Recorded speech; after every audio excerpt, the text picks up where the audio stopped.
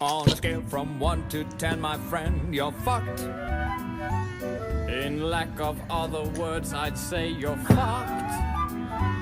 You are, as they say in Japanese, fucked from the head down to the knees. I am sorry to inform you, you're mentally fucked. Okay, I'm getting excited. I'm getting excited. I'm getting excited. Cool vape. I'm getting excited. Also, congratulations to Thomas Cunningham. Just want to say, I like him a lot. He's very funny. And I think people are very hard on him. I think he's actually a pretty solid communist, socialist, anti-Zionists. It's crazy. Genuine political commentary. They just won my love, affection, admiration, and I'm just very brain broken. I like it.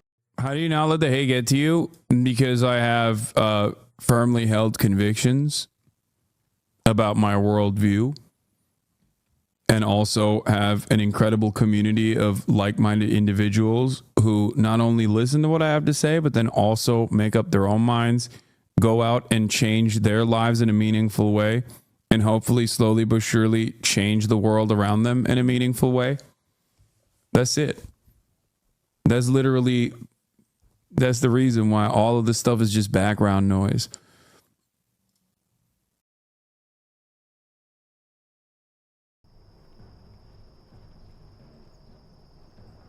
To clarify, I'm kind of into communism. I read Das Kapital and the Communist Manifesto. And Mark Fisher and Sylvia Federici. I'm not a moron.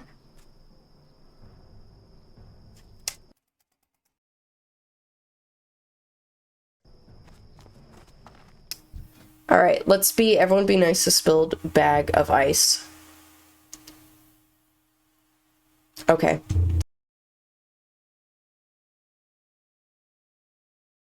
Good evening, bitches. Good evening, bitches.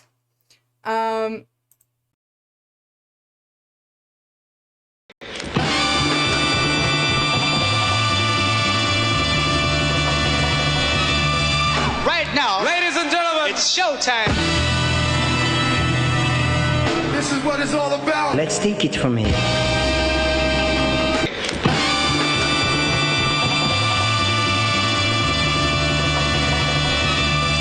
Right now, ladies and gentlemen, it's showtime. This is what it's all about. Let's take it from here.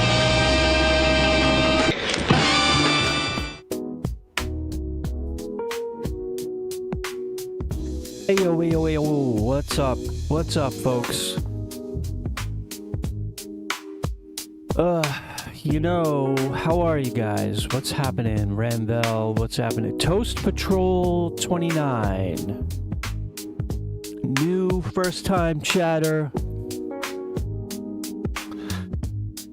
Throwing up a Carlos B. Dog. Hey, emote. Good choice. Saying hello to you. Fancy Felipe, how are you? What's going on, guys? How's life?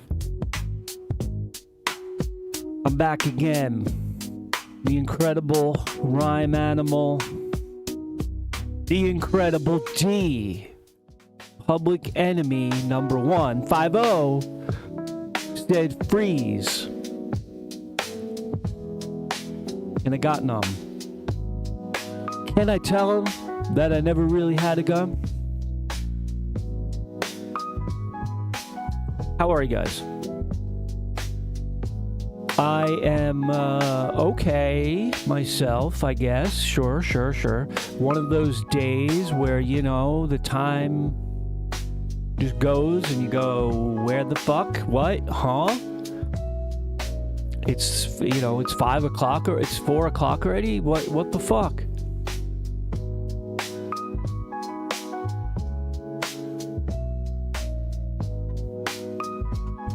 There's a lot of those days recently, you know?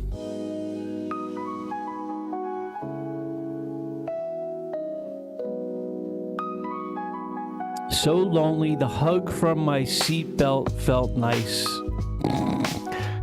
Goddamn, that's bad. But you know, thank the Lord, the metaphorical Lord. Of course, I have no actual Lord, but thank the Lord that you know, I have my boy Carlos B. Dog, you know, here to help keep me company. Emotional support. Where is he? Where is he? There he is. Hold on. It's a little blown out. He's in X-Files lighting. Got the filter set to the old X-Files dark. Gotta fix that. Hold on. There we go. There he is. He's peeking out from behind the pillow. Doing his thing. The man, the myth, the legend. Where would I be without him? I don't want to know. I don't want to think about it. Clam Jammer 1980. How are you this evening? How's your situation? Good. All right. You know, as good as it can be. All right. Not bad.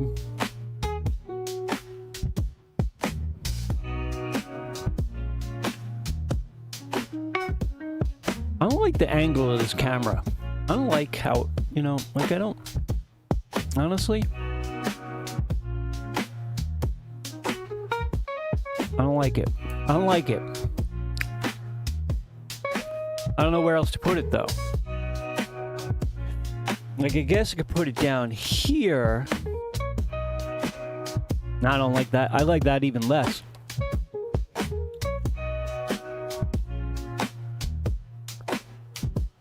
You know, guys, it's not easy being a podcast host or a streamer host.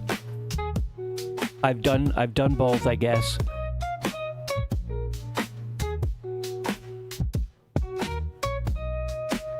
Oh, okay, yeah, that's right. I figured this out once before, but I forgot. I just got to sit back a little. Got to give some room to breathe in the stream, in the frame.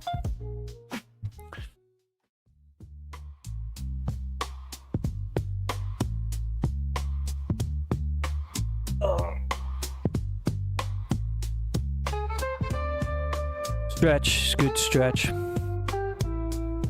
Shitty night working. Oh, do you do the Uber Eats DoorDash shit? Is that do I remember? Am I remembering that correctly?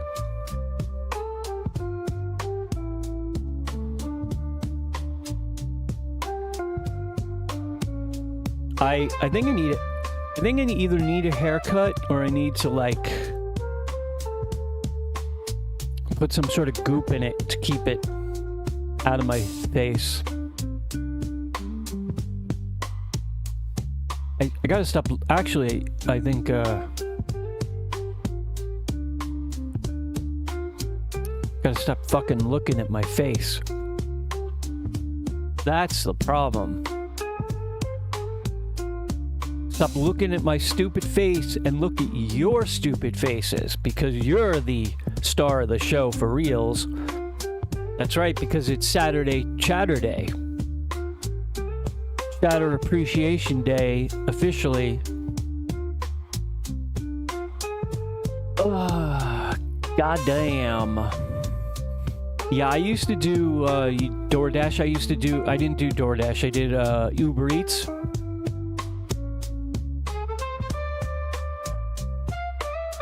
And it was all over the place. You know, there were times for like maybe a couple days to a week at a time where like it was fucking killing it, right? And then there were times where it was like just dog shit.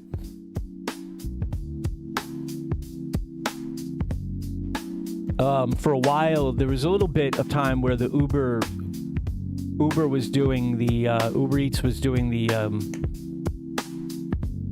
Walmart deliveries, and those could be good. Like we were doing the grocery delivery, and that was okay. It kind of sucked because sometimes people didn't tip you, and you're like, fucking bro, I just nearly died carrying 4 cases of water to a second floor apartment, and you're not gonna fucking tip me? Yeah, well, I hope karma is real, motherfucker.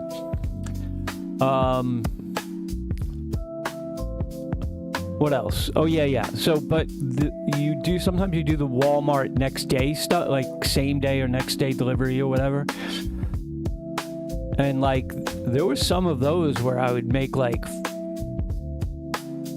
I don't know. There were Walmart deliveries where I'd make $30, $40 just for like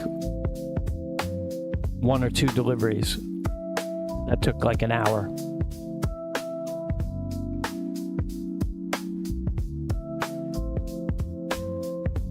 Like the thing with the Uber Eats, especially, it was like you really had to figure out. It was like a learning curve. You have to figure out which jobs are worth doing and which aren't.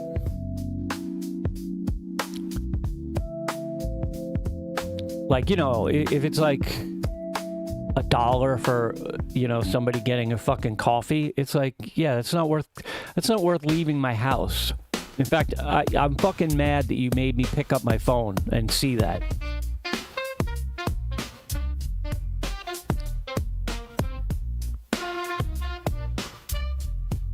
Yeah, I know Walmart switched to Spark or whatever they do, their own drivers.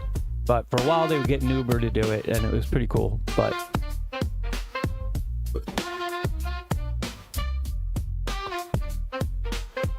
there was also a period of time where they started trying to penalize you for not taking the shitty jobs. I think it was like if you turn down, I don't know, maybe like, it was so weird. It's like if you turn down so many jobs in a row, like that pop up, you get like all of a sudden they won't tell you where it's going, and they won't tell you how much it is. Or like it was like, what are you doing? Because it was entirely like where it, like, I don't know, some of that information was like you really had to figure out where it was worth doing. Like if it was around the block, yeah, maybe you're already out, you just drop off some fucking Wendy's and you're good. But some of them you're like, this is like, I'm gonna make like 80 cents on this, I'm not gonna do it. Or people would not tip up front. If they didn't tip up front, I would not fucking 9 times out of 10 I would not roll the dice, because most people tip up front.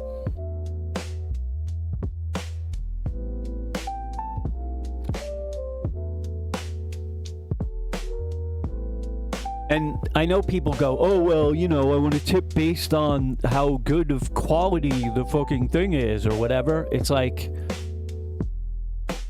yes, they can do that. But that's the thing. That's the point, is like, you can say tip $5 and then change it, right? So you tip $5 and then you get better service or quicker or whatever than you expect. You can make it $8.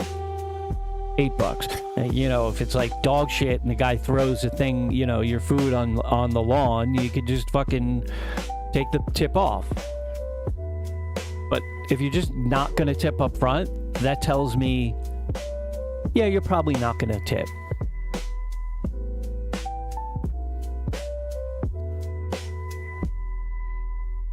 Which who does that? I mean, like, what kind of fucking piece of shit human being doesn't tip somebody delivering their shit? Honestly, like that, what? I can't even... Yeah, I know fucking Uber Eats is expensive. I get it. That money's not going to me. You know, if you're a broke boy, then fucking go get your own burrito, motherfucker.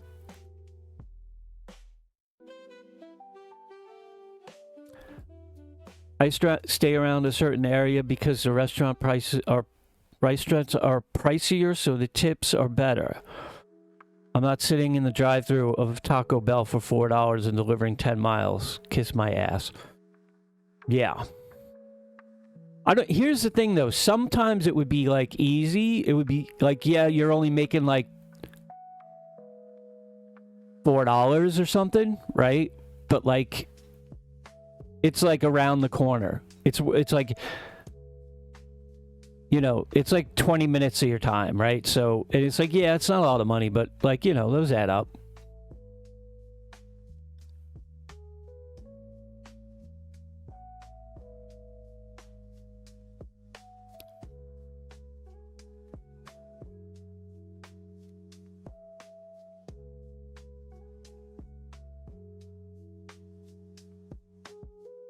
It's interesting. It really is, you know, at times it makes you really have a bleak view of humanity.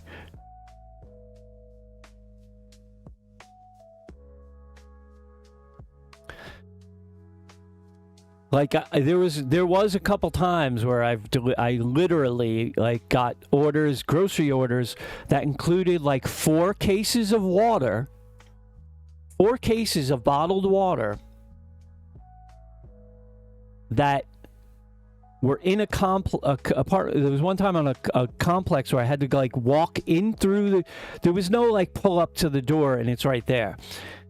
You had to like walk through the whole complex to get to it, to get to the apartment, and then it was on the 2nd floor. And I like literally almost died because it was the middle of the summer too. And I basically just said, listen, I can't do this. I'm like, you're gonna have to come get your water because I'm not, you know, I'm not in that good shape.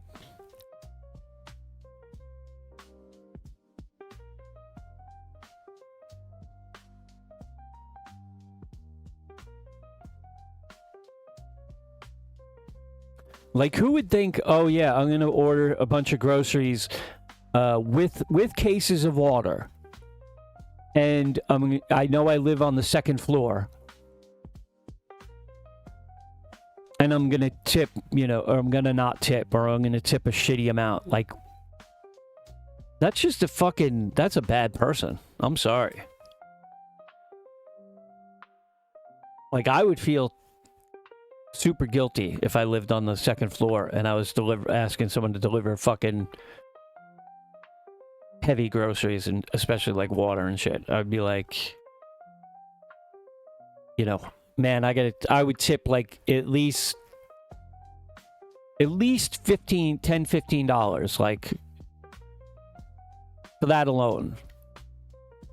And, you know, if I wasn't a broke boy, I would tip more, but like, that's a tough fucking job. Anyway, enough about fucking Uber Eats. That's why I stopped doing it. I was like, this is not worth the fucking, the cost of gas and the wear and tear on my car. And the emotional trauma.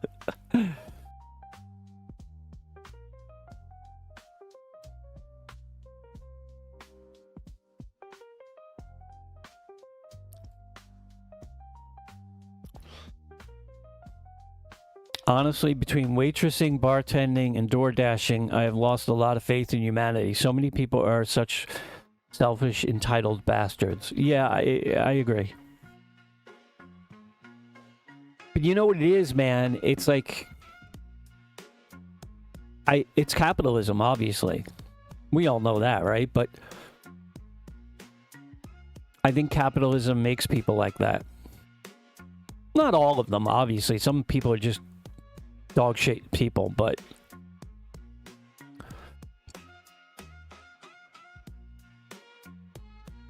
you know, I think some people get beaten down to a point where they're just like, yeah, I'm just fuck, I'm sorry, I just gotta look out for me. Your shit sucks. I'm sorry. I wish it didn't, but whatever. I got my own shit to worry about. You worry about yours. You know, that kind of thing. And you know, that's why fucking capitalism's evil.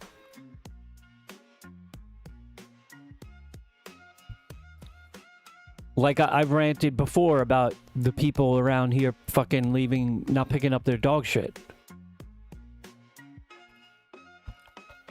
That's not fucking hard. There's like literally no excuse for you to not pick up your dog shit.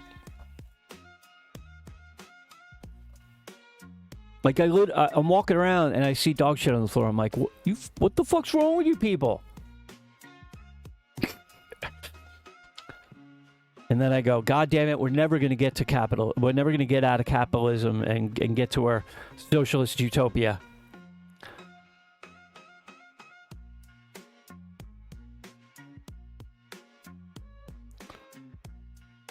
Watch how they treat the delivery person is the new watch how they treat the server. Yeah, I think so, Gio.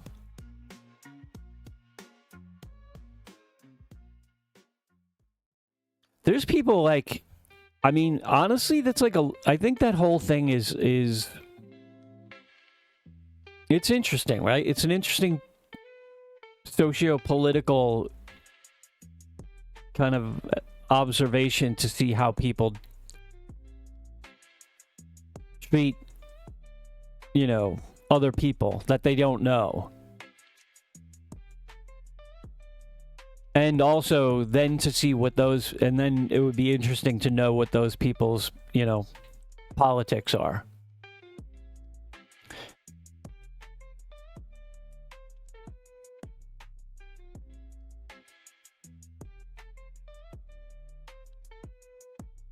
I've had someone's dog shit in the middle of the yard and right outside my fence gate. Like, what the fuck? Yeah. I mean, yeah, that's another level obnoxious. Like, at least, you know, here it's like communal area, but it's like, hey, first of all, that's nasty. No one, you know, no one wants to walk around where they fucking live and see dog shit everywhere. It's like, it's gross. It's depressing.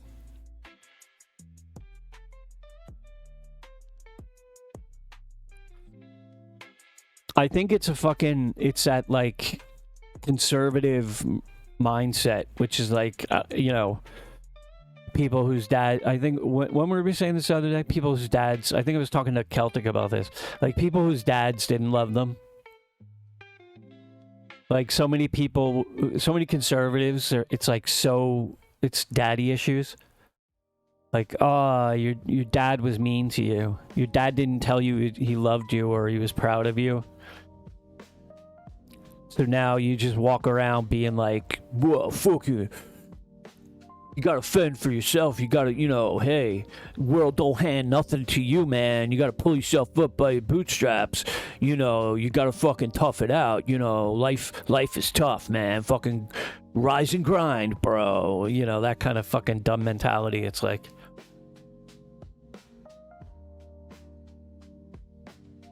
yeah, sure. People, you know, but life is shitty enough and life will throw enough hardship at you no matter what. You don't need, you know, people being assholes to like add on top of it.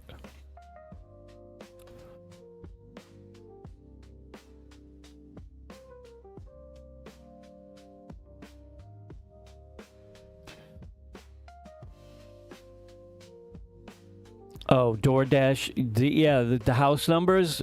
You know what? I found even worse than the house numbers was the fucking apartment complexes where there seems to be no rhyme or reason to the number and the layout of the buildings.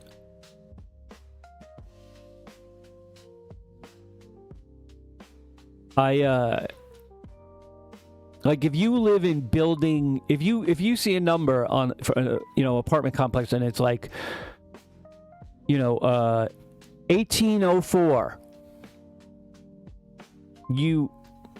logic would say, okay, that's building 18, apartment 4.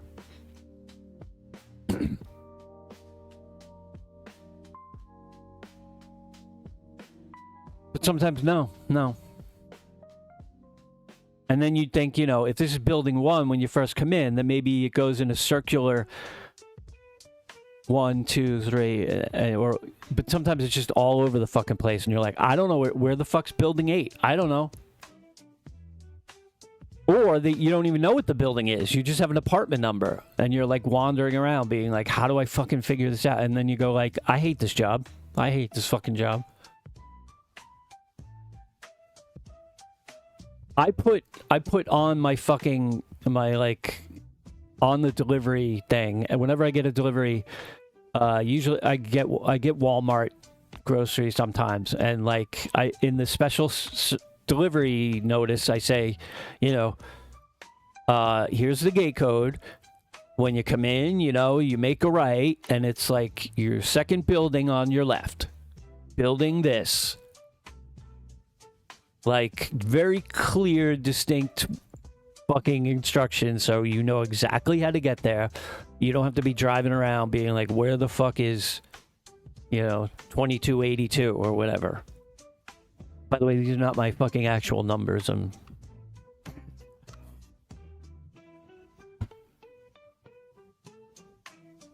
Anyway, the whole point, I guess, is just fucking... having empathy, being like, well, that's what thinking, like, how can I make it easier for somebody? How can I help someone out? That, just even, like, letting it fucking come into your brain of, like, thinking about other people's situation and what can you do to fucking alleviate some of the bullshit.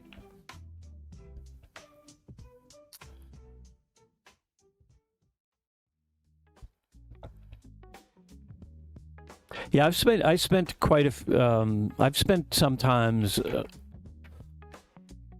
where like they don't put a gate number, or the gate, it just doesn't work. So I'm just like sitting there waiting for somebody else to go in. It sucks. It sucks, man. Capitalism is evil. It's bad.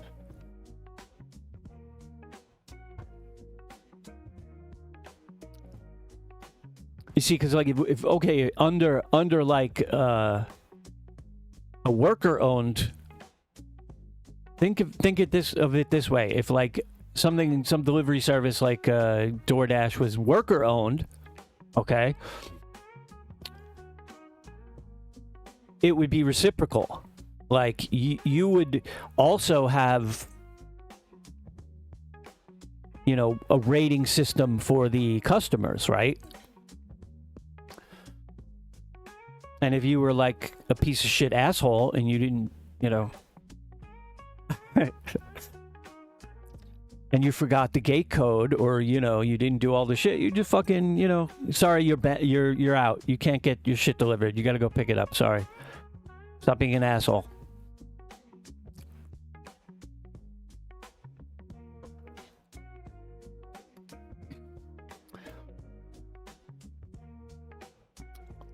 Is no customer rating? Of course not. Under capitalism? No. There's only driver rating. I didn't do the Uber, like driving people around, because I'm fucking I don't want a bunch of strangers in my car, even though I'd probably be fine. But I don't want that fucking bullshit.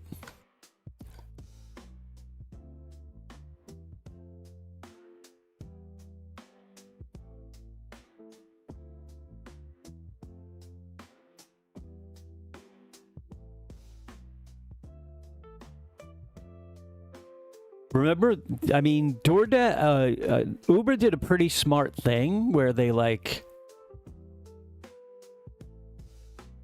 did that thing where a lot of corporations do that, where they it's a new capitalist strategy. Where they what the fuck? Yeah.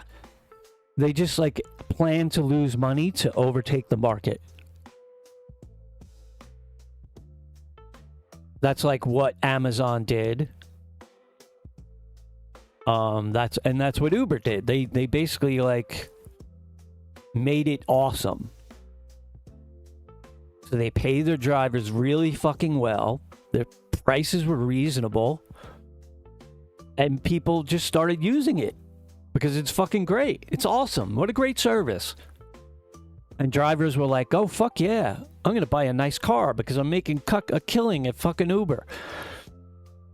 And then slowly but surely, as they fucking corner the market, and nobody, people laugh at using a cab or the bus or any bullshit like that. Why just to take an Uber? It's fucking cheap. Yeah. Smart. And then, a couple years down the line, it's like... the prices go up, the wages go down, and then when you're like, oh, this sucks, it's like, okay, yeah, good, too bad. What else are you gonna do? Their plan was always to establish a monopoly and then bleed everyone. Yep, it was. That's what Amazon did that. And now it's like sort of standard, like a standard thing for startups to be like, well, we figure we'll operate at a loss for 2 to 5 years, and then we'll start fucking killing it. I mean, obviously you've got to do it with a company that, doesn't already have a flooded market, but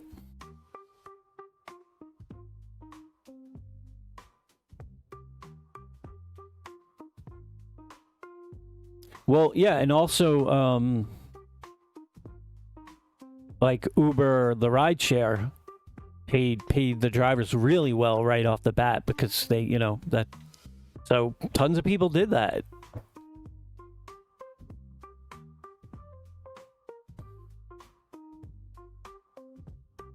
I did the year that I did Uber Eats,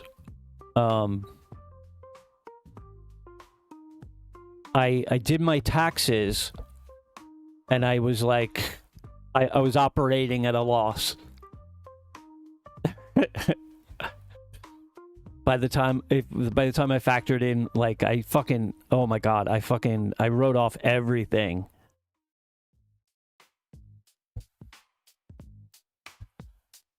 It cost me I think I paid $100 or something for the extra version of TurboTax, but I fucking wrote off everything that I could. And obviously it didn't matter that I wasn't paying taxes, right? I didn't pay any taxes. So I had to luckily I didn't make any, when I did the taxes, I was like, okay, I didn't make any profit, so I don't owe any taxes.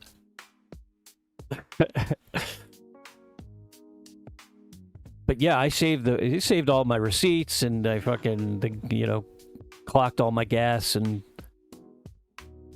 at one point I fucking, I had a problem with my car. So I rented a car to do the Uber.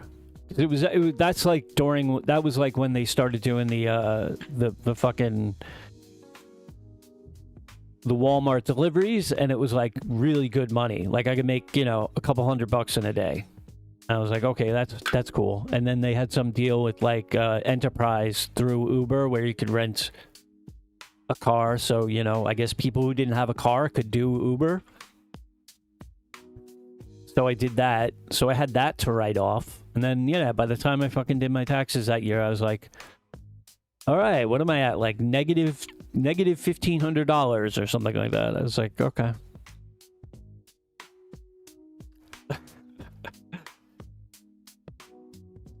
I was like, I should stop doing this.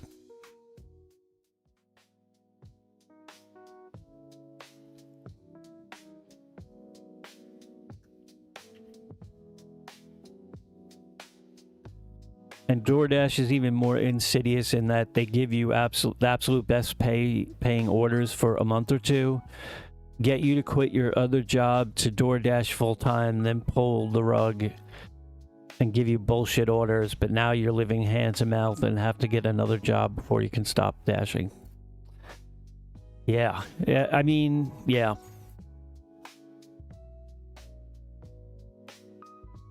Like, for me, it was the Uber Eats. What did I... No, I did something first. What was that thing I did before? Postmates. I actually signed up for Postmates, and then Postmates got bought out by Uber. But the cool thing about Postmates, and for a while Uber Eats, was like, you could do... It didn't matter. Like... Shit comes up on your phone, you look at it. No, I don't want to do it. Don't want to do it. Oh, that's all right. I'll do that. $5 around the corner. Sure, why not? But then obviously too many people were like, I'm not gonna do this shitty job with no tip. With the person who didn't tip, and then so they had to figure out ways to try to like force people into taking the shitty orders, the shitty deliveries. Because for a while there were like a problem where orders would just fucking sit there because no one would take them.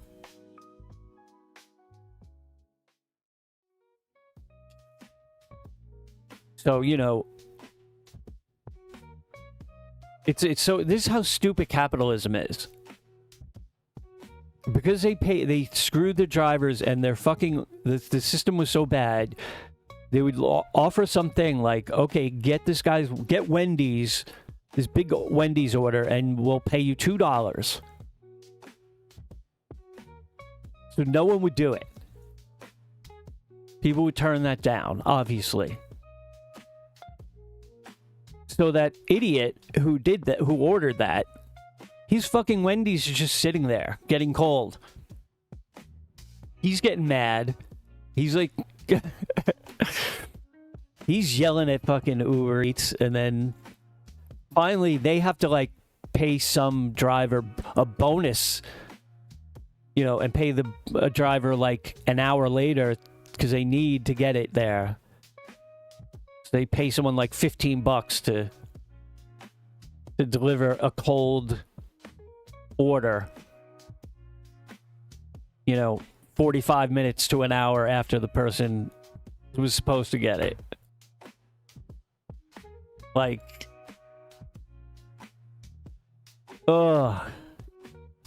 like, just be fucking cool. Like,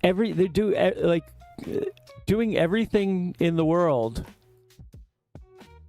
Oh shit, where's the fucking alert? Oh, there it is.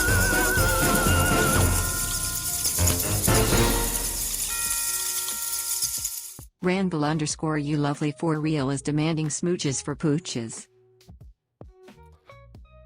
But the amount of time that they go out of their way trying to, like, figure out how to cheat drivers and cut service for the customers and do all this shit And it doesn't even work, really.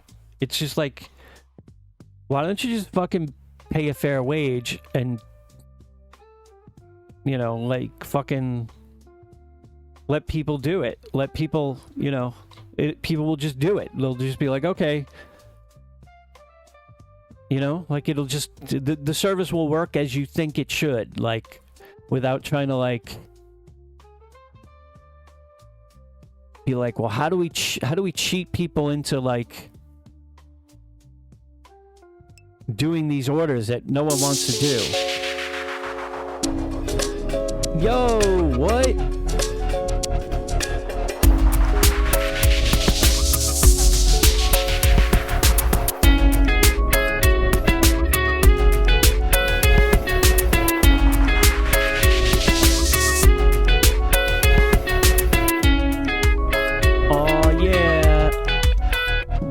Raid. Chat.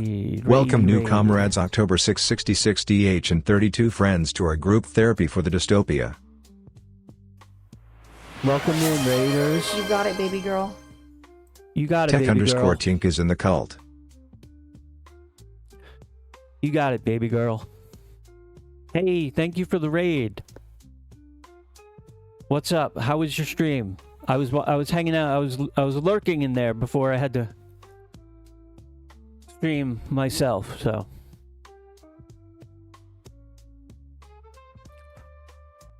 there was a ton of people. All my friends and comrades were streaming. Raided your mom last night. You guys and your mom jokes.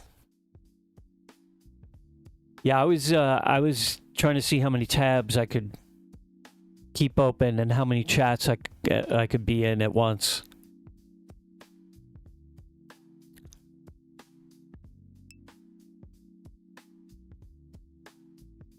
What? Huh? Anyway, good to see you. Thank you. Wait, did we do the shout out? Shouty shout out? No. Fucking mods. Oh wait. Yeah, there we go. Thank you. Thank you, Squish. At least someone's on the ball. Okay, yeah, guys, I owe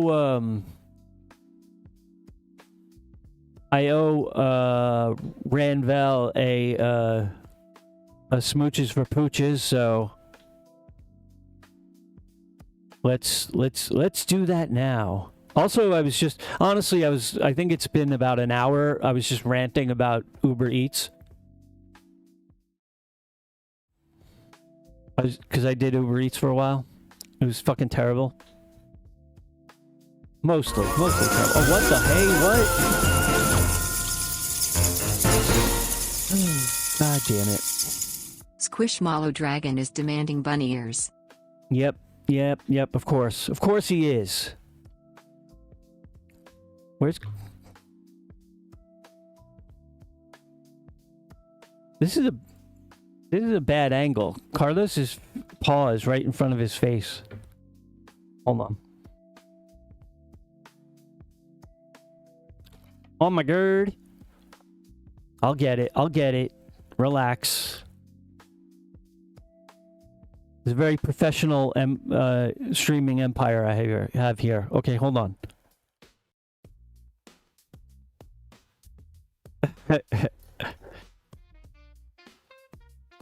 Uh-oh.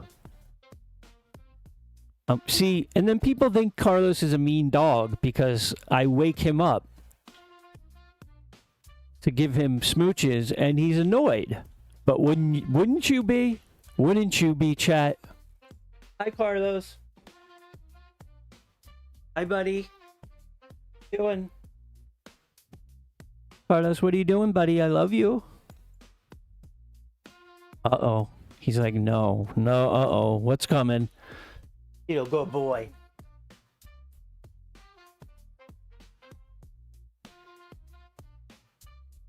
He's a good boy. Look at him. Look, he's so annoyed. He's so annoyed. Give me. Thank you. You're a good boy.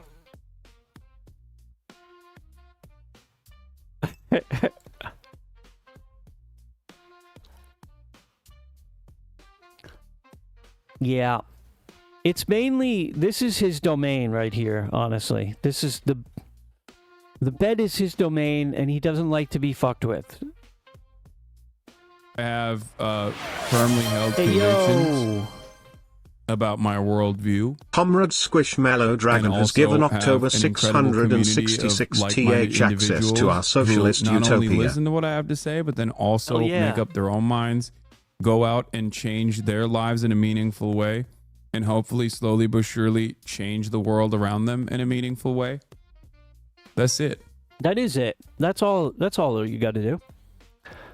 You know, change the world a little bit at a time in the world around you, and hopefully it changes the world. Firmly held convictions about my worldview. Comrade from T6 has given you 666 world access to our socialist utopia. Not only listen to what I have to say, but then also make up their own minds, go out and change their lives in a meaningful way, and hopefully slowly but surely change the world around them in a meaningful way. That's it. Oh, okay. Can you guys get off my fucking, like, dick? Please? Yo, enemy Charlie. It's a hype train. Holy Can you get shit. off my fucking cock? Pussies are too dry to be riding my dick like this. I can't take it. Wow. A hype train this early Have in the evening? firmly held convictions. What's happening? About my worldview. Comrade Squishmallow Dragon has given a lion access to our socialist utopia. Individuals who not only listen to what I have to say, but then also make up their own minds, go out and change their lives in a meaningful way, and hopefully slowly but surely change the world around them in a meaningful way. That's it.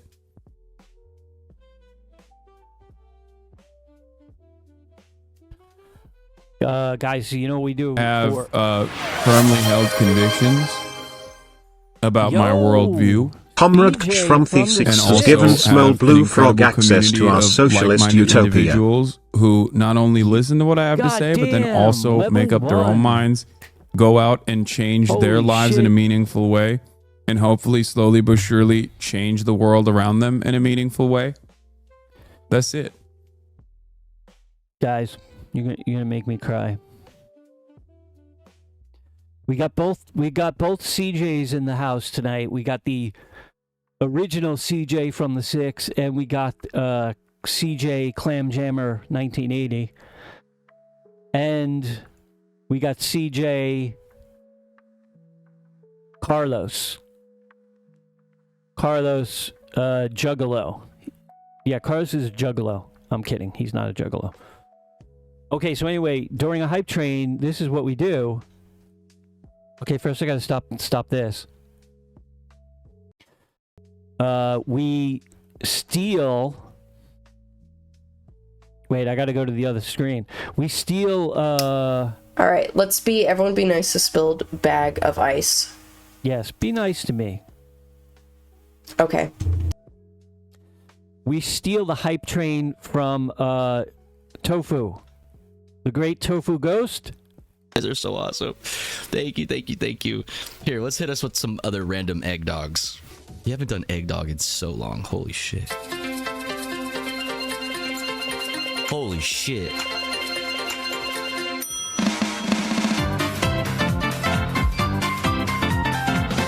Egg dog.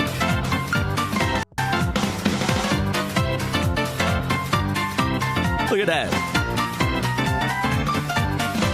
Egg dogs can't be chefs. Egg dogs can't This be is chefs. ridiculous.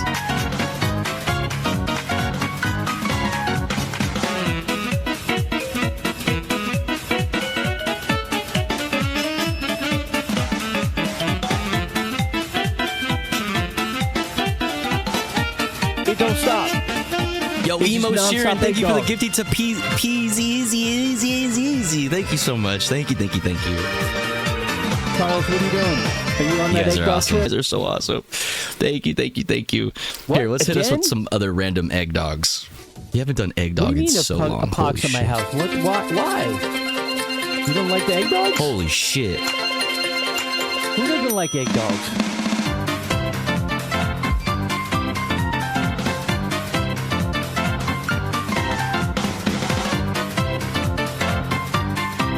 Look at that. Egg dogs can't be chefs. Egg dogs can't be chefs. This is ridiculous. What's Carlos doing? Carlos, why does it say you're snoring when you're awake?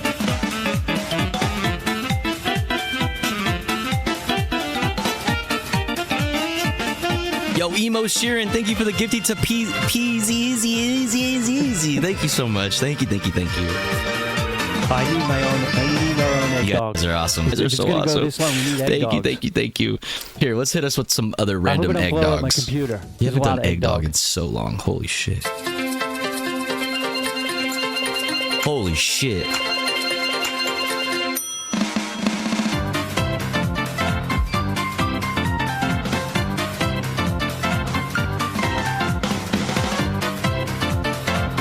What? There's no Look at egg that. dog.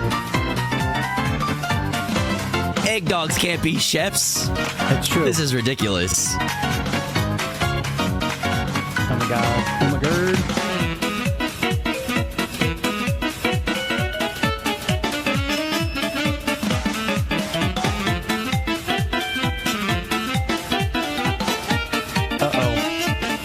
Yo, Emo Sheeran, thank you for the gifty to easy. Thank you so much. Thank you.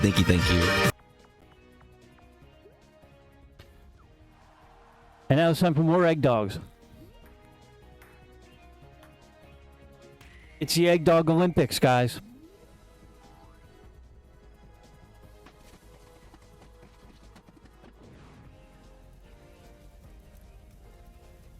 Where's Carlos?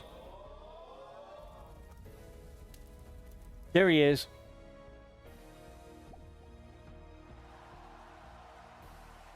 I found Carlos. Yo, that's a lot of egg dog. That is a ton of fucking egg dog, guys. Maybe too much? Maybe too much egg dog? Nah. No such thing as too much egg dog. Oh shit, we got an alien. Oh, we didn't get an alien. We got a choo-choo. That was squished to the aliens. Okay. Oh, woo. Guys, I didn't even get to the goddamn playlist yet. It's getting out of hand here. What am I going to do? Where am I? What's happening? Where's my camera? I don't know. I lost the camera again. Guys, this is the hardest job in the world. You know that, right? Oh, there I am. Hello. I'm the guy with the bunny ears. All right, so let's get into a little news so we can, know what's up, and then we can, move on to fun stuff later. Hopefully. Of course, I do this disclaimer every time. It's Saturday, which means that the damn hippies over at Democracy Now! They don't do anything. They don't work.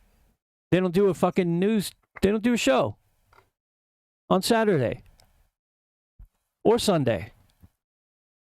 So now, if we want to get a news break, we got, a news update. We have to go with fucking the Illuminati news via PBS. So, with fucking John Yang, we don't get Amy Goodman, we get John Yang. But we will make do. Okay, guys, I have faith. I have faith we can make it through this together. Carlos is out though. He's like, nah. No Amy Goodman. No Amy Goodman, no Carlos B. Dog. That's my motto. All right. Also, there's a whole bunch of short clips of news stuff, and every time I do that, it's a mistake. Also have some fun stuff in there, though. Uh-oh. Carlos.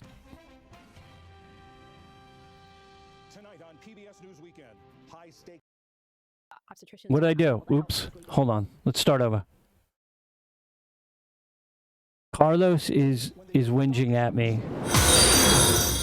What? Chromaticity images in the cult.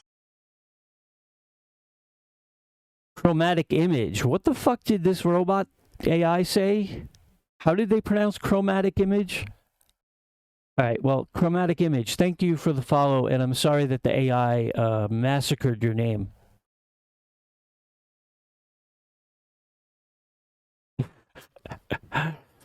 Okay, Carlos is whinging at me. It's too early for pumpkin, so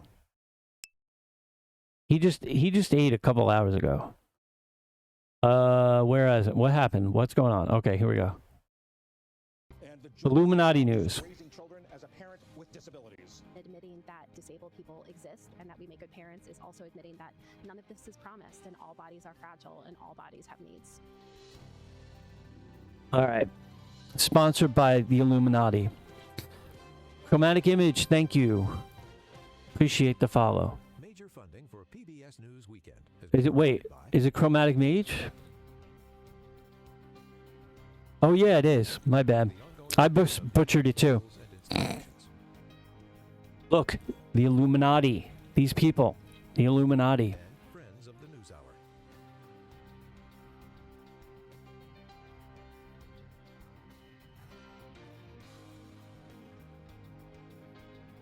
I saw the I and the C.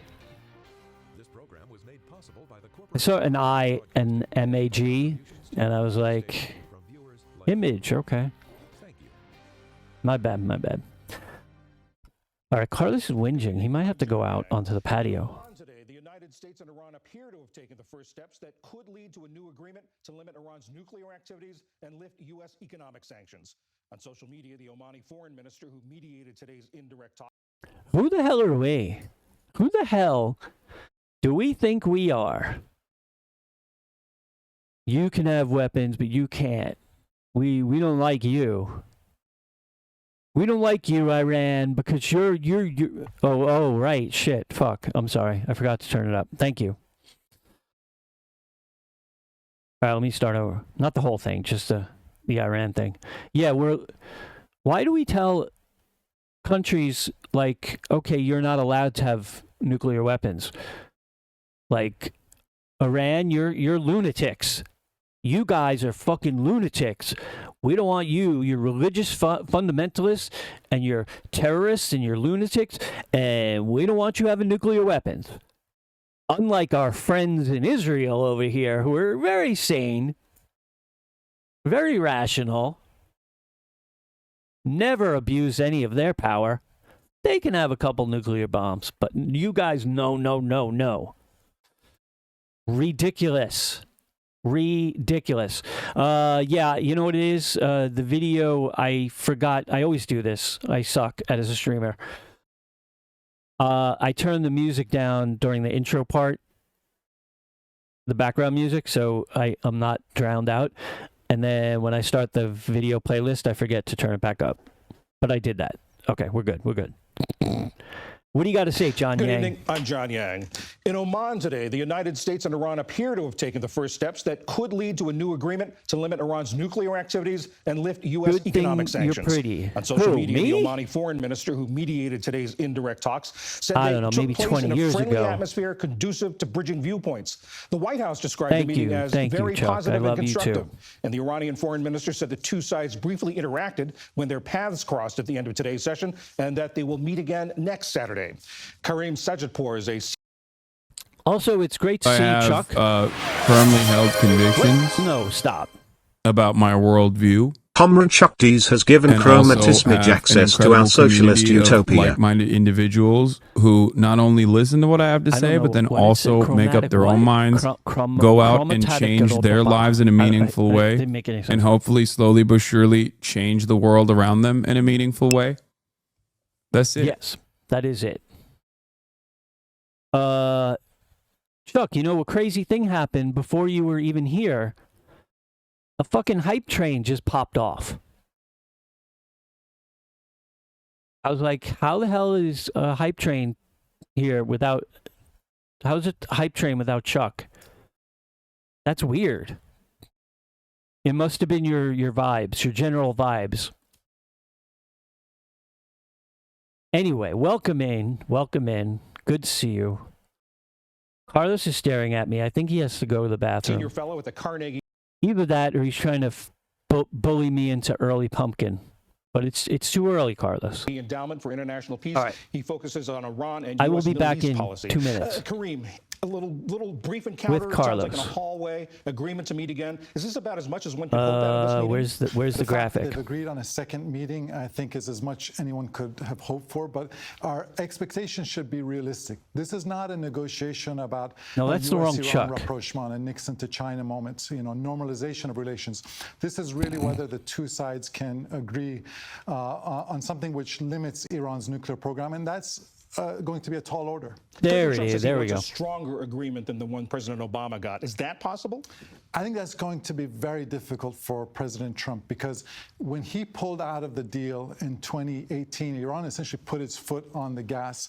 And if you think of getting a nuclear bomb as a 26-mile marathon, Iran is in mile 25 right now. And so the big challenge President Trump is going to have is reversing Iran's program significantly. And if he's not able to do that, he's going to have to answer to two constituencies.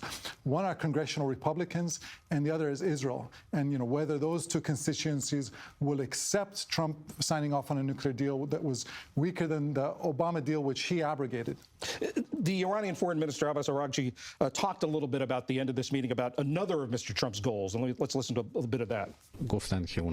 The American side also said their aim is to reach an agreement in the shortest possible time. But of course, this won't be easy and will require necessary will from both sides. The first agreement took a while to negotiate. Is there a potential pitfall in making speed a priority? These negotiations are not going to be about the art of the deal. They're going to be about the science of verification. These are not theatrical discussions. These are very technical discussions. And here, there is a huge imbalance between the Iranian side and the American side, in that the Iranian side, you have several Iranian diplomats who have been thinking deeply and negotiating these issues for 2 decades. And on the U.S. side, you have...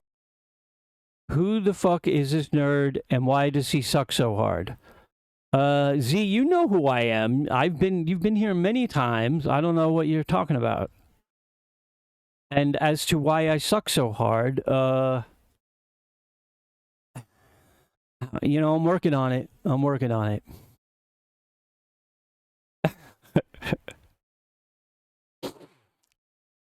No, honest, this is what you get with the Illuminati news, because the hippies at Democracy Now! Don't do a show on the weekends. So we're stuck with the Illuminati news. Mr. President Trump's friend, Steve Witkoff, who's been thinking about this for perhaps 2 months. And so it's true that America obviously has far more leverage over Iran than they have, but there's an imbalance in terms of You're not allowed to have nuclear weapons. Why now? What's motivating each side to come to the table now?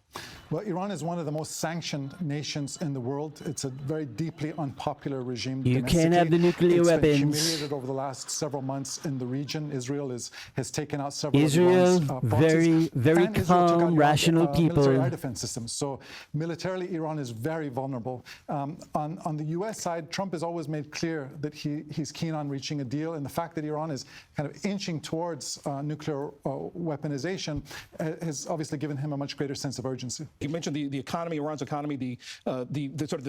And yes, this guy does suck. Yeah, there was a deal with Iran, and then Trump threw it away because it was Obama. Like, so stupid, all the stupid. And like, I don't know who. Honestly, everything I've ever heard Iran say is way, way, way more rational and reasonable than shit Israel does. Like, not even close. Like, obviously I'm not a fan of any theocracy. I think that's a bad idea.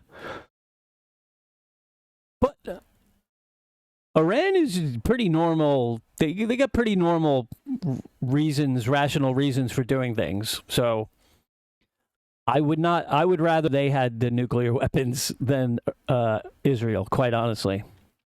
The verge of Iran getting a nuclear weapon. What else is at stake here? If you really break this down, you have two countries ruled by very different leaders, right? President Trump likes the theatrics of negotiations and doing deals, and actually has been clear about the fact that he wants to resolve U.S.-Iran relations. On the Iranian side, you have Ayatollah Ali Khamenei, arguably the longest-serving dictator in the world at age 85.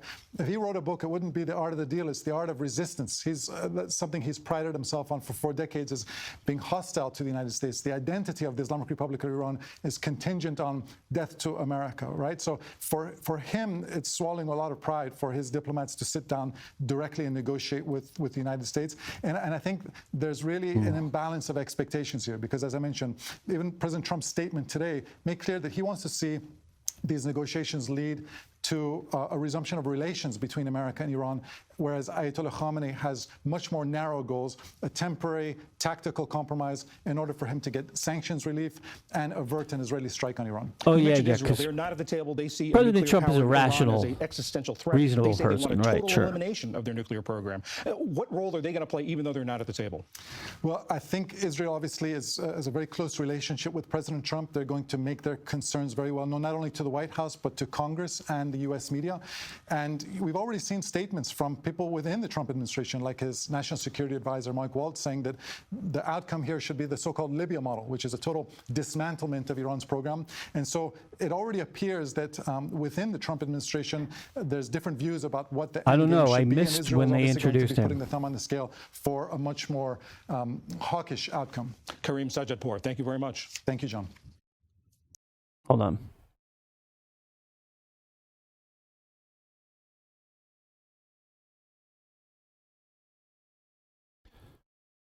Who was that motherfucking guy? Carnegie Endowment for International Peace. He focuses on Iran and U.S. Middle East policy. Kareem. I guess he's just a dude. He's just a dude. He's Kareem just a Sajadpour scholar. is a senior fellow at the Carnegie Endowment for International Peace. He focuses on Iran and U.S. Middle East policy. Kareem, a little brief encounter. It sounds like in a hallway. A much more. Yeah, whatever, bro. Also in the Middle East, Israeli forces said they have now completely encircled Rafah in southern Gaza. Libya is working out the military great. has warned hundreds of thousands of people in the area to evacuate. The IDF is expanding activities in Gaza, where military operations resumed nearly a month ago. Man, I don't know what it is with the Middle East. Why can't there just be peace in the Middle East? I mean, it's crazy, right? Why can't those people be reasonable and peaceful, man? Hello, CIA? Yeah, we don't like the outcome of an election in the Middle East. Could you please go there and fuck that shit up? Thank you. Israel says it won't stop fighting there until the remaining 59 hostages are freed, but Hamas has said it can't guarantee their safety while operations are ongoing. The Trump administration is Which makes sense. Smartphones, laptops, and other electronics from tariffs. The move caps a week of ratcheting up tariffs on products from China as part of the widening trade war. Chinese tariffs now total 145%. The exemptions were in guidance that Customs and Border Patrol issued last night. Oh, sweet iPhone 13. Among the items retroactively We will be together excluded, forever. memory chips, flat panel displays, and hard drives. It spares U.S. tech companies like Apple and Dell from import duties that threaten to upend their businesses and raise prices for consumers. President Trump says he's in good shape and feeling well after getting his annual physical at Walter Reed Medical Center. Oh, is that what he said? Mr. Trump was the oldest in U.S. history to be sworn in as president. I fucked it up again. Yeah. No one has ever been healthier than me. The doctors couldn't believe it. They took a look at me. They looked at my scores and they said, "This is a picture of health." In fact, no one has ever seen in the world a healthier person than I am. The doctors couldn't believe it.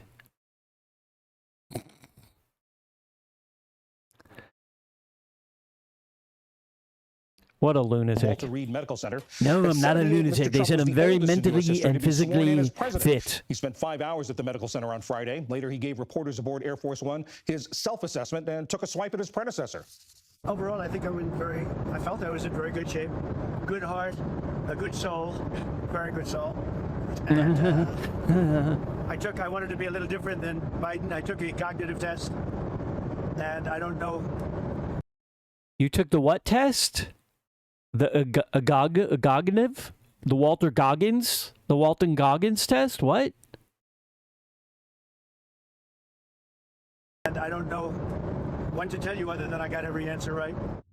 Despite multiple promises during the campaign to release medical records, the official report from this visit will provide the first detailed look at Mr. Trump's health since 2018 and the first information of any kind since an assassination attempt last year. The CDC says there are confirmed cases of measles in half the country, more than 700 in 25 states. That's more than double all of last year's reported cases. Since January, the vast majority of people with measles have been in Texas, 541. The CDC says there may be more infections nationwide since it doesn't count cases that are under investigation. Still to come on PBS News Weekend, why a growing number of patients are finding extra fees on their doctor's bills. Why? I wonder why. Could it be capitalism? This is PBS News Weekend from the David I think it's capitalism. Studio at WETA Guys. in Washington, home of the PBS News Hour, weeknights on PBS. The next time Get you back go to the work, doctor's John Yang. office, you may not know whether or not they're affiliated with a hospital system. If they are, your bill for a routine visit may include some surprising extra charges, fees that go to the hospital even if you never stepped a foot inside it. Special correspondent Megan Thompson has our report. In 2016, Jess Ayers and her family moved from New Jersey back to her home state of Minnesota. Ayers set about making appointments with new doctors for her 3 children, especially her daughter, who needed regular eye exams. She was diagnosed with strabismus, which is essentially a lazy eye. So they took her to an ophthalmology practice at this clinic in Minneapolis that had been recommended by their old doctor And in they New said- Jersey. After the checkup, Ayers was surprised to receive She had a lazy eye, and the doctor said, your daughter's lazy eye needs to pick itself up by the bootstraps. Stop being lazy. This is America. 2 bills, one for the physician's fee and one for hospital charges totaling $176. It was very puzzling and frustrating. Had you gone to a hospital? No, we had not gone to a hospital. Right. This was a doctor's office. Ayers discovered the doctor's office was part of a hospital system called M-Health Fairview, one of the largest health systems in the state. So Ayers, who works in healthcare communications, I'm just had to gonna pay something redact called it a facility for fee. this part. I was dumbfounded because I'd never heard of it. And having worked in healthcare for a long time, I was taken aback. She's not alone, says Christine Monahan, an expert on facility fees at Georgetown University's Center on Health Insurance Reforms. Facility fees are particularly pernicious because they're these high, often surprising bills that are not really adequately covered by our insurance. Monahan says hospitals have traditionally charged facility fees to help cover their overhead costs, but more and more, they're charging the fees for routine outpatient care. 2 things are at play. One is that hospitals are increasingly acquiring physician practices. More and more places you go to will be affiliated with a hospital. In fact, between 2012 and 2024, the percentage of doctors employed by hospitals or health systems more than doubled to 55%, which helps explain why it seems more Americans are being charged. But we're also seeing them more. Consumers are feeling them more because we're seeing deductibles increase in our insurance coverage. And so more and more you might be directly responsible. Nationwide, insurance deductibles have increased by nearly 50% in the last decade. Jess Ayers' current insurance plan has a high deductible of $10,000 for her family of 5. True. There's a lot of those types of bills. Except for, getting charged for something you didn't even like. Getting charged a hospital fee when you don't even go to the hospital. That's kind of weird. They come in every which way. And it's a little bit like death by 1,000 paper cuts. Buyer beware. Caitlin Johnson of Minneapolis says she was prepared for a facility fee when she took her 8-year-old Buyer daughter for beware. a panel of 40 allergy tests last summer at this M-Health What a Fairview way to clinic. live. But she was not prepared for how much the actual tests would cost. The total they charged to insurance was $24,400. $24,000? Yes. Insurance paid almost $19,000, and Johnson was left to pay more than $5,400. I mean, what went through your head when you saw that bill? Shocked and really confused because, part of me felt like. I wonder how many of these people now, when they're asked questions about this, they're like, "Don't mention Luigi. Don't mention Luigi. Don't do it. Don't mention Luigi. Don't do it. Don't bring it up. Don't bring it up."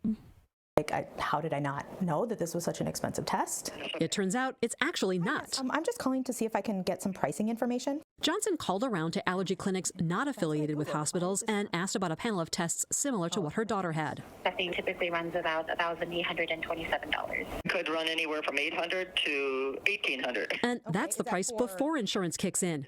Johnson thought her clinic had made a mistake, but they assured her they had not, saying there is a big difference between hospital pricing and freestanding clinic pricing. America, so now she's fighting the bill. yeah. This test was outrageously expensive and seemed extremely out of line. High prices, Christine Monahan says, are another consequence of hospitals consolidating and buying up independent practices. The larger they are, the more negotiating power they have with insurance companies. The greater the market power that a hospital has, the higher prices they charge for their services. High procedure prices and facility fees are helping drive up the cost of hospital care, which has been growing about twice as fast as inflation and outpacing physician services and prescription drugs. What do they pay for? To understand what's behind the surging prices, we spoke to Molly Smith of the American Hospital Association. First Luigi and foremost, didn't do anything there is wrong. no He was place framed. in the healthcare system like a hospital. We uniquely provide the highest level of care. Smith says operating hospitals is expensive, with their round-the-clock emergency departments, I'm sure it top-of-the-line is, medical but equipment, and highly trained specialists. A patient walks into a doctor's office for routine care, and they're not using any of those hospital resources. So you can kind of understand why they would say, why am I paying for them? I'm not getting anything. But I do think everyone needs to understand what it takes for hospitals and health systems to maintain access to care in their communities 24 hours a day. When you need your emergency department in the middle of the night, you need it to be open and available. Smith says inflation has made it all the more expensive, and hospitals are not being reimbursed enough by insurers to cover all the costs. Insurers, payers are squeezing. Listen here, Molly. That kind of sounds like a you problem, you know? Oh, it's so expensive. You know, you guys don't understand how much it takes to run a hospital, and you don't understand how much it is to, you know, work a job and pay for insurance and then still get fucking charged at a hospital. I can play that game too, man. What? When are we going to all admit this is a dumb system and we should get rid of it? I mean, we could start with healthcare and then, you know, work our way to capitalism as a whole, but whatever. Providers to the point where they are no longer financially stable. For every dollar that a hospital spends on staff, on medical supplies, Medicare only reimburses them 82 cents. They have to make up that other 18 cents somewhere else. But Okay, state so legislatures are it's a increasingly shitty cracking system. down, saying that gap shouldn't be made up by raising costs for routine care. We've seen 20 states nationwide take some type of action to regulate facility fee billing. And when it comes to reining in prices for procedures, a bill proposed in New York State would be the first to cap prices at hospital outpatient clinics for people with commercial insurance. People like Caitlin Johnson, with her daughter's $24,000 allergy test. In a statement to PBS News Weekend, mHealth Fairview said, "We understand that healthcare billing can be complex, and we recognize that the cost of care is a significant concern for many individuals and families."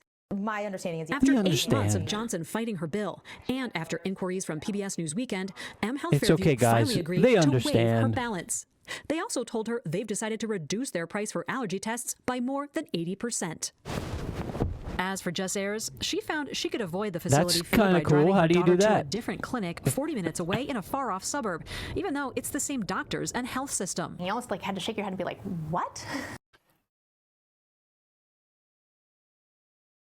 You know, it's like somebody's dying of thirst and you give them, you got some water and you're like, look, I'm going to sell you this water for $80,000. You know, oh yeah, I know. Yeah, look, I understand everything's tough and you don't have $80,000 and times are tough and you only just work a regular job. You know, yeah, I understand that, but you know, all right, look, I've decided out of the goodness of my heart, I'm gonna lower the price of this bottle of water to $16,000. That's a huge markdown. I'm doing you a big favor. 16 grand? Come on.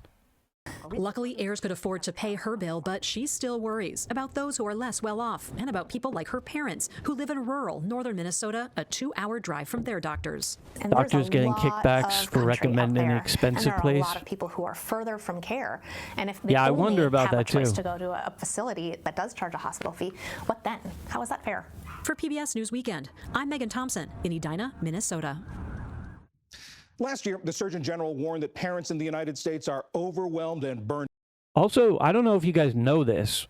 I should probably, at some point, I should probably try and see if I can find any like investigative reporting on it or something. But in the last couple of years, when you sign up for Medicaid, it basically says something to the effect of that when you die, they can reclaim the money, like. Or something to that effect, like, they can get the money from your estate.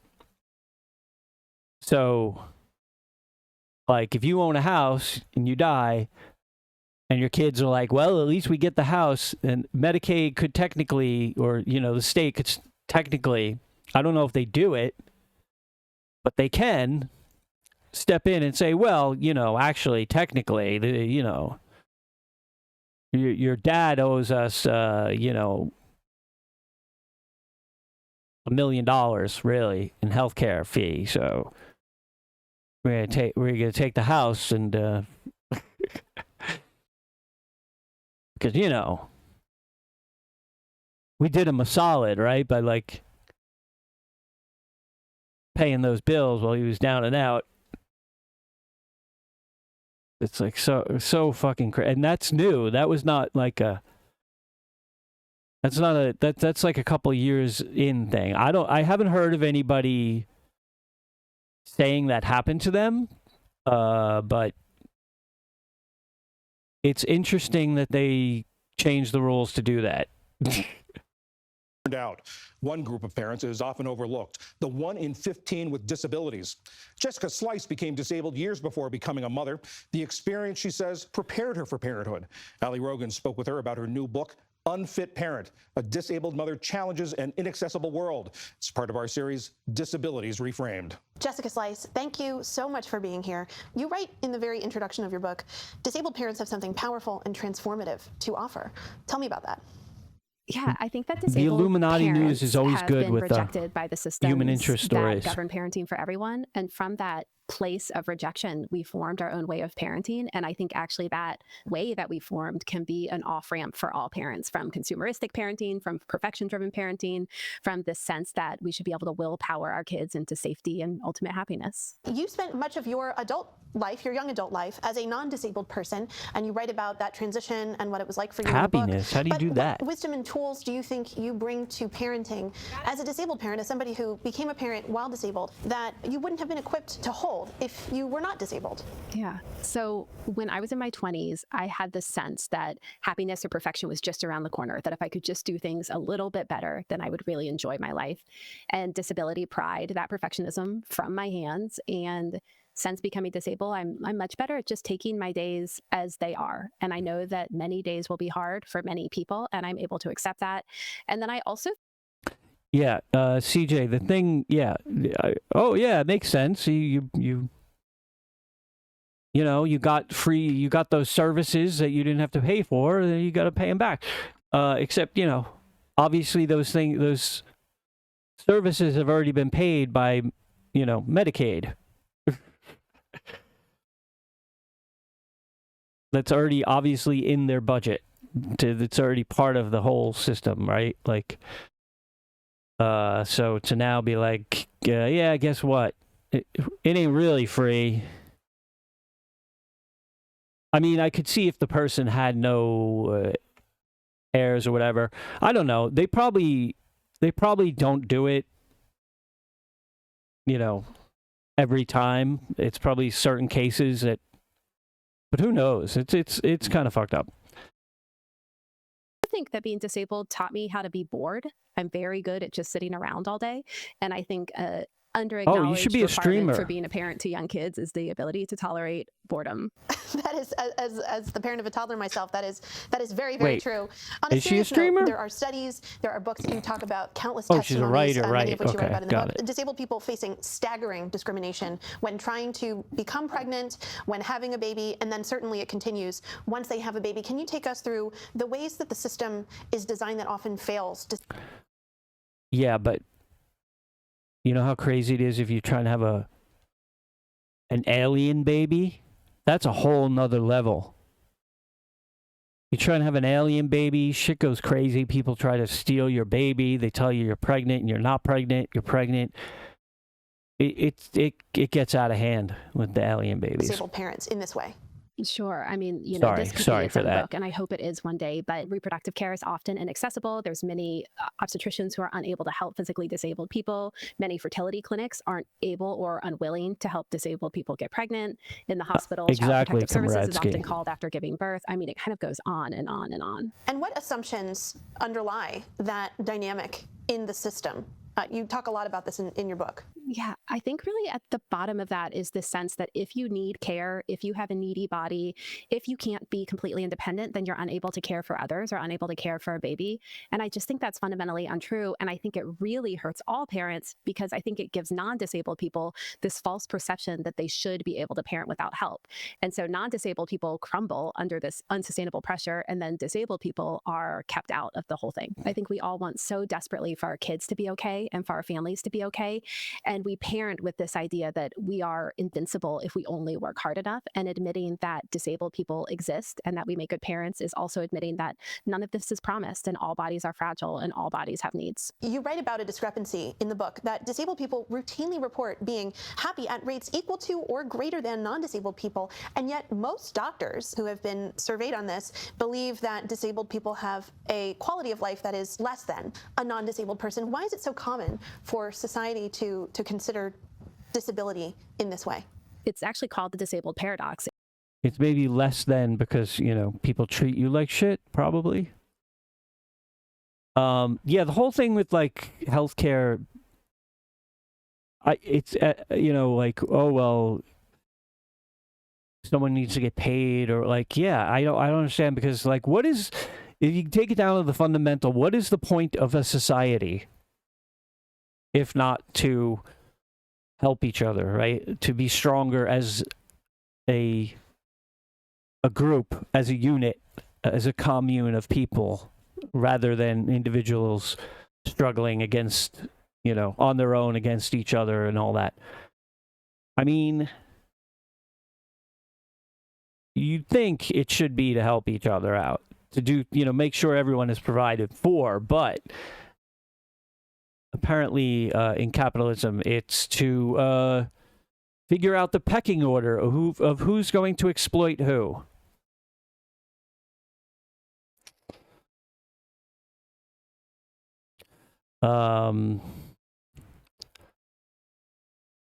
Yeah, it's crazy. My dad made about $100K a year, but my little brother had to get on Medicaid after he turned 18 in order to get his liver transplant. Otherwise, they would have both been on the street.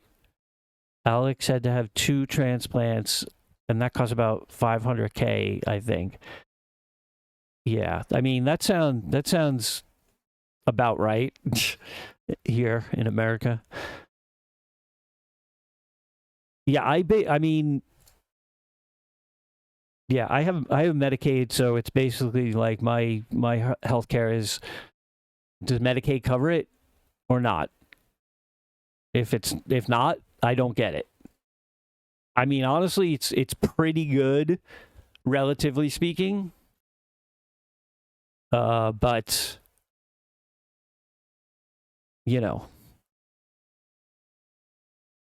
it's limited, right? I can't, there's things they'll cover and things they won't cover. I've never had to pay like a bill out of pocket, but there's been times where things have been, it's been a hassle to get stuff covered. There's a little bit of a runaround of like networks and, you know, the type of like medication that's covered and what's not. It's like that type of shit. It's a philosophical phenomenon that disabled people are just far happier than anyone thinks. And I think actually it's joke in all, the book it's that different depending on what statistically state you live in much too. more likely to be happy if you're disabled than if you're a doctor, which, you know, is unfortunately true, and they have their own rates of moral injury. But I think what's underneath it is it goes back to this fear of fragility and fear of mortality, that for many people, disability is a reminder that nothing is promised and very little is actually in our control. And we think, oh, we don't want to get anywhere close to fragility because that is terrifying. But I think once we kind of look it in the face and live with it, then we actually can live very fulfilling lives. You write in the book about how the challenges that disabled people experience on a daily basis that really equip them with tools to be constantly creative and calm and able to adapt to change really equips them well, especially in the earliest days of parenting when things just feel completely out of one's control. Tell me more about that. So I think there's two parts of this. One, we're afraid of disability, and in many ways, having a baby and caring for a baby is confronting disability. You know, if you labor and are recovering, you're nearly in a weak and unpredictable body, and a baby is very, very weak and unpredictable. And then on top of that, in my experience being disabled and dealing with the daily and hourly problem solving of living in my very painful and unpredictable body primed me and prepared me to not be totally overwhelmed caring for both my babies when they were newborn and incredibly unpredictable and incredibly needy. Jessica Slice, author of Unfit Parent, A Disabled Mother Challenges an Inaccessible World. Thank you so much for joining us. Thank you for having me. This was wonderful.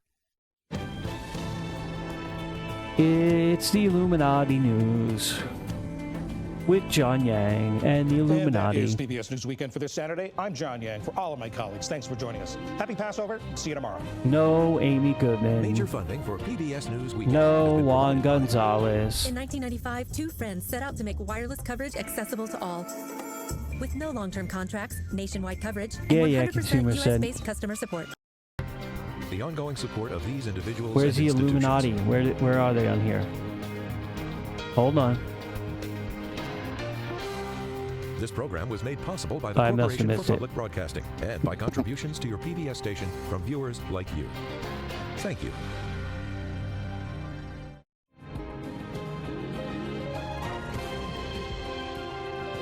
Dun dun. Okay, cool. Well, there's that. In a unanimous ruling, the Supreme Court ordered the surprise, Trump we still get Amy Goodman. to facilitate the return of Kilmar Abrego Garcia to the United States after the Maryland resident husband and father of three with no criminal record was denied due process rights and sent to the notorious... Yeah, I don't know why there's Amy Goodman on one news story, but there's no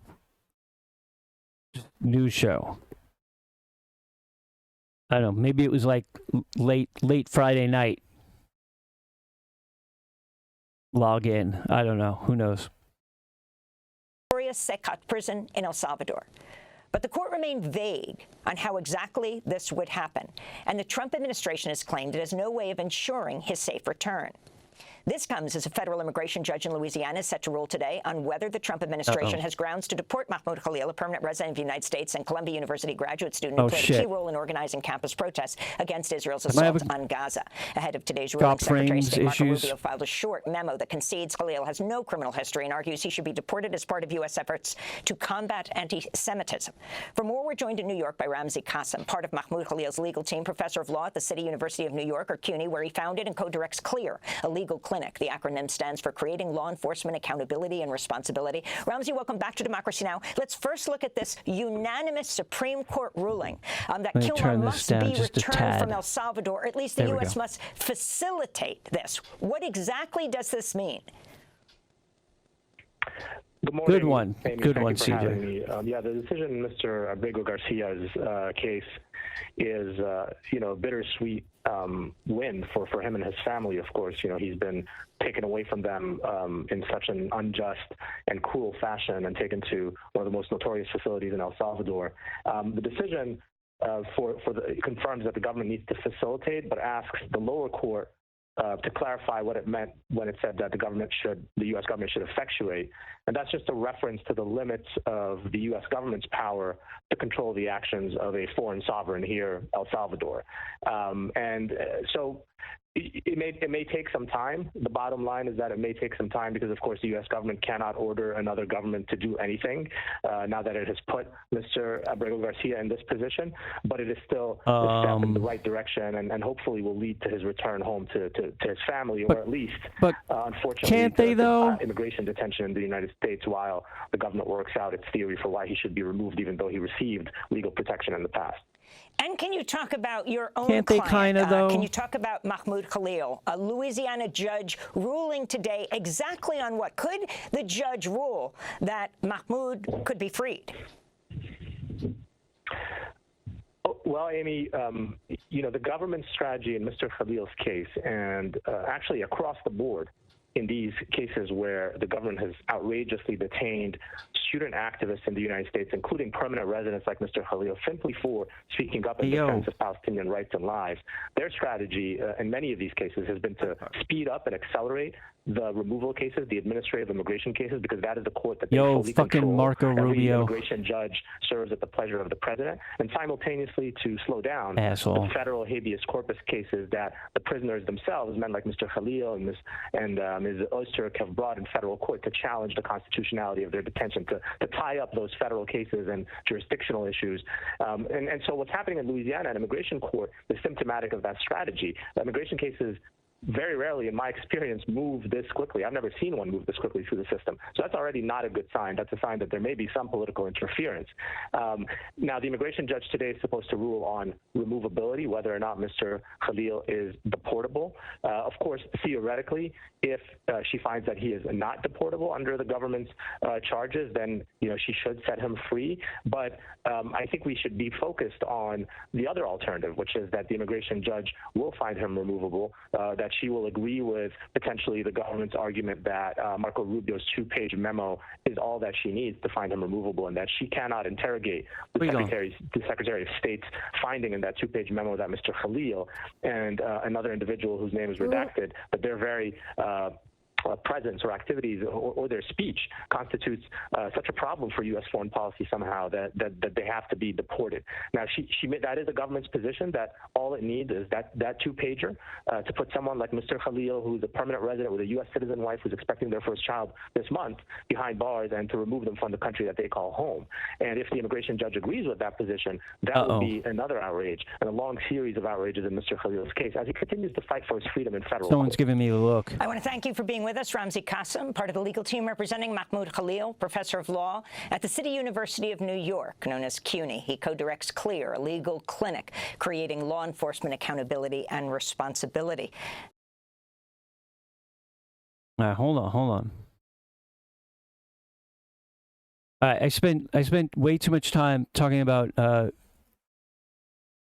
food delivery jobs. You gotta skip ahead here. Oh, this shouldn't be good. And also, Trump authorizes U.S. military to take control of the southern border. Trump's issued memorandum directs Secretaries of Defense, Interior, Agriculture, and Homeland Security to transfer jurisdiction over federal land along the border to help Trump enforce his immigration agenda. The lands would be designated as national defense areas. The order names the Roosevelt Reservation, a strip of land along California, Arizona, and New Mexico, roughly 60 feet wide.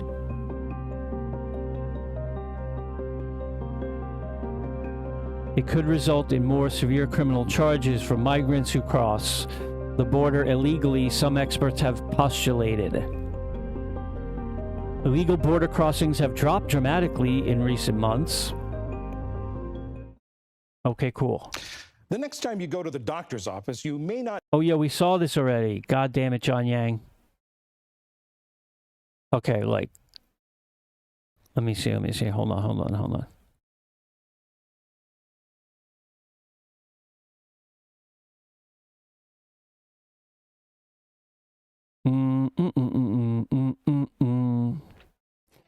Okay, let's watch this, and then I'm going to go get Carlos's pumpkin. It's pumpkin time. This is Pumpkin Democracy time's Now!, coming. democracynow.org, The War and Pumpkin Peace time, Report. guys. Pumpkin I'm time. Amy Goodman in Muncie, Indiana at Coming Ball up. State. And Coming Juan up Gonzalez next. is in Chicago. Well, many federal agencies are facing crippling cuts and being forced to cut essential services. The President USA Trump is has a big announced he would cage. seek It really a $1 is. It trillion really is. budget for the Pentagon. He made the comment while Hold on. speaking to reporters alongside Israeli Prime Minister Benjamin Netanyahu. We also essentially approved a budget which is in the facility, you'll like to hear this, of $1 trillion, $1 trillion, and nobody's seen anything like it. We have to build our military, and we're very cost conscious, but the military is something that we have to build.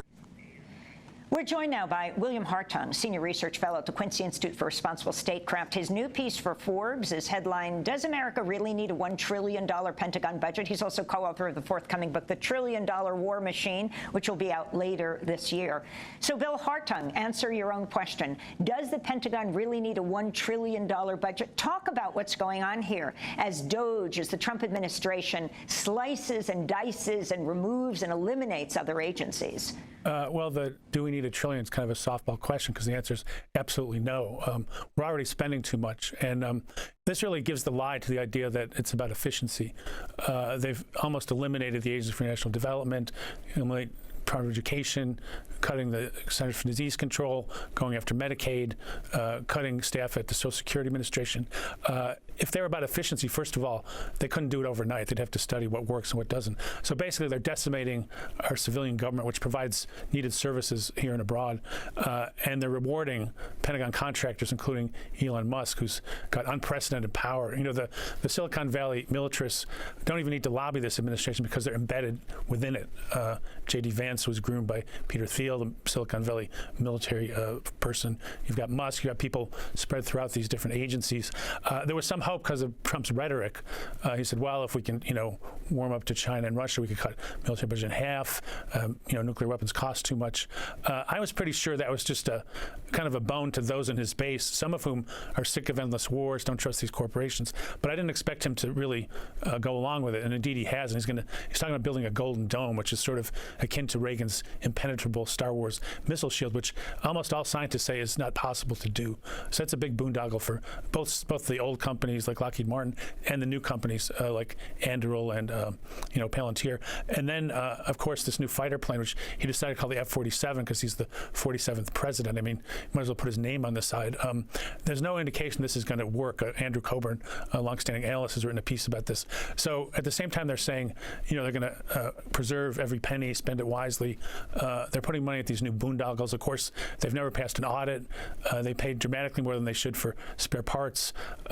They've gotten rid of independent inspectors general who could follow whether there's corruption going on. So this is really an effort to militarize our society. What Eisenhower warned about, that we didn't want America to become a garrison state. And getting rid of AID, America's face to the world now is going to be almost entirely military.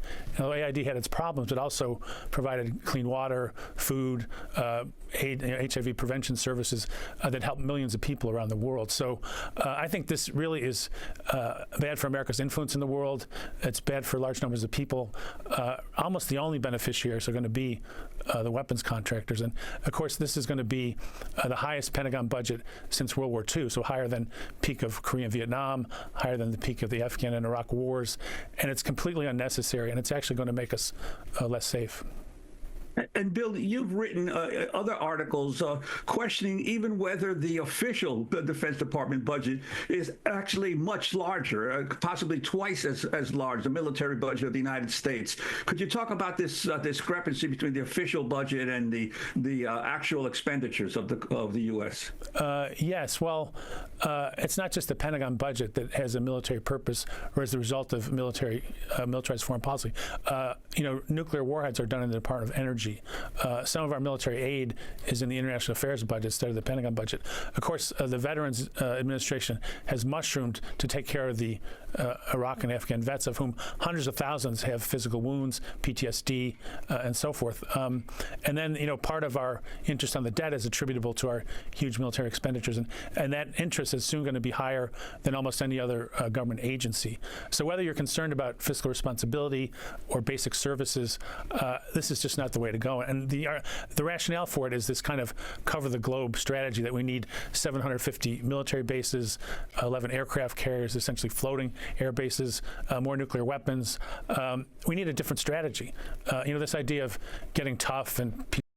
Okay, so yeah, but Bill, you say that the only people that are going to benefit from this is the weapons manufacturers. You say that like it's a bad thing. Is it a bad thing? I mean, isn't what's good for Lockheed Martin, what's good for Elbit Systems is good for America, right? Right? No, right? Peace through strength has been a disaster in this century. If you look at the outcomes of the wars in Iraq and Afghanistan, which were supposed to be won through superior technology, but then because the opposition knew the local terrain, local culture, come up with cheap countermeasures like improvised explosives devices, all the technology in the world was not going to win those wars. So the idea that we're going to take the same approach against a large, powerful country like China could be a recipe for disaster. And the lead kind of arguments in that front are coming from Silicon Valley militarists like Peter Thiel, Palmer Luckey, and so forth. Bill, I wanted to ask you about that particularly. You recently wrote for a monthly review a review of a book by Alex Karp, the CEO of Palantir, and you say in there about these Silicon Valley militarists, you say all of them are convinced that at some future moment, by supplanting the old school corporate weapon makers like Lockheed Martin and Northrop Grumman, they will usher in a golden age of American global primacy grounded in ever better technology. You talk about this rise of the Silicon Valley delusional. Militarists. Sure. I originally wrote that for Tom Dispatch, which allows people to write this kind of thing, which is not easy to do. But Karp has a book, and it's essentially kind of like, 19th century ideology with 21st century technology. He says America's lost its way. We don't believe in the concept of the West. We're not patriotic, and we need a unifying national mission. His idea of that mission is a new Manhattan Project to militarize artificial intelligence. To me, that's a pretty impoverished view of what our mission should be as a nation. Our mission is supposed to be tolerance, democracy, prosperity, diversity, all the things that. How do you see basing your whole entire fucking economy on war and death a positive thing? I think Squish gets more excited for the pumpkin than Carlos. Yeah, kind of. Maybe equal. That are under attack at the moment. So this is completely backwards. And the thing is, Palantir, for example, was one of the few companies to actually cheerlead the war in Gaza. Some of their technology was used for targeting. Karp decided to actually have their board meeting in Israel during the Gaza war. And they also are, once we master AI, we'll be able to beat China in a war and so forth. So they're a different breed. They had I don't think so. He'll fund think tanks that make, sympathetic case, but he's not, with a bullhorn saying, let's dominate the world, because he feels like that's a bad look for somebody who's profiting from this. Whereas these Silicon Valley folks are shameless. They really think that they're our saviors, that they can do things better than the government. And they've got some wild ideas, like Peter Thiel is researching how to live forever, and Elon Musk wants mass colonization of space, and Palmer Luckey is basically a gamer who decided to make weapons. These are not the people you want shaping your foreign policy. Yeah, they're people who don't know how to make friends. Well, for defense, buy the product. They're literally all people who don't know how the fuck to make friends. They're fucking, and hey, like, I'm not fucking shitting on people who are introverts. I'm an introvert. I'm not shitting on people who have like neurodivergence or whatever. I'm, shitting on the billionaire weirdos who think, well, this is the future. Fucking robots and this fantasy world in my head of living on Mars and me being the king of Mars. I am become meme. Fucking dork. They should be vendors. They shouldn't be trying to shape our policy, our worldview, our government, and they shouldn't be allowed to do that. Bill Hartung, if you can talk more about Elon Musk and his conflicts of interest shit on Elon more. As he goes after these other agencies, it's Good not thinking, just Amy. that Tell him. they're increasing, and Hegseth has announced this $1 trillion Pentagon budget. It's that Elon Musk has multi-million-dollar contracts with the Pentagon. If you could discuss that, and then also multi-million-dollar contracts with these nuts. China as its principal adversary. Now there's a trade war looming. How do you see this playing out? Well, Musk has more power than the entire cabinet combined. He's almost co-president, and he owns a country, SpaceX, that is going to make a version of Starlink for the military. Almost launches a lot of our military co-president. satellites. Has a new product called the Starship that supposedly will be able to put more payload in space than any other weapon. And the Pentagon looks to this. It looks like those. They look like the real, like the real people that they would base the dorks in real science on. You know, like a couple of dorks that like are trying to like figure out how they can make a woman with a computer.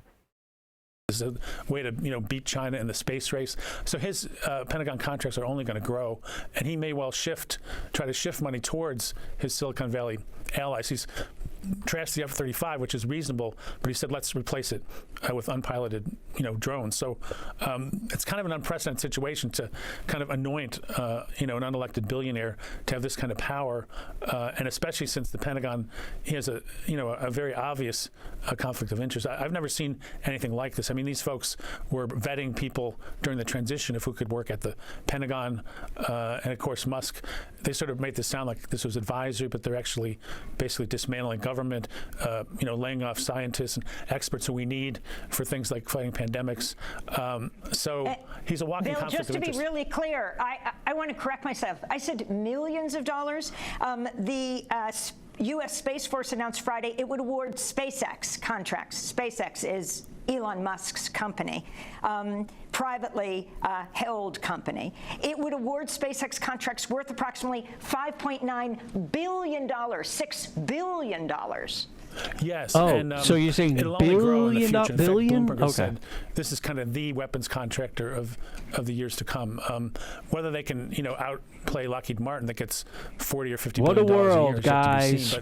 But there's Welcome to the future. going to be a battle. Silicon Valley is embedded in the executive branch. Lockheed Martin has huge influence in Making Congress money, because they killing put facilities in poor most of the people. states. They hire former government officials to lobby for Yay. them. They fund think tanks. They serve on government commissions that make policy. So this is either a clash of the titans, or, as often happens, they'll just push the budget high enough to fund both of them. And so We just have 30 seconds. If you could respond on China. Yes, well, 30 China seconds is, on China. is the gift that keeps And on pumpkin giving. time. What about Exaggerating pumpkin the threat time? from China is a way to fund these companies. I mean, it's basically in Washington State, China, that's another $1 billion for a weapons contract. In fact, we should have an accommodation with China. Okay, thanks, Bill. Not be Our time's prepared up. for a war with China.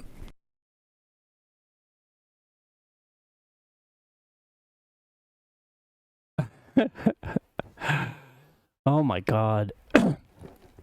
How frightening. What a vision these fucking lunatics have of the future. I don't like it. It's bad. I would say it's bad. Yeah, people they're people that nobody wants to be friends with because they're gross people. All right, what do we got here? What do we got for the music? Okay, I got it. All right, here we go. Ladies and gentlemen, pumpkin time. Here we go. I gotta put on the Carlos cam and filter, and then put this turn off the zoom, and put this over here, and switch onto the Carlos cam, and then put the pumpkin time logo, and then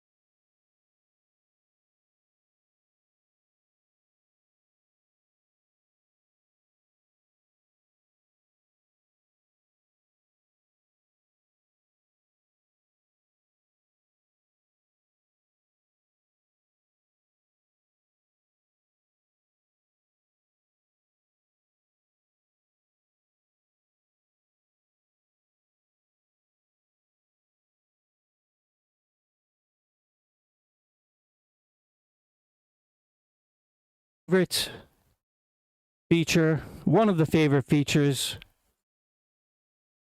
of Carlos B. Dog, Squishmallow Dragon, Blue Room, and others. All right, I gotta turn off the logo. Don't want someone wandering in and being like, all right, I'm just in time for pumpkin time. Cool. Lucky me. You know how it be. Okay, here we go. All right, everyone be nice to spilled bag of ice. Yes. Okay. Everyone be nice to spilled bag of ice. Thank you. I forgot to turn that off. It's okay, though. All right. Hey, yo, what?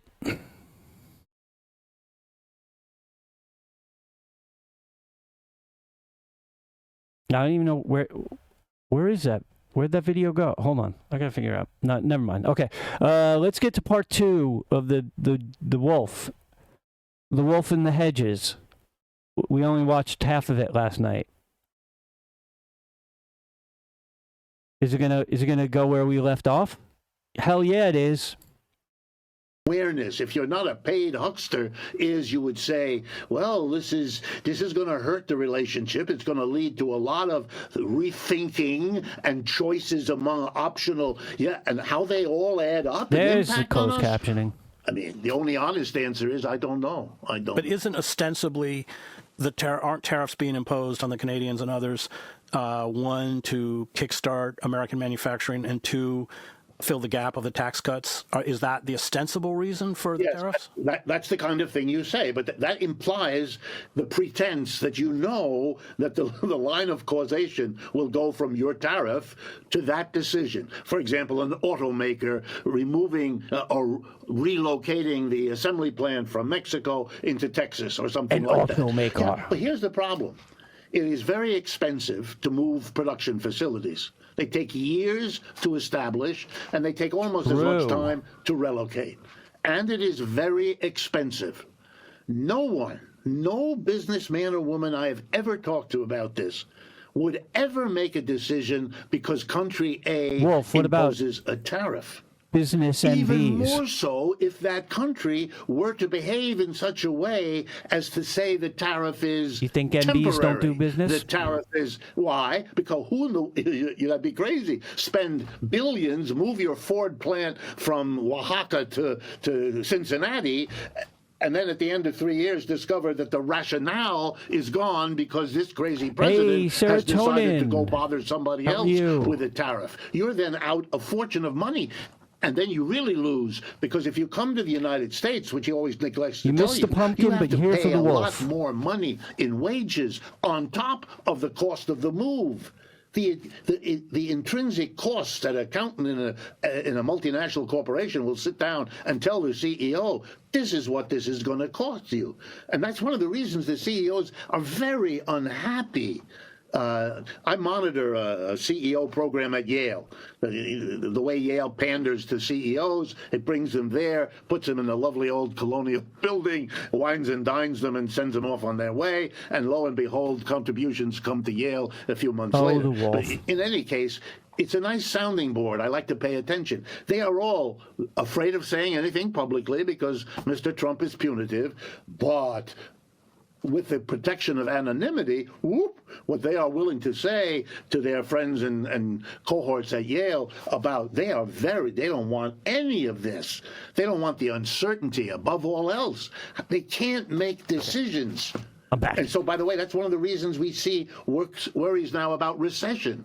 That's not about anything other than there's such a massive realization in the corporate sector that we have no idea what this clown is going to do next. We can't make a decision. We can't decide to build a factory, let alone to move one, because we can't figure out where that ought to be. And making a mistake in this environment is deadly. By the way, that introduces another dimension that we haven't spoken about, but which at some point, and maybe on a different occasion, the United States is different now, Chris, from what it has been for a century, because we really have an economic competitor. We never had that.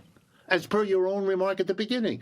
The Soviet Union may have been a military problem, but it was never an economic problem. It was much too small, much too backward, much too weak, and that's through all the way till it collapsed in 1989. It just wasn't.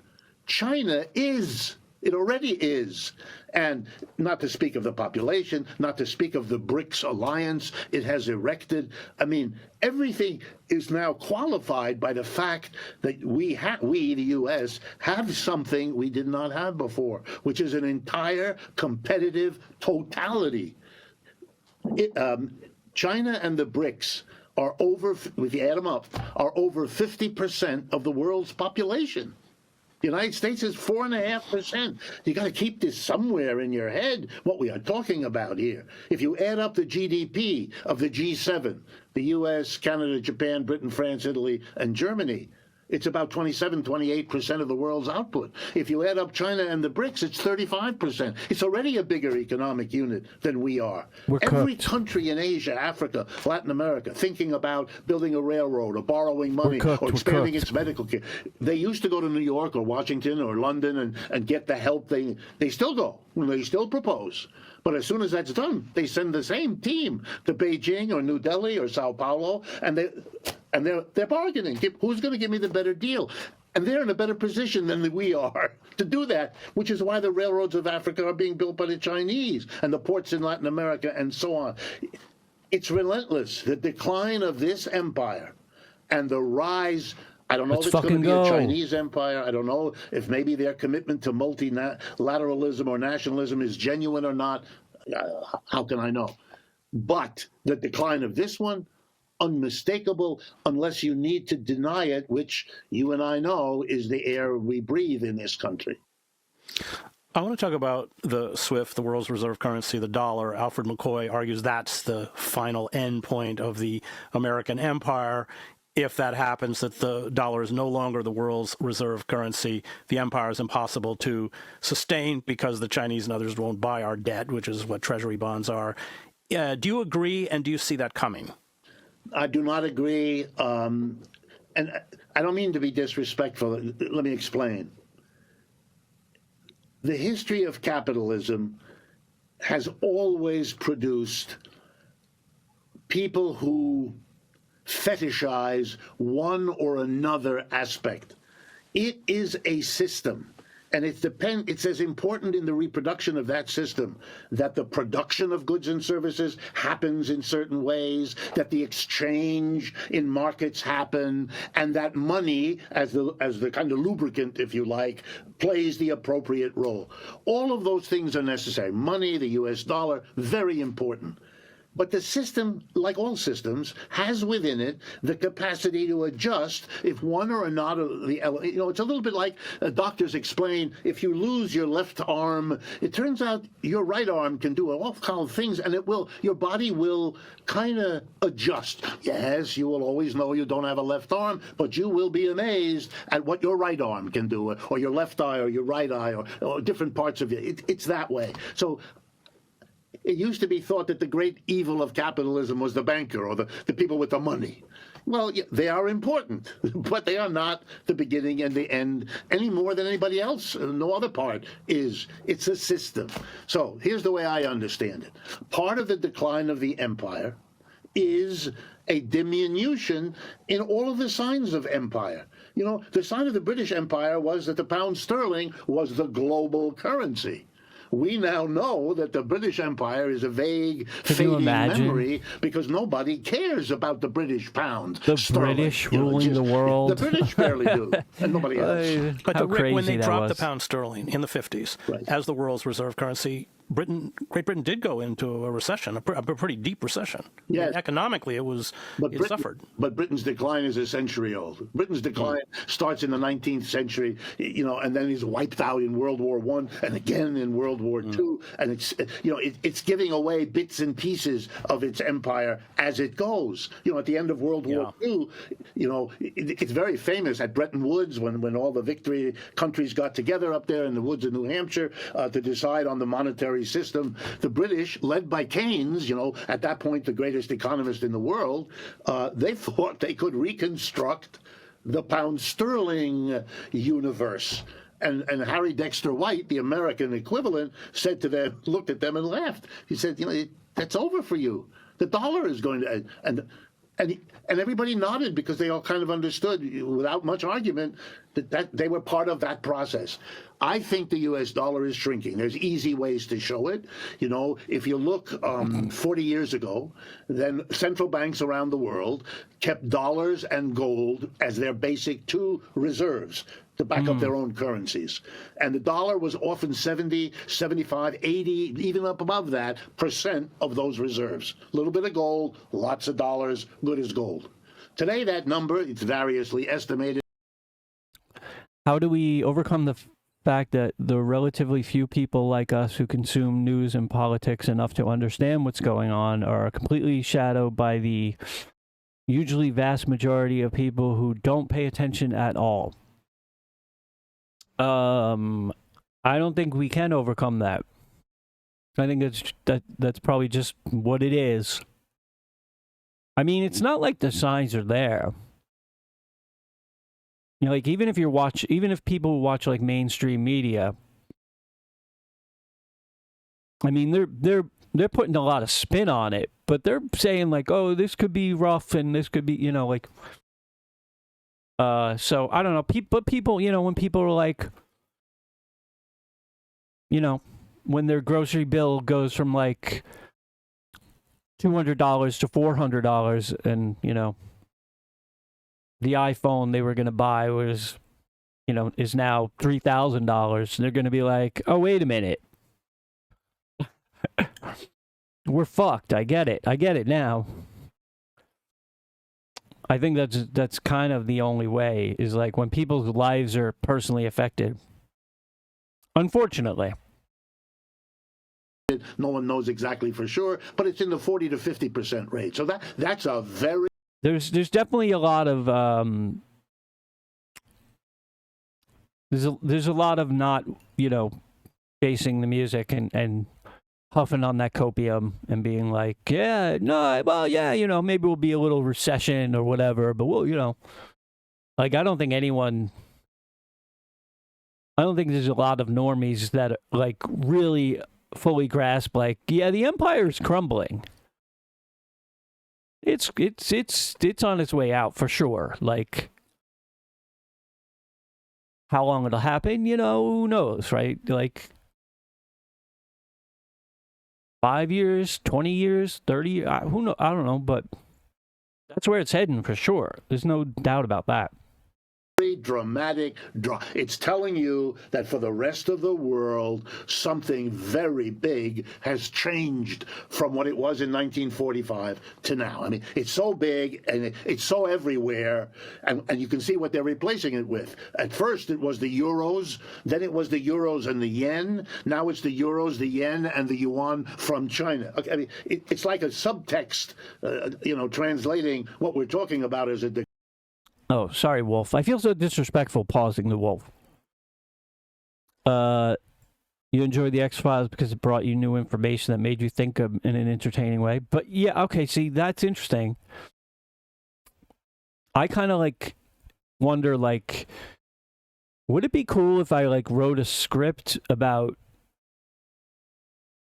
like a group of like anti-capitalists?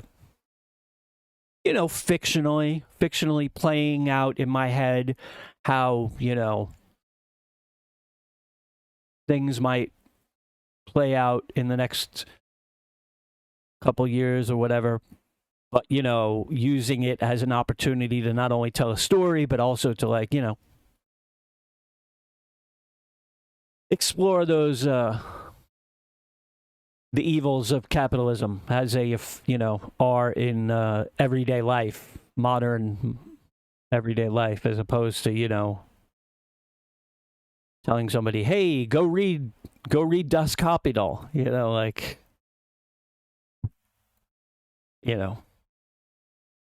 decline.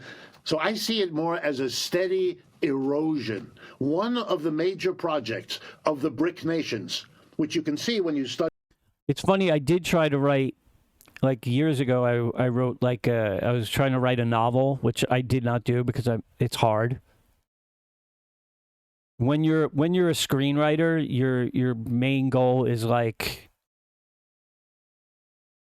get to the point, what's happening, move the story along as fast as possible, right? And then, but when you're trying to write like a novel, it's like slow down, man, just fucking chill. Go into explore all the little details and nooks and crannies, paint the world, that whole thing. So it was very hard for me to like shift gears like that. So I wasn't very good at it. But it was like a guy in a post-apocalyptic world was the main character. And I was kind of like, how do I make the world, what happened that, you know, in my world, how did the world, you know, society collapse? And then I was, you know, not being very smart or political at the time. And, you know, now I'm just, you know, political.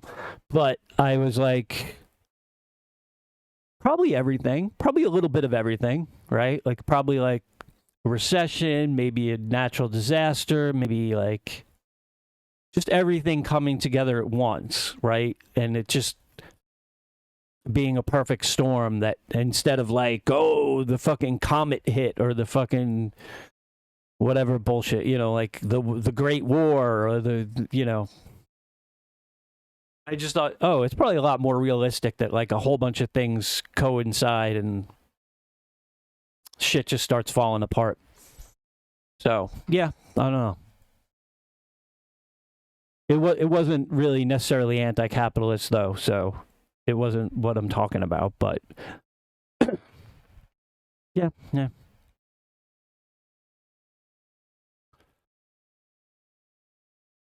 Yeah, Das Kapital it's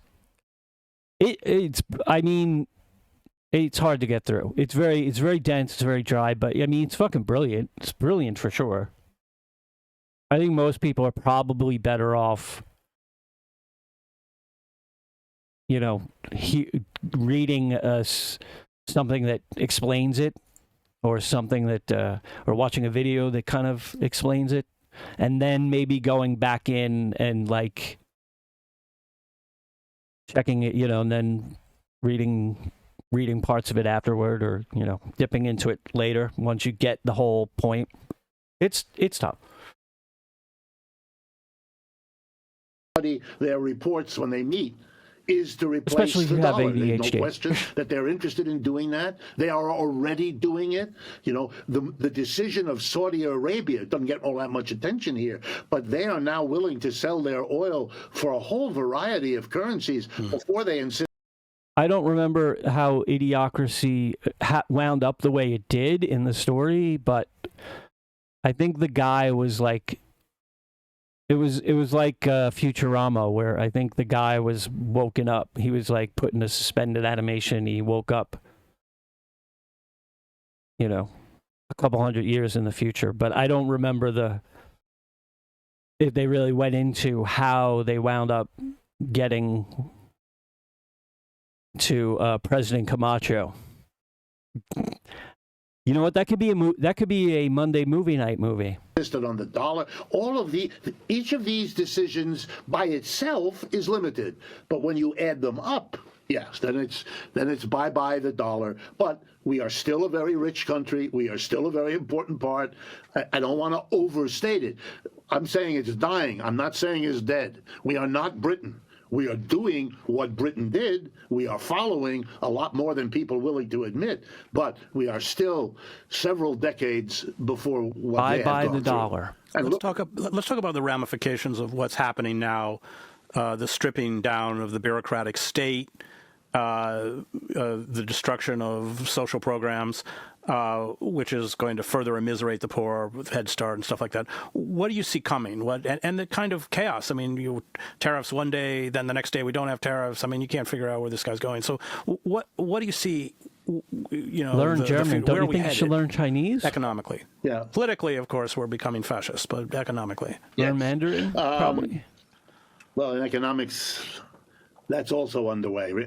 If fascism, by fascism you mean, and you know it's a very contentious term and people define it differently and all that, but if by classical fascism you mean a kind of merging of the corporate leadership and the governmental apparatus into a situation where the government is the we're military 100% in enforcement fascism of the rules of capitalism. Well, I look at it at Polyania, you know, that first you get a mafia economy and then you get a mafia state. Yes, okay. Yeah, I think all of that is very much underway. I think the symbolism, I mean, I should qualify. My mother was born in Berlin. My parents are Europeans. And my parents became refugees from fascism in Europe, and that's how I got born in Ohio. You know, so I'm a product of what I'm about to talk about, so it's close to me. The symbolism of Mr. Trump, having behind him a row of billionaire Stealing a sub oligarchs, is you a know, good... Zuckerberg and Bezos and Musk and all of I like that. You're My instantly first hooked. reaction, Chris, Instantly hooked because this you're is like, so well, that's how the fuck do you Why do do I that? think that? Because it is the fascist story laid out in a symbolism you couldn't possibly miss if you know anything about that history. Not the Supreme Court, not big politicians, not Nobel Prize winners or whatever he might have assembled behind him. He chose the biggest, richest corporate oligarchs he could find and dress them up and put them there, each with their appropriate partner. Staggering. I mean, just staggering. Now, economics. Everything I see is an act of desperation. It has nothing to do with any coherent plan. That means, I want to be careful, I'm a mathematician that way. This is the equivalent, I won't use a math metaphor, I'll use a football metaphor. No, Mr. use a math Trump metaphor. is heaving the so-called Hail Mary pass down the field. Right? Okay, For everybody well, I know who what that might not means. know, it's when you're so desperate, you're about to lose the game, you tell all your players to run down That's the funny, field, I said that maybe towards yesterday, the left Wolf. or the right, then you In fact, I heave even the used ball the term over Hail there, Mary. and you hope that as it bounces around, the different hands reaching up to get it, it will actually come down by accident in one of your team members rather than the other one, and you miraculous. Could Mr. Trump's assemblage of nonsense get you an outcome he would be happy with? Yes. It has exactly the same chance as the Hail Mary pass because everything he's doing is chaos. If you it's so difficult to talk about this sensibly given the senselessness. Most of the regulations we have in the federal government come as a result of years of struggle by impacted people who could not rely on the private sector, demanded action which could only be done by the government. So, after Upton Sinclair teaches us about, the meat business and people die left and right from food poisoning from the meat, we have a Food and Drug Administration because, of course, we have to make sure that the profit motive, which has nice outcomes sometimes, has awful outcomes just as often. And if we don't police that, we're going to get the awful right alongside the good, and that's unbearable.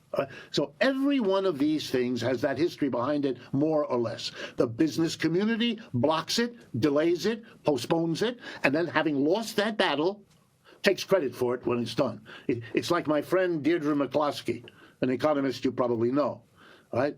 She loves to go around and say, isn't capitalism wonderful because we have a higher standard of living now than people did 200 years ago. And I love this. Every one of the things she points at was opposed, delayed, blocked by the capitalists. They fought it tooth and nail, and then they have the clever PR once they've been defeated and we have it to take credit for it. And now the final indignity, having taken credit for it for 20 years, they're going to smash it in the name of efficiency. The irony here, you have to take a breath. This is what you get in the last gasps of an economy. You get crazy stuff. So now we're going to deregulate. We will have one scandal after another. Look at the scandal. Today's paper was full of people being deported from the United States who have no reason to be deported. And the government has to say, well, that was a glitch, or this was a mistake, or that one attended a funeral of a leader. Oh, come on. I mean, that's not what this is about. Is it really? That's what you're doing? And so people will now have a story to tell, how incompetent, I want the wolf to be my grandpa. inappropriate, how dangerous these deregulate. So my guess, we're creating the opportunity for someone on the left side, using the word left very broadly, to come in, I won a hopefully game not a with a demagogue, three-point to shot on the ride buzzer in across 8th grade. That all must of have the been mess-ups amazing. that are That coming must have down been the an pike, amazing and feeling. put the finger on Mr. Trump and MAGA and push them back into the margins from whence they came. Look, Mr. Trump rode the dissatisfaction of a declining empire. Hey, what's a up, population that Biggie? could not face that its empire was over, and so were willing to blame Biden. For God's sake, what a joke, right? But he was able to ride that. And the people who come after Blame him, that they will poor ride the old same process and husk blame of him a with man. the same minimum justification. He's not the author of That this. hollowed He is out right, as corpse. he himself said. To be right, his opening remark, I remember from years ago, I could go out on Fifth Avenue, he said, and shoot someone, and nothing would happen to me because somehow, right now, what comes out of my mouth isn't the nonsense it always was thought to be. It is incredible wisdom. Great. Thanks, The Rick. wolf. And I thank Sophia, Diego, Thomas, and Max, who produced the show. It's the wolf in the hedges. Oh yeah. We did it. We got our wolf in the hedges piece. Oops, sorry. All right, now let's watch some interesting. The final stages of Funner capitalism, stuff. Karl Marx But wrote, still- will be marked still by newsy, developments still politics. that are intimately familiar, unable to expand and generate profits at past Come levels. on. The capitalist system will begin to consume the structures. We love the wolf. Here we go. Welcome, everyone. Today Okay, we're this should talking be about good, a I subject hope. many of you have asked for in detail. Speaking how of the to thoroughly apocalypse. prepare your home for a crisis so you can safely shelter in place. You're about to learn specific tactics, hacks, and approaches that How to bugging in with confidence, turning a regular house into a safe zone. None of this will apply to me because I own a small condo, not a house. But I think it should be really fun and entertaining. can turn your house or apartment into a secure haven. Oh, apartment? Even when Okay. everything around you seems to be falling apart. If you appreciate this kind of no-fluff information, please subscribe to the All channel, right, I'm in. hit the like I'm button, in. and leave your own thoughts in the comments. I also encourage you to explore the tagged products listed in this video. Those items can help you handle anything from short-term power failures to intense, long-lasting emergencies. Now let's open the conversation about why staying home or bugging in might be the safest and most strategic move you ever make. Evacuating certainly has its place, but it's not always feasible. Maybe you have relatives who can't travel easily, or you can't risk being on crowded roads. Perhaps you live in a region where severe storms make evacuation dangerous. Or you might just have so many supplies at home that leaving them behind seems unthinkable. In any case, if you decide to shelter in place, you want to do it well. That means a fortress-like defense for your property, a reliable stock of food and water, effective communication methods, and the practical know-how to thrive even if society grinds to a halt. CJ, that was So get all comfortable of and your let's walk step hatred by of step through how you can create a and robust, frustration self-reliant bugging plan. focused into physical. I'd like to kick things off with the heart of all preparedness skill. mindset. It's one thing to have fancy gear or an impressive stockpile. It's another thing to remain calm when you hear ominous noises outside or see social media exploding with panic. Much of successful bugging in comes down to You being think I'm gonna be level-headed scared under when I duress. got this You beast can't plan here with for me? everything, but if you've Come on. carefully thought through your strategy and practiced certain drills, you'll handle the unknowns with far more confidence. Let's say you live with family or roommates. Work together on a simple but effective written plan. This plan should explain exactly what each person does when a major threat appears, whether that's rising floodwater, a suspicious group prowling the neighborhood, or All right, guys. I don't know if this is going to be good. I'm giving it a shot. Seeing if it'll be entertaining or not. Let's give it a whirl. an extended power outage that might bring out looters. All right, tell me the Who's cool in shit, charge bro. of calling or radioing neighbors to share updates? Who remains on standby? Yeah, I know. Food, water, whatever. Where's the cool shit? Like, how you build a safe room under your couch and shit. How you build a bat cave under a one-bedroom apartment.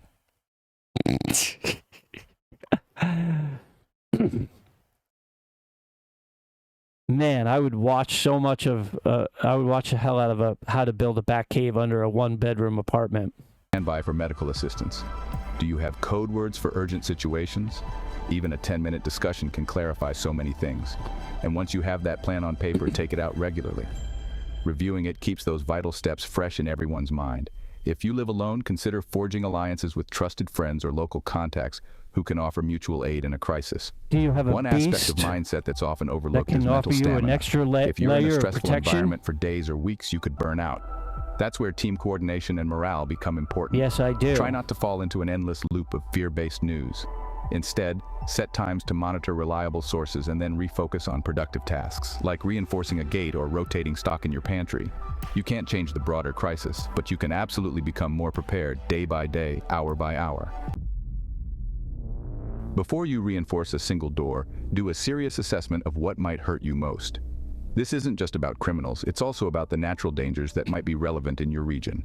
If you live near the coast, storm surge or hurricanes could be your biggest threat. If you're in a forested area, wildfires and the need... Okay, guys, if we pool all our money together, we can build a compound. Oh, man. Nah, that would definitely get us on some radars. That, I don't... God damn it. to create defensible space around your home might take priority. City dwellers might anticipate riots, break-ins, Look at or this utility fucking cop. shutdowns that last longer. Look at this piece of shit. Thinks he's so fucking cool. Look at this dildo. What a dildo. Hold on. I gotta do the thing.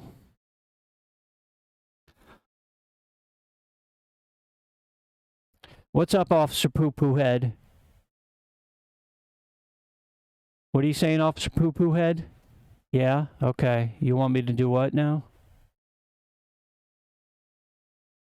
Yeah, you are. You sure are hot shit. That's for sure. No doubt about that, buddy. You got it, officer. Oh, well, you know, thank you for your service, sir.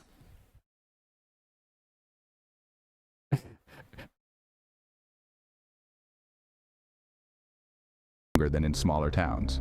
And rural folks could face isolation, such a especially if roads badass get man. blocked. Let's also talk about topography. Walk around your property and ask yourself, if I were an intruder, how... Okay, yeah, the compound would be awesome, and you know, hey, let's make it the Cult of Carlos because you know I'm not special, but you know, so much. So many decisions, where, how, what's the best location, you know, that is for strategically, what's the best location convenience-wise for everybody, you know. It's like it's a rough deal. Maybe we'll know at the end of this 20-minute video. How would I get in? Is there a backyard fence that's easy to hop, a window hidden behind bushes, or a side entrance where no neighbors can see someone fiddling with your locks? Don't forget that some criminals might attempt second-story entry if you have a deck or tree that provides quick access to an upper window. Mark each Grandpa. point that looks even slightly vulnerable. If your home is on a slope, note whether water runoff could flood your basement or ground floor in heavy rain. If you find basement windows at ground level, you might want to add strong covers or window well barriers. Each property is unique, so gather this intel systematically. You want to address The problem with all this is it costs money, man. It's an investment. your most glaring vulnerability first, then work your way through smaller concerns. There's also the question of external factors that might not be immediately obvious. Maybe you live next to a busy intersection where vehicles sometimes lose control, so you might want large boulders as a vehicle barrier. Or perhaps your region has sporadic chemical plant accidents and you need to worry about toxic leaks. That could mean you want a certain kind of home air filtration, or the ability to seal off certain rooms. The more you tailor your strategy to your exact location and your likely threats, the stronger your defense becomes. Securing the outer edge of your property is your best chance to keep opportunists from ever making it to your door. A fence or wall is the easiest place to start. Wood privacy fences can block curious eyes, but might rot or burn if you live in an area prone to fires or if criminals resort to arson. Chain link fences allow you to see out, but neighbors and passers-by can see in unless you add slats or hedges for privacy. Cinder block or brick walls offer a sturdier, more permanent barrier, but also tend to be pricey and subject to local building regulations. Consider adding a natural barrier. Think about planting thorny roses, blackberries, or other spiky plants along the inside of your fence line, making it less appealing for anyone to climb over. If your property is big enough, consider an earthen berm or at least ditch, it's not AI, which can though. derail It could be vehicles, worse if it or was at least AI. slow them down. For those with farmland or wooded acreage, large logs or stacked timber can function similarly. Let's talk about gates. If you have a driveway gate, aim to reinforce it with heavier materials. The lock matters a lot. A cheap padlock can be snipped in seconds with bolt cutters. Instead, buy a high-security lock that can't be easily bypassed. Some folks swear by a double gate system where you have an outer gate and an inner gate. If the outer gate is breached, there's still a locked second gate. This layout creates a small enclosure that traps or slows down trespassers. Motion sensor lighting around gates is another major boost. Intruders hate being caught in a bright beam that exposes them. If you worry about night raids or cunning criminals, consider simple but reliable noise traps. A wire with cans full of pebbles strung across key paths can alert you if someone tries creeping onto your land. For bigger properties, some people install small, concealed driveway alarms that beep inside the house when a vehicle or even a person crosses them. The advantage of these standalone alarms is they don't rely on your home's main power or internet, so they keep working even in a blackout. Home hardening, creating a stronghold. Once someone is on your property, your next line of defense is the house itself. Doors are your first worry. A hollow core door might be enough for an interior hallway, but for the outside, you want a solid slab of wood, steel, or fiberglass. Pair that with high-quality locks and a reinforced frame. Switching out... Guys, I'm not... They think I'm building the house from the ground up. The short screws in your door hinges and strike plates for screws at least 3 inches long. Blue Room, is this the damn robot dog thing again? Or is it from the same people that made the robot dog video? Because if it is, I will watch it.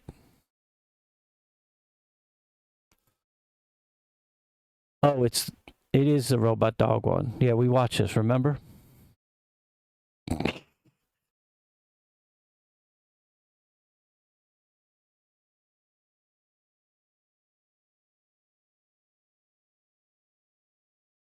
Long is a big deal. If you're feeling ambitious, add a door barricade or a floor-mounted brace that you can engage whenever you feel threatened. Windows can be tricky since they let in daylight, but also let criminals see and potentially break in. Security film, usually somewhere in the 8 to 12 mil range, helps hold glass together. Put that in the chat once before and we watched it, remember? But shattering the window becomes significantly harder. Some folks install clear polycarbonate sheets on the inside or outside of windows for added strength. Someone put it in the chat. If your region is known for strong storms, you might already have storm shutters that also provide an extra layer against intruders. Sliding doors are often the Achilles heel of home security. You can place a wooden or metal rod in the track, but criminals can sometimes lift the door off its track entirely. A good fix is drilling holes and inserting pins at the top and bottom so it can't just be lifted out. Another concern is your garage door. Many overhead garage doors. I think most people are gonna. First of all, okay. Here's the interesting thing. Oh, okay. Z did the robot dog. Yeah, I knew. We watched it before. Here's the thing. I think a lot of people who are like, "Oh, shit's going down," right? Which is, most people who would be like that are probably already like that. They've probably already done all this. But the people who do this, and they have a whole bunch, they have enough money to have, they're pretty well off. This is going to give them, a project. They're going to be like, oh, fuck yeah, I'm going to shore up. I'm going to make a goddamn apocalypse-proof shelter. I'm going to make a fortress. It's going to be amazing. Be a goddamn bat cave. And then they start going on this project. But then, if it actually happens and they're trapped in their house, in their fortress, eating beans out of a can and watching their Seinfeld DVD for the 18th time, they're going to be like, this kind of sucks, man. I thought this would be like cool Mad Max shit, but this kind of sucks. What's up, Mr. Mumbles? We're just talking about we're making jokes about the apocalypse.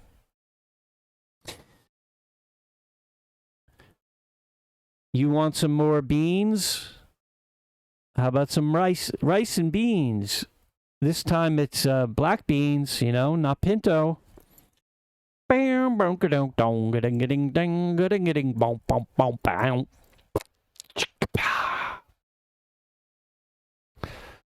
Can be compromised by hooking the emergency release. You can shield that release mechanism to prevent an easy bypass. Alternatively, use a manual sliding bolt on the inside. Don't forget that any door leading from the garage into the home should be as... See, all this seems like excessive, to do to your, regular ass house. I feel like if you have this kind of money, you just build, a dope ass safe room. Or a shelter under your house. You just let your house be pretty much fucked. And then you build the room underneath or whatever, the hidden room that's the safe room that's really hard to get to and is really well hidden.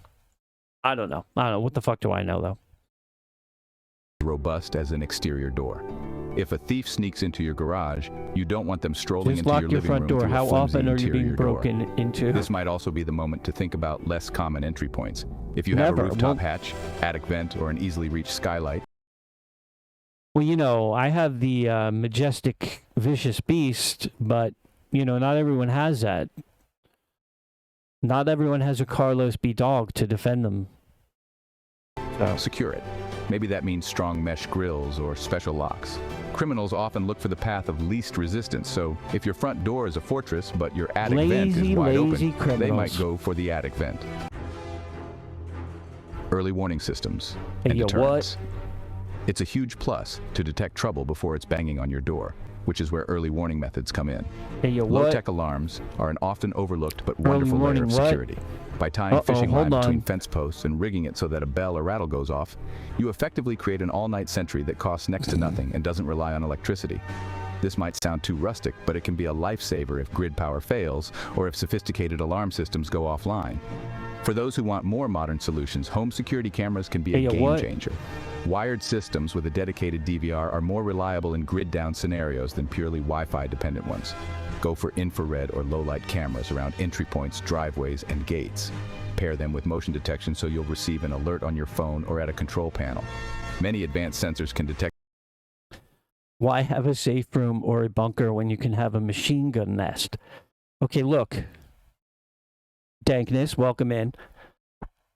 You think, oh, that sounds fucking cool, man. That sounds dope.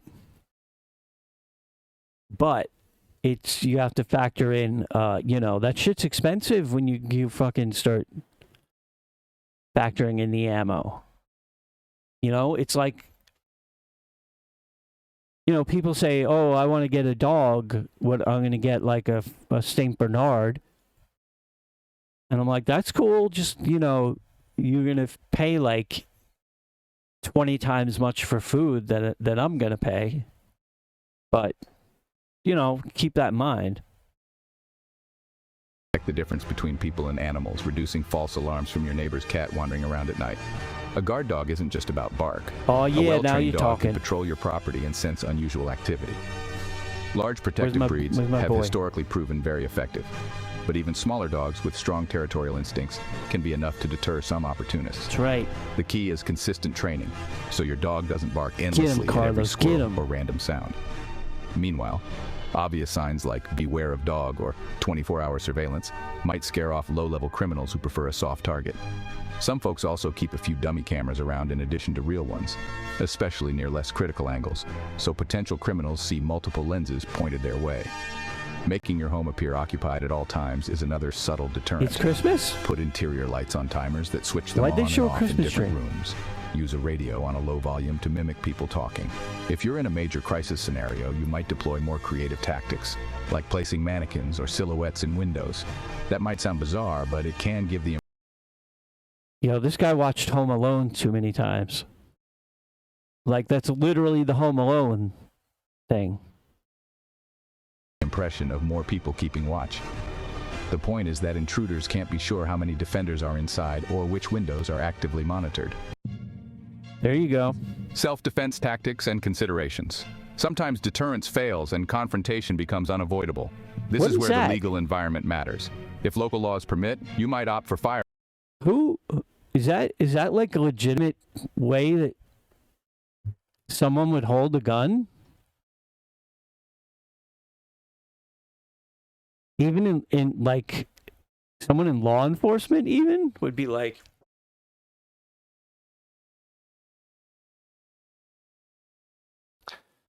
I mean, I've heard of the cup and saucer where you go underneath the second hand.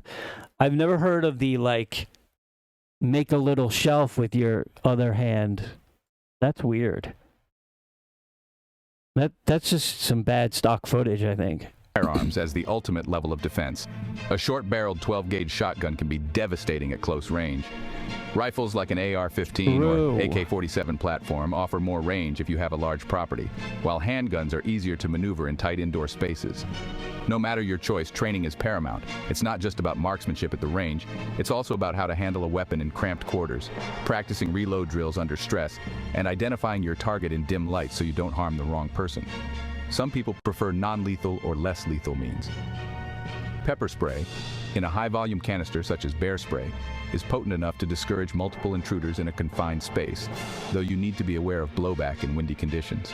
Tasers or stun guns can neutralize a threat without being lethal, assuming you can get... It's not even about the trigger discipline, it's about how he had his arms. I've never ever seen that. Oh, he was holding a flashlight as well? That was the...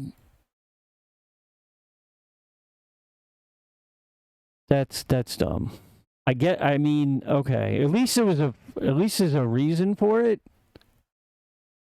I was just like, it seems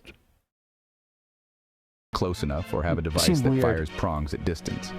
There are also rubber or beanbag rounds for shotguns, though those can still cause serious injury. I honestly think you'd be better off just, doing a one hand, holding your gun with one hand and your flashlight in another without doing that weird, like, cross brace shit. That almost looks like something that somebody invented to, like, oh, this will look cool. This will look cool in, like, a cop movie where, someone's busting into a dark house. Your home's interior layout can help or hinder you if someone breaks in. Narrow hallways create bottlenecks that intruders can't move through easily. Some families reorganize heavy furniture to channel a trespasser's path, ensuring that any movement forces them into a choke point where the homeowner has cover. If your home has multiple floors, you might set up a designated fallback position at the top of the stairs. Having a heavy door or a barricade system in the hallway can buy you extra time to call for help or to prepare yourself mentally for defense. But always keep an eye on where your family members are so you don't create crossfire hazards.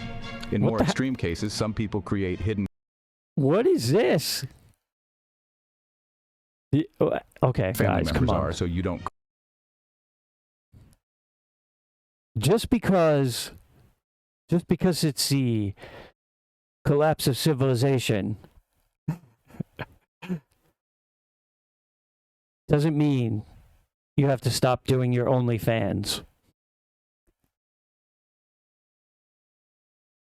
Are you Gun Girly 69 on OnlyFans? Practice your marksmanship while also making content for your OnlyFans.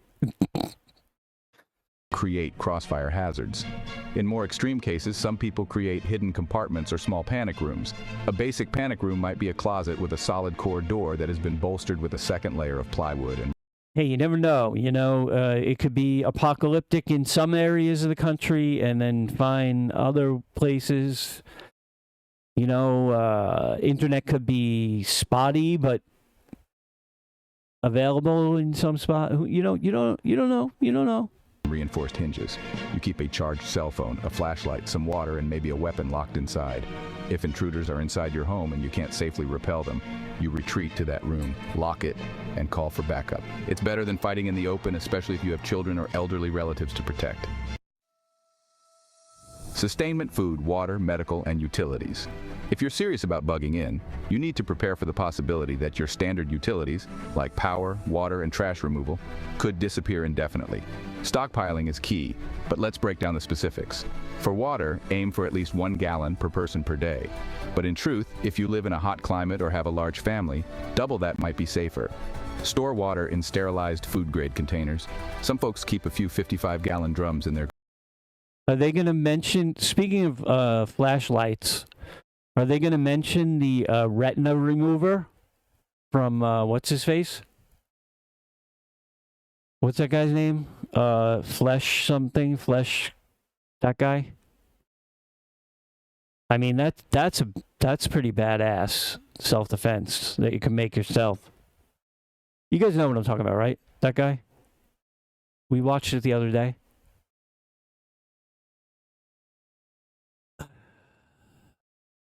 One of you guys must know. Flesh Simulator, thank you. Yes, that's the guy. He has the contraption he makes that will literally blind somebody. It's so bright, it will literally blind you. No, not the fleshlight. That's not appropriate for the for a defense situation. Usually. All right, we gotta. I'll get that one. Garage or basement. Jamie, can you call up that video with the he's sus to me? I mean, his whole vibe is. It's almost like that's his vibe, though, right? He's kind of weird, but he seems cool. He did a whole video on how, like, you know, Israel sucks and Palestine rules. A water barrel pump is a handy tool, right, so you aren't struggling to tip the barrel once it's partially Jamie, empty. can you call up that video? Always label your containers with fill dates and rotate the supply every so often. If you have the option, add a rain catchment system to your gutters, but filter and purify that water. Okay, guys, listen. I order extra Sparklets bottles, 5-gallon bottles. I got a couple extra in the closet, so you know I'm thinking ahead. I'm ready. I'm ready for the apocalypse. Water before. I mean, I might survive like an extra, you know, 2 to 3 weeks if the water, you know, gets shut off. Drinking. Food storage can be more diverse. Non-perishables like canned meats, beans, vegetables, and soups are the bedrock of many pantries. Add dry goods like rice, pasta, oats, and pancake mix in Mylar bags with oxygen absorbers if you want a longer shelf life. Freeze-dried foods offer a multi-decade shelf life and are lightweight, though they're pricier than canned goods. Remember to store what you actually like to eat and rotate it into your regular meals to keep everything fresh. Adding variety can keep morale high, so toss in powdered milk, instant coffee, spices, and some sweet treats or comfort foods. If you're in it for the long haul, growing some of your own food helps replenish your stores, whether that's a small hydroponic setup indoors or a larger backyard garden. Chickens, rabbits, or even a small aquaponics system can provide protein, though these Hi, let me introduce you to our newest Medical preparedness goes beyond the simple first aid kit. Include high-quality trauma items like pressure bandages, quick clot, chest seals, and a tourniquet. Keep over-the-counter meds like ibuprofen, acetaminophen, antihistamines, and antidiarrheals. If you or a loved one takes prescription meds, discuss with your doctor the possibility of storing a surplus. Another overlooked area is sanitation. If your plumbing fails, do you have a backup plan for human waste? Simple composting toilets or a bucket lined with a trash bag and some absorbent material like sawdust can be a temporary fix. Just be sure you're disposing of it in a way that doesn't compromise your health or water sources. Utilities like electricity and I feel like you guys got a lot of ideas. A generator Good that runs on ideas. diesel, propane, or gas Great can keep ideas essential for the appliances like apocalypse. fridges Hold on. and freezers going, but you'll need to store enough fuel. Solar panels are quieter and more sustainable for a longer crisis. You might also store extra batteries, flashlights, candles, and rechargeable lanterns so you don't rely on one system. If your home is in a cold climate, wood stoves, pellet stoves, or kerosene heaters become important, as does having enough ventilation to avoid carbon monoxide poisoning. Always keep a carbon monoxide detector in any heated space. One thing at a time, The big picture is to ensure you can stay healthy, warm, or cool, hydrated, and fed for weeks or months if necessary. Guard duty, routines, and roles. Having a secure perimeter, a reinforced home, and plenty of supplies doesn't mean you can switch on autopilot once a crisis starts. There is a human component consistent vigilance. If you believe threats are high, set up guard shifts. Some folks prefer 4-hour rotations, others manage 6 or 8 hours. Choose something that works with the number of people you have.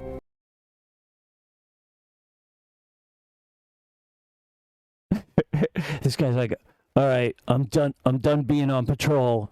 I'm gonna go and jack off. I'm gonna go goon into my pillow. See you guys later. All right, hold on. This is the the retina deleter.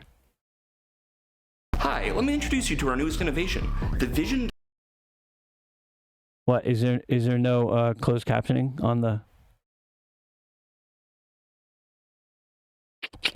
on these things, these shorts?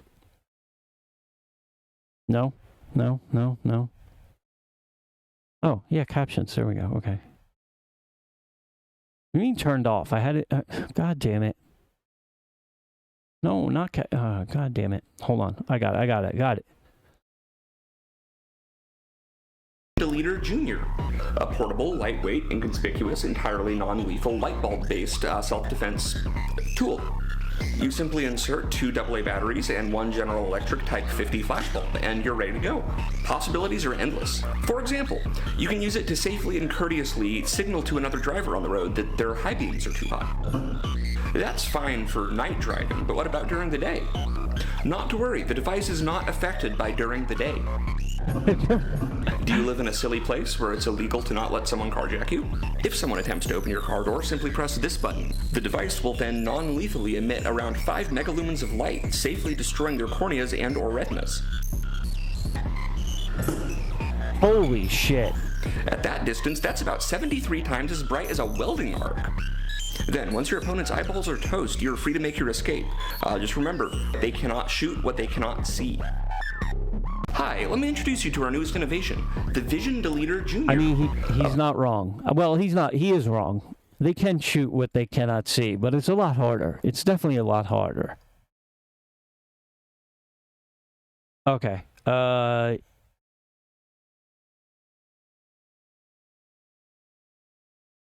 Who was it? Wait, who's asking me for the filters?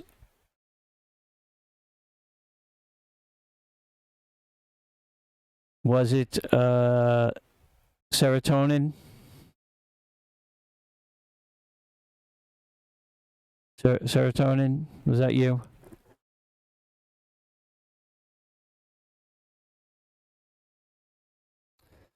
There you go. That is the link to all of them. Portable, lightweight. All of them from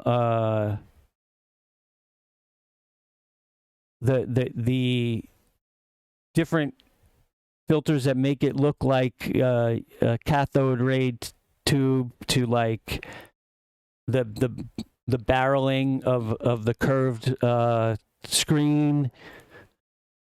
There's a whole bunch of analog glitches you can add in to make it look like, you're getting interference over the antenna. All amazing. Like, I can't believe how much good shit is in these for free. I hope I didn't give you the Is there like a PC and a Mac one? Because I don't know. I'm on a Mac, obviously, because I'm crazy. Because I never planned on being a streamer, but there you go. That's what I use. Okay, let's get back to the apocalypse. Oh, the guy who's done. He's so done that the watchers gooning. remain alert and don't burn out from sleep deprivation. Yeah, don't During a goon guard too shift, much. that person might do a round every hour or so, checking cameras, walking the perimeter, or looking out second-story windows to see if anyone is roaming nearby. Routines can stabilize a tense Limit household. your gooning to Have set 2 times to hours a eat, day. Clean, do chores, tend to garden or livestock if you have them, and rotate supplies so you always know what's in your stockpile. If you have kids, this routine helps them feel a sense of normalcy. They might have daily tasks like sorting recycling or feeding chickens. Meanwhile, family members with specialized skills handle more technical tasks. Maybe one maintains the generator, another focuses on communication with neighbors or scanning emergency radio channels for local updates. Regular drills shouldn't end once you feel prepared. Every so often, simulate an intruder event late at night. Turn off the lights. See how quickly Dad's you can get your making defense us in do place a or how fast everyone can move to a safe room. Intruder event. Alternatively, test a short power outage scenario Training by actually again. flipping your main breaker for half a day. That's the best way to discover that your generator won't start, or that your backup batteries for your cameras are dead. These small practice sessions reveal weaknesses before they become life-threatening in an actual emergency. Tend the goon, don't become the goon. Well said. Recovery, rebuilding, and post-crisis lessons. Crises don't last forever. Whether it's a wildfire eventually brought under control, a hurricane that passes, or a breakdown in social order that stabilizes over time, there comes a day when you can exhale. That doesn't mean your job is done. Inspect your property meticulously. If you've weathered a storm, you might have damaged fences or compromised roofs. If you faced intruders, you might have a door that's been tampered with or windows that need replacing. Create a priority list of repairs so you don't get overwhelmed. Go through your stockpiles and note what you used. If you burned through more water than expected, that's a lesson to store extra next time. If your generator guzzled fuel or the solar setup wasn't adequate, that might motivate you to expand those systems. Also, look at your medical kit.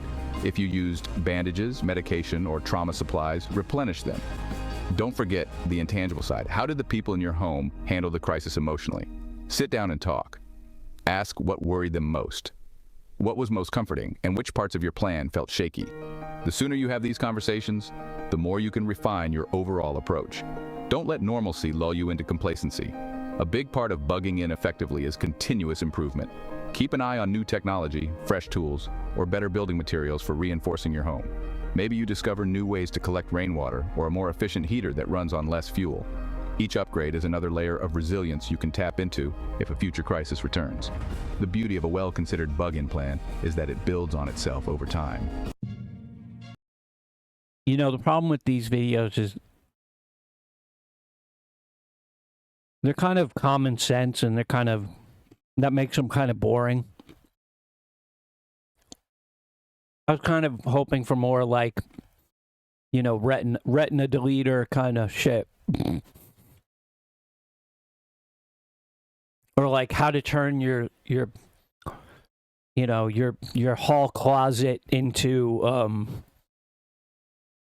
a secret mini bug out room from which you could attack an intruder from, or some shit like that.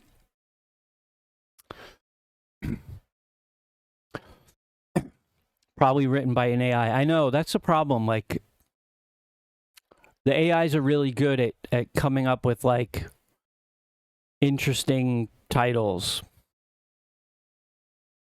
that hook you in, and then just putting the whole goddamn video together. Conclusion. You've now seen exactly how to create a home environment that shields you from chaos outside, whether it's a weather disaster, rolling blackouts, or sudden unrest. Make a sure you bug-in have strategy plenty of isn't just about hunkering down with a regime.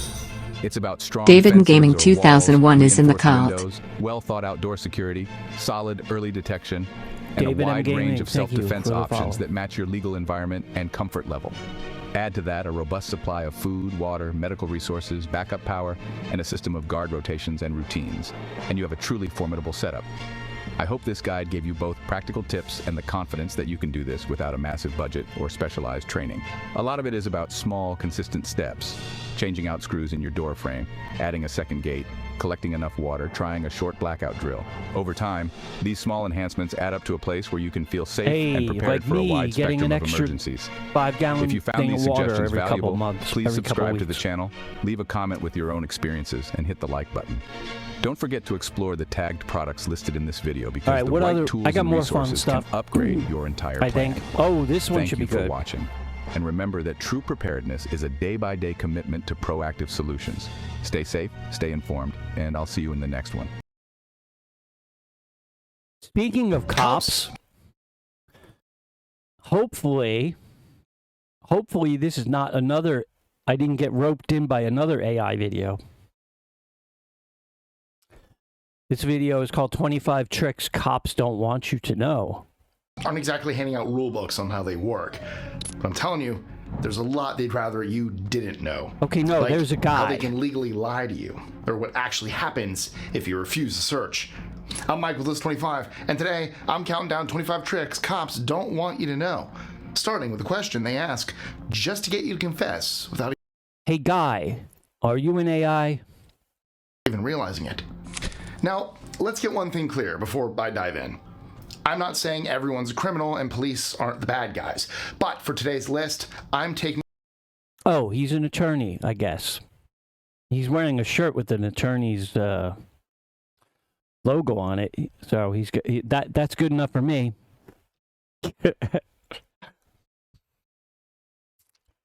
Right, guys. All right, hit me up. Taking a look at some of the tactics they're allowed to use. For instance, you should know that when a cop pulls you over and casually asks, "Do you know why I stopped you?" It's not just small talk. It's Yeah. Usually when a cop stops me and says, do you know why I pulled you over? I say, yeah, because you're a tool of the fucking capitalists and a class traitor. And you just, you're a cog in the machine. A brainless monkey that is, charged and trained with harassing other working class people. Because your fucking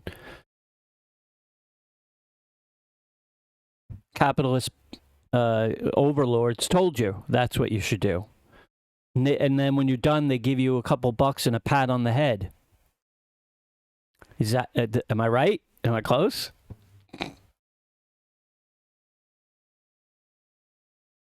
a loaded question designed to get you to confess to something, even if they don't have solid evidence yet.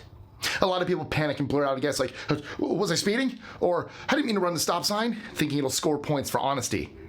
It doesn't. It just hands them an easy confession they can use against you. The smartest move? Keep it polite and say, no, officer. That way, you're not giving them anything to work with. But they're not always fishing for words. Sometimes they're fishing for permission, too. If a cop asks, mind if I take a look in your car? They might sound friendly, but don't be fooled. If you say yes, you've just given up one of your biggest protections. Hey, yo, look at that guy. Is that a real cop, or is this an actor playing it for stock footage? Because either way... If a cop asks, mind if I take a look in your car? They might sound friendly, but don't be fooled. If you say yes, you've just given up... Yo, that's cop thumb chronology right there, for sure. One of your biggest protections. In 1973, the Supreme Court ruled that police don't have to tell you that you can refuse a search, and cops have used this rule ever since.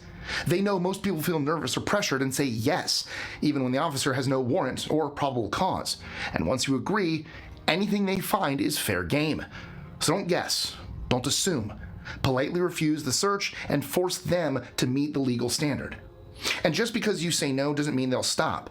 It usually means they'll start bluffing.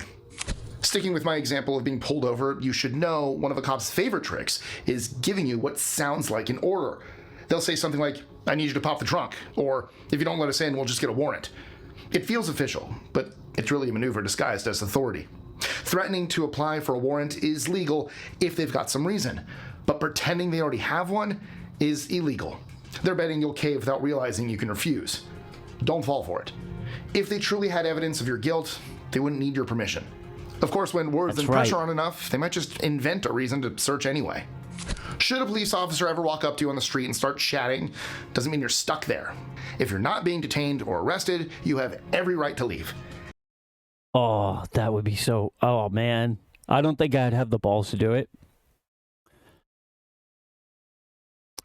But honestly, if a cop came up to me and was like, excuse me, sir, you know, we were in the area patrolling and a man, and I'll be like, I gotta go. Am I free to go? or just, you know, just be rude and walk away. The thing is, they're not required to tell you that. And a lot of officers won't. They'd rather you feel unsure and stick around. If you're not sure what's happening, politely ask, am I being detained? If the answer is no, or if they dodge the question, you can walk away. You're not being rude. You're using your rights. Because sometimes all it takes is one tiny mistake to give them exactly what they need to go through everything you've got. Another sneaky method police employ is the knock and talk. You could also be sitting at home minding your own business when suddenly there's a knock at the door. It's the police. No warrants, no paperwork. They're just there for a friendly chat. They'll act like you have to open the door, let them in, but you don't. Without a warrant or some kind of emergency, they're just regular visitors knocking. You can talk through the door or step outside, but don't invite them in. If you do, anything they see or smell in plain view can be used against you. And they just might shoot your dog. For no reason. No reason whatsoever. They like that. They enjoy that. Stay polite, but firm. No warrant, no entry. And remember, whether it's at your door, your car, or out on the street, their goal is the same. Find a way in. And if they can't talk their way there, they might just switch tactics and find a reason to arrest you instead. Sometimes a tiny thing, like a broken taillight, yes, we're back to being in cars, or a missing insurance card is enough for an officer to flip the whole situation. If they really want to search you or your car but don't have the legal grounds, they might arrest you for something small just to make it happen. And yes, the Supreme Court signed off on this.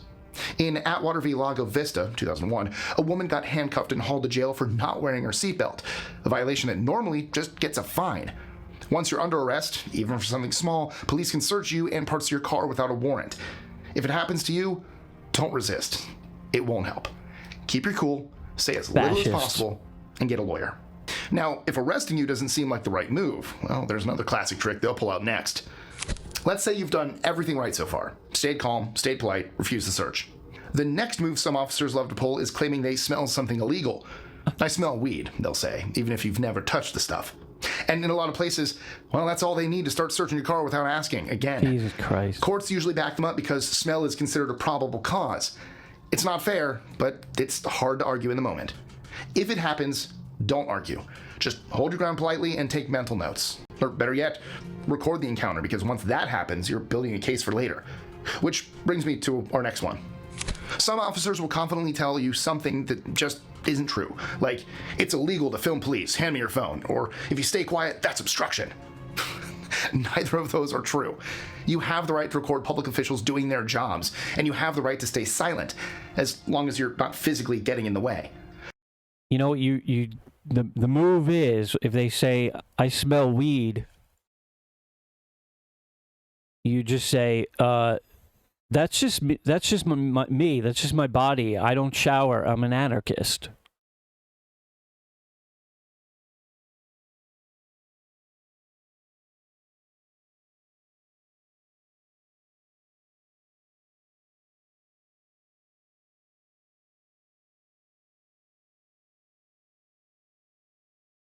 They'll be like, that checks out. That checks out. All right. So if an officer makes a big threat, it's all stay good collected, fun. ask it for free to go, and don't unlock or hand over anything you don't legally have to. Then again, if scaring you on the spot doesn't work, their next move might be to invite you into their turf. If an officer ever says, hey, why don't you just come on down to the station to clear things up, treat that like a giant red flag. You're not under arrest, but once you're inside that little room, it sure won't feel voluntary. They don't have to read you your Miranda rights if you show up on your own. And a lot of people end up talking themselves into serious They'll trouble. Appreciate that Police use the setup, the closed room, the ploy, to get you talking without all the protections you normally have. You know, if they one ask up you them. in, They'll ask respect back, your. am I a suspect? And can I bring a lawyer? If they dodge, You're well, you have your answer. sassiness for sure. But you don't even have to walk into a station for things to get tricky. Officers can also say, you're not under arrest, we just want to talk, and start asking questions right where you are. Since it's just a chat, they skip the Miranda warning. But every word you say is still fair game. A lot of people let their guard down thinking, well, if they didn't Mirandize me, well, this doesn't count. Trust me, it absolutely does. Police might even hold off on arresting you just to keep you talking. So if it feels like an interrogation, treat it like one. Stay calm, stay polite, and don't answer anything serious without a lawyer. Because the minute you start hinting you want a lawyer, the pressure game shifts into overdrive. The minute you even hint that you might want a lawyer, some officers will switch gears fast. They'll say things like, a lawyer's just gonna slow us down, or if you lawyer up, I can't help you. They might even throw in a guilt trip. Innocent people usually don't mind talking. It's a tactic, and a good sign you should absolutely stop talking. They know that once you bring in a lawyer, their job gets a lot harder. So, here's the move. Don't waffle. Don't ask, should I get a lawyer? Just say, I want a lawyer. That one sentence slams the brake on questioning, legally. Either way, after all that stalling, the next phase is pure psychology. You've probably seen it in the movies, good cop, bad cop. It's based on something real called the Reed technique. The idea is simple. Wear you down with isolation, pressure you with accusations, and then offer a way out through a friendly cop who empathizes and understands everything you're going through. It's not about being evil, it's about getting a confession. But the problem is, it doesn't always catch the guilty. It's led to false confessions, like what happened with Na Chuang, a teenager who confessed to a crime she didn't commit. So if the mood in the room suddenly flips from hostile to helpful, it's a strategy. Anyway, if mind games don't crack you, they'll try something even simpler. Pure exhaustion. One of the oldest tactics in the book is simply to wear you down. Some interrogations have dragged on for 12, 18, even 24 hours. And when you're exhausted, stressed, and desperate to sleep, you're a lot more likely to say whatever you think will end it. It's not some movie stunt either. DNA exoneration studies have shown that plenty of false confessions started with endless questioning. The longer they push, the more your memory and judgment take a hit. If you ever feel trapped in a room like that, you have the right to end it. Say, I'm exercising my right to remain silent, I want a lawyer. Then, stop talking. However, once you're tired enough, they might change their tune and offer you a so-called way out. You'll hear things like, help yourself out by confessing, or if you cooperate, the judge will go easy on you. Now, if you're in a heap of trouble, that might sound very tempting. But here's the catch. Police officers can't actually guarantee you anything. Only prosecutors and courts decide what happens, not the officers doing the questioning. Any promise they make isn't binding, and once you confess, you've handed them exactly what they need to charge you. Moving on, here's something a lot of people don't realize. Police officers are legally allowed to lie to you. A lot of people don't realize that here in the US, police are legally allowed to lie to suspects during interrogations. They can say, we found your fingerprints, your friend already gave you up, or there's video of you at the scene, even if none of that's true. To make things worse, in Fraser v. Cupp, 1969, the Supreme Court ruled that lying about evidence doesn't automatically make a confession invalid. The problem? Hearing that they've got proof can make even innocent people panic and confess just to get it over with. Always remember, if an officer says they have enough evidence, there's no benefit in talking. It's not your job to prove them wrong. It's your job to protect yourself. Sticking with bluffs for the moment, made-up fingerprints and fake confessions aren't the only lies you have to watch out for. Police officers might tell you that someone picked you up out of a lineup or saw you at the scene, even if no one has. It's totally legal for them to make that up. In People v. Dominic, 1986, detectives told a suspect the victim had ID'd him, even though she hadn't seen any photos yet, and he confessed. Now, lies aside, realize... Also, while, you know, it's recommended that you stop talking, you don't have to stop laughing. If they try to trick you with some stupid, we got your fingerprints, and you know you weren't like even, you don't even know what they're talking about, just laugh at them. They like that. They appreciate the fact that you know that you're on to them. Eyewitnesses aren't always reliable either. Descriptions change, people mix up details, or they get steered towards a suspect without even realizing it. The bottom line is that just because an officer says someone pointed the finger at you, doesn't mean it's true. I like that one. Don't let a fake story push you into giving a real confession. And they can lie about your friends too. They might casually say something like, your friend already told us everything, like it's no big deal. You know what's interesting though? They always say like the move is to Hey, Lamp, what's up? Like, all these videos, obviously, for good reason, they always say the move is to just shut the fuck up. Hey, Skylar. Skylar, did you carpool here with Lamp?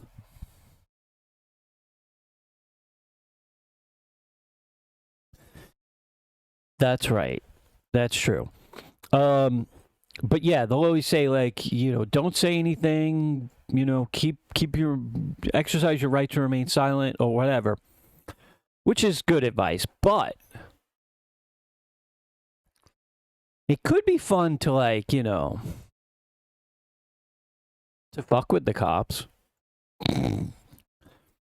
You know, to say things, but don't say anything about anything they're asking you about. Just say things that, like, confuse or annoy or insult them.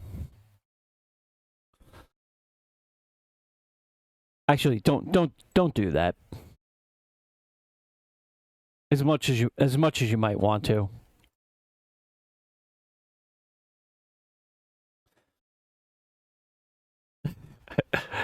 Hey, we found your fingerprints at the scene. Yeah, well, I found your wife on D's nuts. Ayo, got him. Suddenly, it's not just about you anymore. You start worrying about loyalty, about who's saying. And then you follow it up with, I'm just kidding. That was mean of me. You're a cop. You're definitely divorced. Oh, I'm so good. Oh, not divorced? Okay. Separated? My bad. Excuse me. Saying what? About saving yourself. And that's exactly the point. In People v. Dominic, detectives decided to go with this move, telling a suspect that his cousin had confessed. He hadn't, but just hearing it got the suspect talking. It's not just lying, it's playing you against the people you trust. Okay, let's talk about how even the way they ask a question can back you into a corner. Not every question is innocent. Some are designed to steer you toward a certain answer without you even noticing. They'll ask you things like, did you see the man in black and white overalls? Not a man, which quietly suggests that guy definitely existed. Actually, yeah. Wasn't there a video that became really famous of a guy who was, like, fucking with the police like that a couple years ago? Like, did you see a man in black? The great Johnny Cash? Are you talking about the great living legend Johnny the Cash?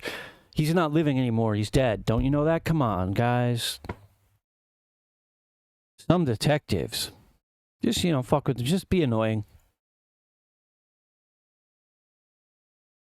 Loaded questions are even trickier. What time? I would definitely do that if, like, they refused to let me go. Like, they kept asking me questions, even though it was like, I don't know what you're talking about. No idea. You got the wrong guy.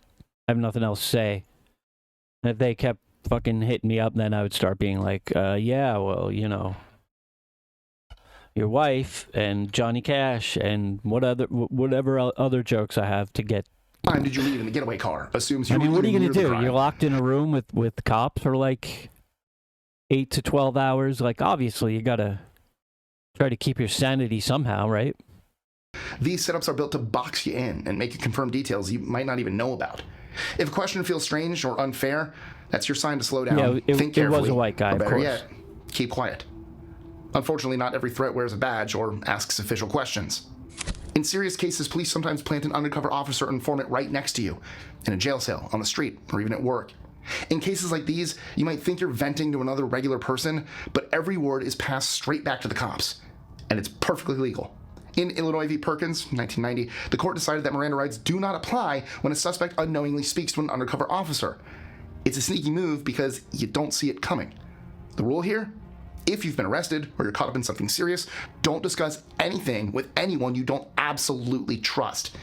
However, when the police can't reach you directly, they might reach out to someone you'd never suspect. If someone in your circle gets into trouble, police might offer them a deal. Help us and we'll go easy on you. That could mean wearing a wire, forwarding your texts, or just quietly reporting what you say. In Hoffa Guys, I think you need to we all need to remind ourselves about the golden rule, right? You guys, the golden rule.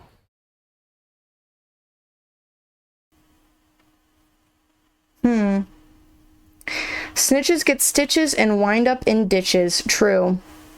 True. Yep. There you go. The United States, 1966, the Supreme Court made it clear. If you share something willingly, even with a friend who's secretly an informant, it's fair game. It's a tough reality, but once the secret's out, you've lost control of it. So if someone you know suddenly gets a little too curious about your business, be cautious. Trust matters, but so does knowing when to keep quiet. Since I've covered how people close to you can turn informant, let me talk about how total strangers can do the same thing without ever meeting you. I've covered how strangers in jail cells and even your own friends can turn on you, but what about people you've never even met? These days, you don't need to be sitting across from someone to get set up. Cops are all over social media, watching public posts, joining private groups, and even sliding in your DMs with fake profiles. That random new follower could be an undercover account gathering evidence. In New York City, officers used fake Facebook profiles to track gang suspects and even made arrests. And it's not just bragging that gets people into trouble. Sarcastic jokes can be twisted too.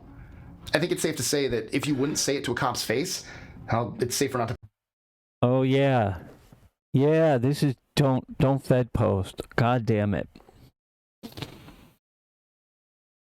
I keep forgetting that one. God damn it. It's so hard because I like to say things. I like to say things. And it's like right on the border of something I probably shouldn't say. Oh God, I want to say it so much. Ugh. I'm so fucked. Posted it all. Strange internet stings aside, cops still love the old school approach too. Police love a good sting operation. They'll pose as drug buyers, sex workers, or shady dealers to see who bites. Stings are legal, but Yo, Mumbles just caught another mouse. That's 2 in one day. Yo, where's all these mice coming from? Maybe they just want to be friends. Entrapment, tricking someone into committing a crime they wouldn't normally commit, isn't. The line gets blurry fast. If an officer keeps pushing and begging you to do something illegal, that could count as entrapment. But if you jump at the chance, well, that's on you. There have been some ugly cases where cops pushed vulnerable people way too far. The safest move? If a stranger is too eager to get you to break the law, walk away. Luckily, in most cases, setups aren't complicated, but there are some that can be compared to Hollywood productions. Break the law. Have you ever heard of the Mr. Big sting? It was dreamed up in Canada, of all places. If you've been targeted, the police don't just target you with an undercover cop, they'll build a whole fake criminal empire around you. You get recruited, sent on fake jobs, paid real money, and treated like you're part of the crew. Then, just when you're feeling all important, you meet Mr. Big, the boss, who says you've got to confess to any serious crimes before you're fully trusted. Under pressure to impress, a lot of people spill everything. Some have even confessed to crimes they didn't commit. Canada's Supreme Court at one point stepped in and said these confessions have to be treated with major skepticism. Trans woman, the US how and UK are you? won't even allow stings like this, but they still happen in places like Australia and New Zealand. All right, now that I've covered how police officers can squeeze suspects, let's talk. How has trans women never been in here before? It's weird when there's somebody I know from the world of other leftist streamers chats, and then I realize, oh, they're in here for the first time. That's cool. What's up? Thank you.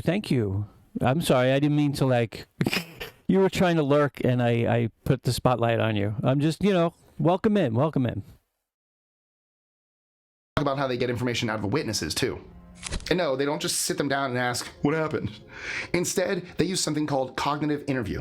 It's all about jogging the memory without pushing too hard. They'll ask about random details, like what the weather was like or what smells were floating around in the air to get the brain working. Sometimes they'll even ask people to recall the events backwards, which sounds weird, but actually helps. It's not about tricking the witness, really. It's about getting more details by loosening up the memory. Still, memories can be messy, and even a confident eyewitness can remember things wrong. Bringing an end to the list, there's one last technique you should know about. It's called a kinesic interview. and it's less about what you say and more about how you say it. While you're answering questions, officers are trained to watch every twitch, glance, and fidget. Slumping in your chair, crossing your arms, rubbing your neck. All cops don't want you to know. Oops. I freaked out. Twitch? They watch your Twitch? Wait a minute. They watch your Twitch? Sometimes they watch every one of your streams on Twitch? That seems excessive, guys. We'll even ask people to recall the events backwards, which sounds weird, but actually helps. It's not about tricking the witness, really. It's about getting more details by loosening up the memory. Still, memories can be messy, and even a confident eyewitness can remember things wrong. Bringing an end to the list, there's one last technique you should know about. It's called a kinesic interview, and it's less about what you say and more about how you say it. While you're answering questions, officers are trained to watch every twitch, glance, and fidget. Slumping in your chair, crossing your arms, rubbing your neck. All of these can be flagged as confession behaviors. That's a lot of twitches. Some departments even teach that liars look up and to the left when answering, even though modern research says that's not actually a reliable sign of lying. Still, these old school tactics get used all the time. The real takeaway? Fucking cops. If you're ever questioned, remember, police aren't just listening to your words, they're reading you. And after everything we've covered today, you can see just how much they're trained to spot or create an advantage. And that's a wrap. So, which of these tricks do you think is the most dangerous? Or did I miss one that you know about? Drop it in the comments, because we're always watching. Oh. And if you're in the mood to learn even more weird stuff, check out our related video, 25 jaw-dropping facts you definitely won't learn in school. It's packed with strange history and surprising science. Quick, sharp, and way less stressful than today's list. Hit that subscribe button, you know you wanna, and turn on notifications so you never miss a new drop. And I'll catch you again next time. This week, the Supreme Court issued a ruling indicating that Donald Trump can use Okay, I know Leisha is emergency powers under the He's libbed up as fuck. I'm sorry. Don't tell her I said that, okay? I know she's sensitive about that. But I'm interested in people's takes on whether, you know, as the legendary Clash said, should I stay or should I go? centuries-old Alien Enemies Act to deport people. His administration has indicated it wants to go even further, including sending American citizens to a high-security prison in El Salvador, notorious for human rights abuses. Yeah, Well-known that's not scholars cool, of fascism man. like Timothy Snyder and Jason Stanley have fled the country. White ladies are even getting detained at the airport. And the New York Times is publishing articles like this opinion piece they dropped today with the headline, "We should all be very, very afraid." Not white ladies. If you live in America right now and haven't been sucked into the MAGA cult, you likely are feeling a sense of unease, to say the least. Not just because your 401k value is plummeting dramatically in the face of an escalating trade war, but also because it feels like the walls are closing in on more and more people, both our rights and also our physical autonomy and safety. I don't know about you, but my fight or flight response has been active. I alternate between considering full prepper lockdown and fleeing to Europe, the motherland. I can't. Here's the problem with that. I can't afford either of those options. Who can in this economy? Oh, God damn it. God damn it, Spillsbag. It's in my head now. Wait, what's in your head? What did I say? What did I absentmindedly say? Oh, should I stay or should I go? It's a fucking jam. All right, well, there's only one way to get it out of your head, and that's to listen to it. So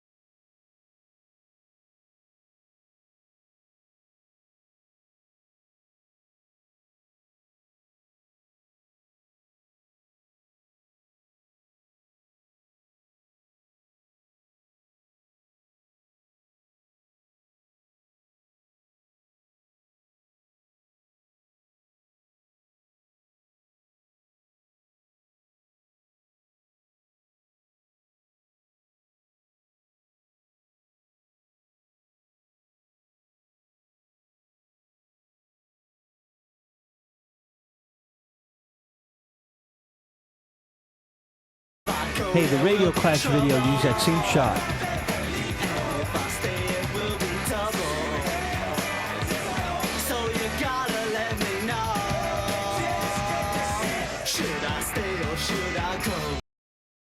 Yeah.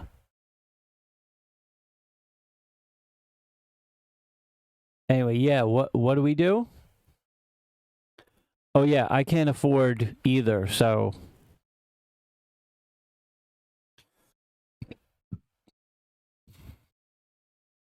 see what happens.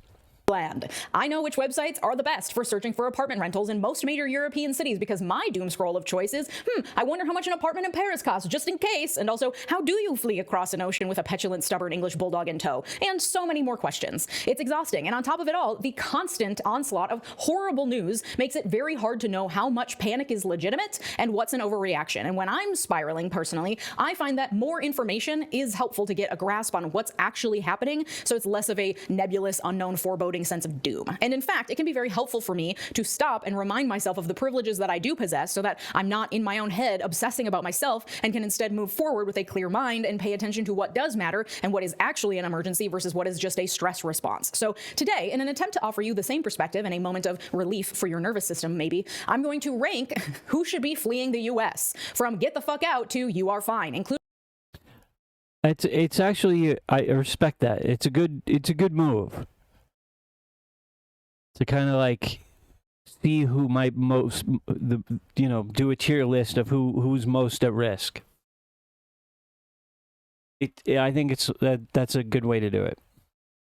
Including the news stories that I'm going to use to support my arguments because you know I always come with receipts. And this is not to make light of the situation, but instead because we have to laugh to keep from crying. We're having fun here. Let's get into it. Thank you to my partner on today's video, PDS Debt. Credit card debt sucks, I know from personal experience. And now that it looks like the economy might be plummeting towards a recession, getting rid of high interest debt should... I'm just worried though that like,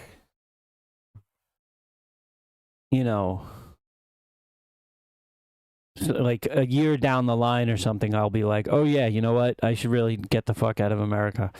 And then I go, let me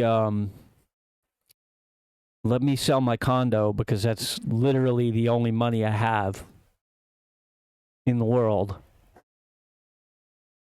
And then, but by then the economy has crashed and the dollar is worth nothing.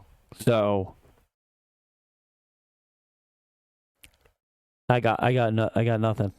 That would suck. That would really suck. And I'm kind of like, well, I guess I could leave, but I'm going to leave basically penniless or whatever fucking the currency of the current country I'm fleeing to is. Be everyone's top priority. If you're struggling with credit cards, personal loans, collections, or medical bills, you need to check out PDS Debt. PDS provides a service to match you with debt solutions tailored to your financial situation, and they have a team of people ready to help you with your debt journey. PDS Debt is offering a free debt analysis. It only takes 30 seconds. Head over to pdsdebt.com/Miller to get your free debt assessment today. You'll receive a full breakdown on the quickest way to take care of your debt. There's no minimum credit score required. Whether your credit is bad or fair, they're here to help you save more, pay off your debt faster, and start putting money back where it belongs, in your savings account. PDS Debt is A+ rated by the Better Business Bureau, boasts hundreds of 5-star reviews on Google, and holds a 5-star rating on Trustpilot. And getting started is easy. Go to pdsdebt.com/Miller to complete your free debt assessment in just 30 seconds to see what options are available to you. Take back control today by visiting pdsdebt.com/Miller. Thanks, PDS Debt. Okay, categories are get the fuck out, meaning you should probably seriously consider leaving. Get your shit together, meaning you should get your affairs in order. Have your important documents ready. Call your friend in Canada and see if they have a spare bedroom. Make a legitimate, actionable plan to leave. Next, high alert. Begin to consider the possibility that it might be safer for you in a different country and consider what that might look like for you. Next category, keep your eyes peeled. Your safety is not actively under threat. There are not credible reports that you are being targeted for jail or deportation, but you're certainly vulnerable to perhaps a watch list. And as things escalate, you may want to consider leaving if credible reports start surfacing. And then yeah, I was going to say somewhere between high alert and keep your eyes open, but probably closer to keep your eyes open, peeled, whatever. Then there's the you are fine. The regime wants you here. Even if you don't openly support them, keep calm and carry on fighting the good fight. Now, obviously, a few huge caveats because I can picture the comments already. Obviously, what kind of a vehicle do you have, CJ? Because when I was in my 20s-ish, and I was homeless as in living in a car.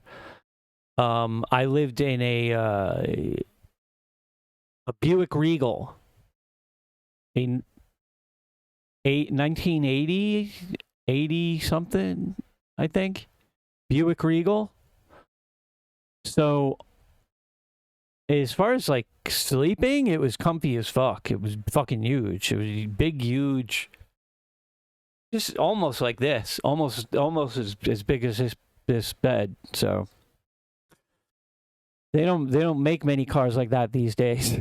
This stupid chart I'm making isn't going to take into account every single potential identity of all 330 million people here. Everyone's situation is incredibly nuanced, and boiling people down to a single identifier is naive and paints a very incomplete picture. But the regime is boiling us all down to a few key identifiers, so I'm using their criteria to determine who should or should not be worried. Additionally, you may have several personal identifiers that appear on this chart in different alert categories, and this will hopefully help you to suss out the nuances if there are some mitigating factors for or against leaving. And finally, yes, this is stupid.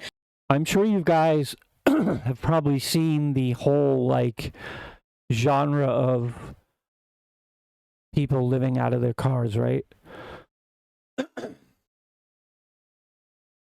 It's kind of weird. It's like there's a lot of people. I mean, you know, it's understandable because the economy is such dog shit, but like it's just like videos of people like, well, you know, and because it's not like, oh, I'm living in a van. It's like, oh, this is how I live in my Toyota Corolla. And they have like a little plastic, you know, drawer that they keep behind the seat. And then they have like, you know, well, I keep my cell phone charger here and this, and then I've got this little sliding. And when it's time to go to bed, I have these. I got these with the little Velcro from fucking what's that? Michael's craft store, and goddamn, son. We live in the stupidest possible timeline. It is infuriating. It is so fucking stupid. This is all stupid. I'm meeting the moment with the stupidity it deserves. But this is what I've been thinking about for weeks, and I can't stop thinking about it and creating. In 20s during the 80s? Bro. I'm not that old. Holy shit. I'm offended, Blue. I might have to kick you out. I might have to ban you right now. You think I was in my 20s in the 80s? No, you see, people buy old cars. They buy cars that are old. I didn't buy a brand new car to sleep in it, you ding-dong.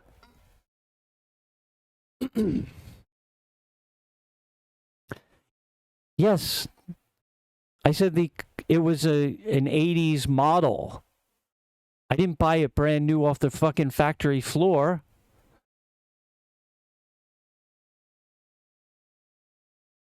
Was your first car a brand new one, or was it one that was like 20 years old?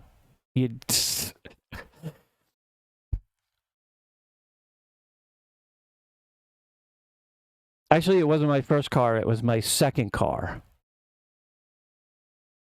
My first car was like, oh my God. It was a mess. I think it was literally on the bottom of a lake. I know you think I'm kidding. You think I'm being hyperbolic. It was I think it was literally on the bottom of a lake, and it had rust on it and shit. And when I would open the driver's side door, it would it would slosh around. There was water in there that would slosh around. That would never come out. But you know, it ran most of the time, so I was kind of happy to have it. I think I was like 17 or something then. 18, 17. So, you know, who cares? Like, all right, I got a car, cool. This little graph has helped actually figure out what's worth taking action on and what's just my brain spiraling in unhelpful and anxiety-driven ways. So this is stupid, but I'm doing it because I also think it's helpful. And then of course there's the major question of okay, I'm high up on this list, I want to leave, but how? And I'll get into that at the end because that is also a thing I've been spiraling about, so I've done a lot of research. Great, with those ground rules in place, let's do this. We're gonna start with the highest tier first. Coming in at the top, the get the fuck out category, we have undocumented folks, and whether or not you're here legally, immigrants from countries where people are mostly brown and or mostly not Christian, the quote-unquote global south, if you will. If you are here in the US and you don't have proper documentation to show that you're allowed to be here, there is an active and proven threat against you. Whether or not you're a contributing member of society, whether or not you've ever committed a crime, whether or not you have any credible gang affiliation, honestly, no matter what country you're from originally. My sources, frankly, too many to name, but the Supreme Court decision this week in the case involving Venezuelan migrants who were spirited away to an El Salvador prison without proof or due process shed some light on that threat. Trump relied on his alleged powers under the Alien Enemies Act to deport the immigrants in question, saying that this was an emergency, there's an invasion at the border, cartels and Mexican gangs are terrorist organizations, these people are terrorists, and by the power vested in me by this emergency situation, I'm going to deport them without any notice or a chance to be heard by a judge. Yeah, the scary thing is Trump is really trying to figure out a way to declare martial law. He's really trying to figure that out.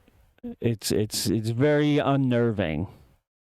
And the lower court blocked that, meaning the judge said, no, there's a chance you actually don't have that authority. Turn those planes around. And they didn't turn the planes around, but the government also then appealed that judge's decision, and the Supreme Court weighed in and said, no, actually, lower court judge, you are wrong. Trump does have this authority. Because remember what I always say, the Supreme Court has a long history of giving incredible leeway when national security and emergency powers are invoked. Most famously in their Korematsu decision, where they decided that concentration camps filled with Japanese Americans on U.S. soil were A-OK. In fact, Justice Ketanji Brown Jackson mentioned Korematsu by name in her dissent, saying the court was wrong then, just as it is wrong now. That being said, the Supreme Court did confirm that these detainees do in fact deserve due process, to be notified of their pending deportation and to have an opportunity to be heard in court before they are deported. That's little comfort to the people already sent to that prison in El Salvador. The government is arguing that the U.S. now has zero jurisdiction to do anything to right those wrongs, but it means anyone currently being detained should, at least in theory, be given due process rights. So the Supreme Court confirmed what should be obvious, but unfortunately bears stating plainly, due process does still exist, at least in theory. However, immigration court is not criminal court, and you are not guaranteed a lawyer. And the Supreme Court said that the way a person should contest their detention is through a habeas corpus petition. This petition is filed in court against the entity holding you against your will, and it's meant to prove that your rights are being violated by your detention. You can file a habeas petition on your own behalf, but you're going to be a hell of a lot more successful if you have a lawyer to file it for you and represent you in your hearings. There are many lawyers who do this work pro bono. Remember how I mentioned in an episode a few weeks ago that big law attorneys do a lot of pro bono work? A lot of them do work assisting with habeas petitions because they tend to be isolated cases that are more manageable to handle alongside your other law firm work. But guess what all the major law firms are doing? They're bending to Trump's will and promising they'll only do pro bono work that Trump approves of. And you can bet your bonnet he's not going to approve of them continuing to help immigrants by representing them in court. So even though the Supreme Court confirmed your right to a hearing, the availability of lawyers that can do low-cost or free work for immigrants, which wasn't plentiful to begin with, is dwindling. And if you are an immigrant here from a not predominantly white country, even if you are documented, are here legally, have been a contributing member of society for decades, have never committed any crime, have never pulled from the welfare system, have always paid your taxes on time, have been the perfect little immigrant, I'm putting you at the top of this list still, because there are credible instances of U.S. citizens and valid green card holders being deported, including to El Salvador, without due process, without having done anything wrong. ICE will make something up or fudge the truth, and it can be hard to prove your legal residency here because they don't care. Your safety is actively under threat, and if I were you, I'd be making plans to get the fuck out. Again, this is not meant to be alarmist. I am trying to genuinely assess the risks here based on the hours and hours I spend every week combing through the news. There are too many stories of lawful residents being detained and some being deported, and even just detention without deportation can be incredibly traumatizing.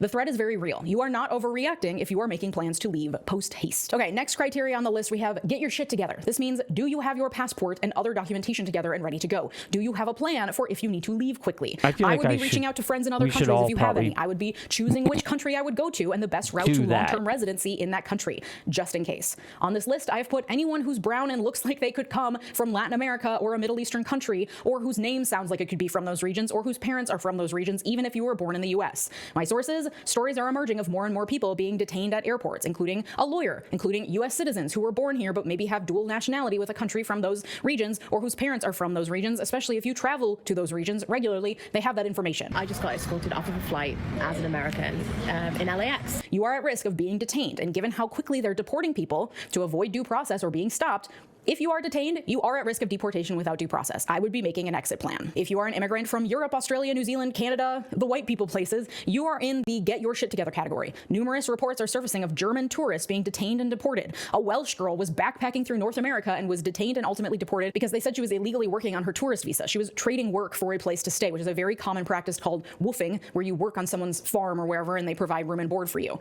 The BBC article about her return home reads the same as when you hear about Americans being detained in Russia or somewhere and then returned home. It says, quote, a backpacker detained in the U.S. is back home in Wales after an emotional airport reunion, her father has confirmed. Becky Burke, 28, had been held in the U.S. Immigration and Customs Enforcement Processing Center for 19 days after being denied entry at the U.S.-Canada border. Her father, Paul Burke, told BBC Wales the nightmare is over after his daughter was reunited with family and friends at Heathrow Airport earlier. Mr. Burke said, 19 fucking days.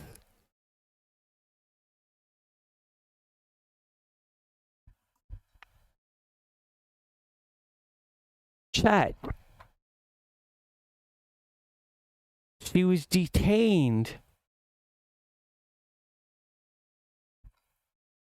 She was detained in an ICE detention facility for 19 fucking days. A white lady named Becky. Becky.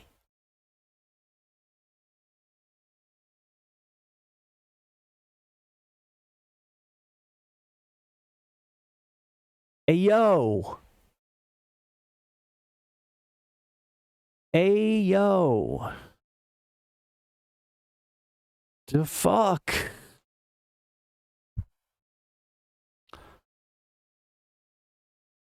I mean,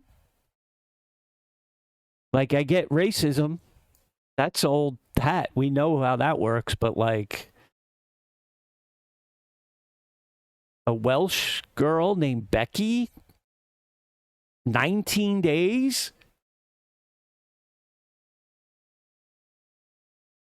Can you imagine just getting thrown in jail or a detention center for 19 days because, like, nothing? I don't know. Like the same thing happened to the Canadian actress. it will take some time for Becky to recover from this traumatic experience.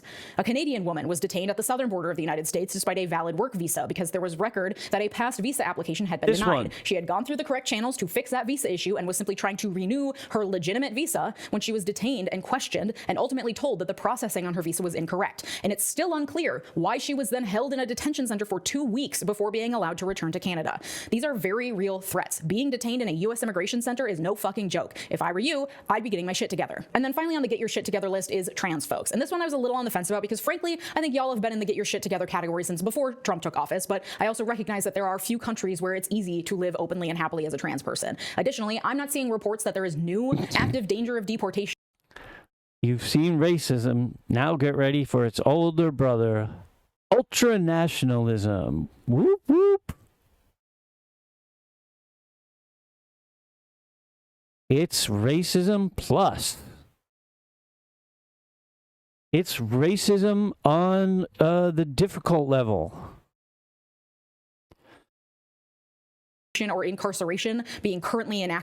You know that simple racism. This is like a new element Acted by this regime against trans folks. Anti-trans laws are being introduced, and there is a lot of anti-trans rhetoric, but that was happening before Trump took office in January. That being said, the election of Donald Trump further legitimizes hate and violence towards trans people. You are not unreasonable.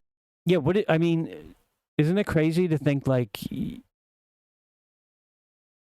I mean, I could sit here and make like a joke, a dark joke, but like, oh, they're going to, ship trans people to fucking El Salvador, even though they're from America. Just ship them off to El Salvador just for being trans people. But it's not funny because it's too fucking real. It's too fucking... If it happened, you wouldn't be like, no. You'd be like, holy shit, really? They've reached that stage yet? God damn it. Like, we can all see it coming. We could all imagine it, if you are making plans to leave and getting your shit together, or at the very least, getting to a bluer state. Next category is high alert. This means you are part of a historically marginalized group. There are signs this administration actively wants to remove your rights, though there are not reports to show that your bodily safety is currently under new and increased threat in the same way that those in the higher categories are. I'd be considering my options if I were you. I'd be doing little research. I'd be seeing if I have ancestry somewhere that would allow me to get citizenship. I'd be thinking about applying for jobs internationally if I can. This category includes black people. Now, if you're black and a recent immigrant or child of immigrants, those higher categories also apply to you. But if you're black and not a recent immigrant, descendants of formerly enslaved people, for example, there's not new evidence of increased active targeting of black Americans, like their physical safety. But the threat to you is higher simply because racism and hatred is being legitimized through Trump's presidency, and because dismantling DEI programs and calling every black person a DEI hire is going to hinder your opportunities in this country. Plus, the other threats to your physical safety and to incarceration that come with just being black in this country, which is not new to this regime. Racism is a problem everywhere, but your opportunities may be less hindered elsewhere, where education is more accessible and less expensive, where there's established practices of at least trying to avoid bias in hiring processes, etc. The U.S. is not creating an environment for you to thrive, so it is not unreasonable for you to seriously consider your options for going elsewhere. Also on high alert, disabled people, whether physically or mentally or in ways that are not immediately visible. You are already marginalized. The Trump regime and Project 2025 have made it clear they don't give a shit about you. There is a real threat that your protections and rights may go away. That being said, again, you are not under immediate and increased bodily threat to the same level as these higher categories, but you are not unreasonable for considering other countries where protections are less at risk. Also on high alert, Muslims. You are historically marginalized. Existing in a Christian nationalist state is not going to contribute to your thriving and will legitimize increased hatred and violence toward Muslims. You may be a target because of your faith. You are not unreasonable for considering whether other countries would allow you to more openly practice your faith without fear of retribution. And also on high alert, the LGBTQ community generally. There is active threat against the protection for same-sex marriage that could significantly impact everything from how you pay your taxes, to your rights over your children, to your protection from work discrimination, and more.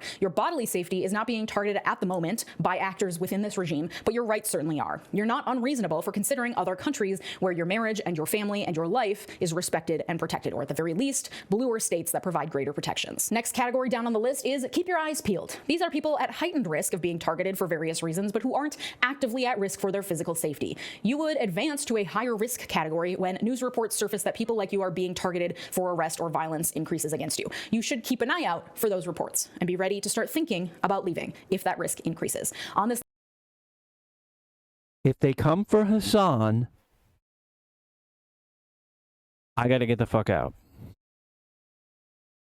list we have Jewish people. In a Christian nationalist state, Jews are used as pawns to claim anti-Semitism when reporting protesters, for example, but the reality is you are still an other. You come from a long history of marginalization. It is not unreasonable for you to be on alert for potential threats. Also, keep your eyes peeled to academics. You're not being targeted for bodily harm yet, but your universities are under attack. Your employment opportunities are dwindling. Respect for your work is decreasing. You are not unreasonable for considering whether there are other countries that would value your work more or would allow for your full and complete intellectual freedom and debate. Lawyers, you also need to keep your eyes peeled. Recently, an attorney representing pro-Palestinian protesters was detained at an airport in Michigan. He falls into other higher risk categories on this chart, but it's not unreasonable to wonder whether his work played a role in his detention. Your places of employment are actively being targeted. Whether you work at a large law firm, at a nonprofit that relies on government funds, or for the government itself and you're not willing to fall in line, it is not unreasonable for you to consider whether your ability to freely practice your profession might be easier elsewhere. Journalists and news commentators, ditto to you. Trump and his cronies have made it very clear that they are hostile to journalists who don't fall in line. Your places of employment are being actively targeted for lawsuits. Trump is very willing to name and shame journalists on social media and elsewhere, which has led to credible threats against journalists' lives if you fall into Trump's crosshairs. There are no signs that journalists are being actively... I saw the microphone and I was like, what is that? Stand-up comics? Battle rappers?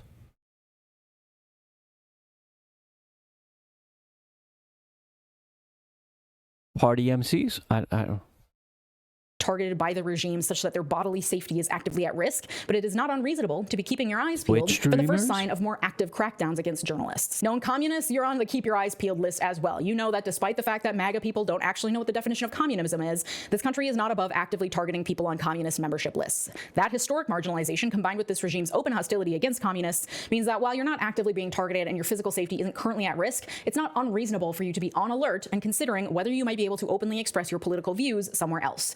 And then women are on the keep your eyes peeled list as well. Threats against our autonomy are not new to this regime. We've already seen our rights eroded through the end of Roe v. Wade, but this new regime is giving Iliad. It's giving Handmaid's Tale. There are active threats to our rights in the form of proposed changes to marriage laws that would get rid of no-fault divorces, as well as the SAVE Act, which Congress could vote on this week, which changes the voting rules and would require people to show proof of citizenship in order to vote. Showing proof of citizenship requires either a birth certificate or a passport, and many married women change their last name, so the name on their birth certificate doesn't match their legal name. For women who don't have a passport or ready access to their social security card, a notoriously fragile and tiny piece of basically tissue paper that you're expected to keep safe and keep track of for your entire life, that creates a number of new barriers to voting. Not to mention the open disdain for women generally shown by this regime. Their supreme leader has literally been found liable for sexual assault repeatedly. It's not unreasonable for you to consider whether existing as a woman might feel safer in another country and to be on.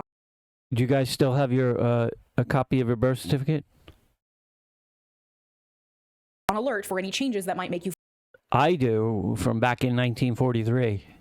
Feel more at risk. Okay, and finally we get to the you are fine category. You're wanted. You're safe. Donnie loves you. You are the preferred category of person, the purest of the pure, that the white Christian nationalists want populating our great nation. If you're white, if you're a MAGA believer, if you bleed red, white, and blue, brother, if you're a practicing Christian, congratulations. You got nothing to worry about. Now, how to use this chart? Because again, this is not meant to alarm you. It is meant as a tool to evaluate the actual risk you face with a clearer frame of reference. I'll use myself as an example because I find myself often spiraling when I read about infringements on the due process rights of immigrants, of people being detained by ICE off the street. It can make it feel like I am personally actively under threat right now at all times. So I'm a white, cisgender, bisexual woman who is a lawyer and a news commentator with 5 years of online evidence of my open disdain for the regime. The only one of those identities that puts me in the high alert category is that I'm a member of the LGBTQ community. That being said, I'm married to a cis white man, so I move through the world undetected, secret bisexual. I don't consider myself to be in the high alert category because loss of rights won't really affect me. So that means that despite all my panic and fight or flight responses, I'm at the bottom rungs of this alert graph, with the strong mitigating factor that I'm white. But there are a number of things that are strikes against me, namely being a woman who's a lawyer and not a journalist but a public-facing news commentator, which often gets conflated with journalism and is probably just as bad in the eyes of this regime. And I'm not a communist, but I've certainly frequently and with much fervor expressed very public dissent of this regime, of which there's excessive public record. So I'm keeping my eyes peeled, okay? First sign of journalist. Yeah, Z, but you know, I don't know if anarchist is better in the eyes of the Gestapo. Being whisked away to El Salvador in the night, or people having their citizenship revoked because they're lawyers. I'm elevating myself to get the fuck out and I'm leaving, okay? I don't think I'm, well, that's not true. Yeah, I don't think I've been, I don't think I'm associated with any communist organizations. Although, you know, like a quick scan of my social media is probably would do well enough. And since that is not the case at this point, taking a deep breath, I'm calming the fuck down. I'm staying put.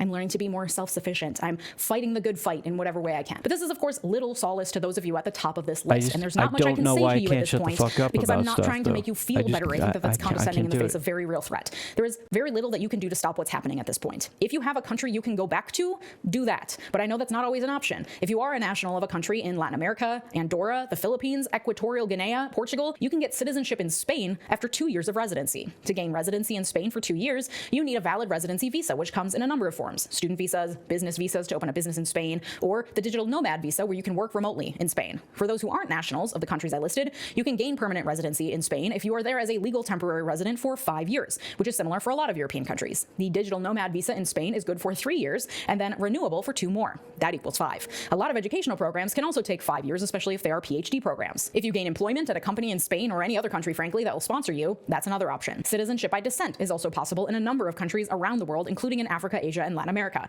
I'm most familiar with citizenship by descent in Europe because look at me, but I know that non-European countries offer it as well. Within Europe, Spain, Italy, Poland, Luxembourg all come to mind as countries that offer citizenship by descent under varying circumstances. If you're white and live in the upper Midwest, the likelihood that you have Luxembourgish ancestry is pretty high.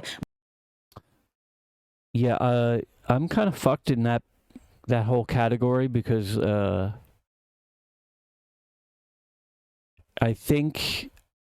I don't think any of my ancestry is like recent at all. I think my family have been in the country on both sides for like, I don't know, at least 3 generations. So I mean, I'm probably, the fourth generation in most cases. So yeah, I can't be like, hey, Ireland, what's up, bro? My great-great-great-great-grandfather was Irish, and my great-great-great-great-grandmother on my mom's side. So what do you say? Y'all be cool? Both of my grandparents had grandparents straight out of Luxembourg. Because of that, I actually obtained Luxembourgish citizenship last year. Like, I'm telling you, this is actually possible. People talk about leaving the U.S. like it's a pipe dream, and it's certainly hard and not for the faint of heart and requires some money and investment of time, for sure, but it's not impossible. The Netherlands has a great business visa where if you open a business there, and it could just be transferring your existing LLC to the Netherlands, you can obtain a visa to live there. If you have a highly sought-after profession, especially in tech, you can likely get in as a highly skilled immigrant. Most countries have that as an option and usually provide lists of professions that fall into that category. If I had no other or easier means of immigrating somewhere and an interest in a job change, I would look into applying to a European university to get a student visa where I would study whatever highly sought after job exists in that country and then would apply for a job after finishing my studies. There are numerous universities in Germany, Norway, Italy, and elsewhere that are low cost even for international students. They offer student housing at reduced rates. Some of their programs are in English, and your healthcare would be free as well because the government would provide it to you. Plus, you'll be in Europe, so you can also remove expenses for car payments, gas, and car insurance from your budget. For example, Nantes University, sorry, I don't speak French, in France, has programs in English, has an... Good for you.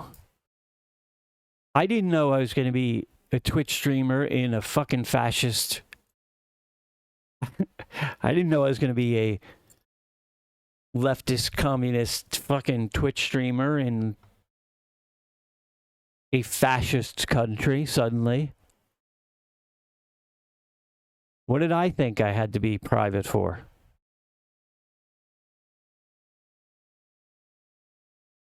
Enrollment fee of 175 euros, offers student housing for 600 euros per month, and you can get a monthly transit pass for about 60 euros per month, and health insurance is free. There are numerous other universities throughout Europe and probably elsewhere that make the option of going back to school incredibly affordable, and many visas have family reunification options if you have children. You can also teach English as a second language or be an au pair. This information is all available to you on Google.com. Now, of course, every situation is different, and This is starting to feel like, hey, already well-off people, here's how we can fuck off to a better country and leave the proles behind. I mean, kind of. Kind of, but, I mean, to be fair, you know,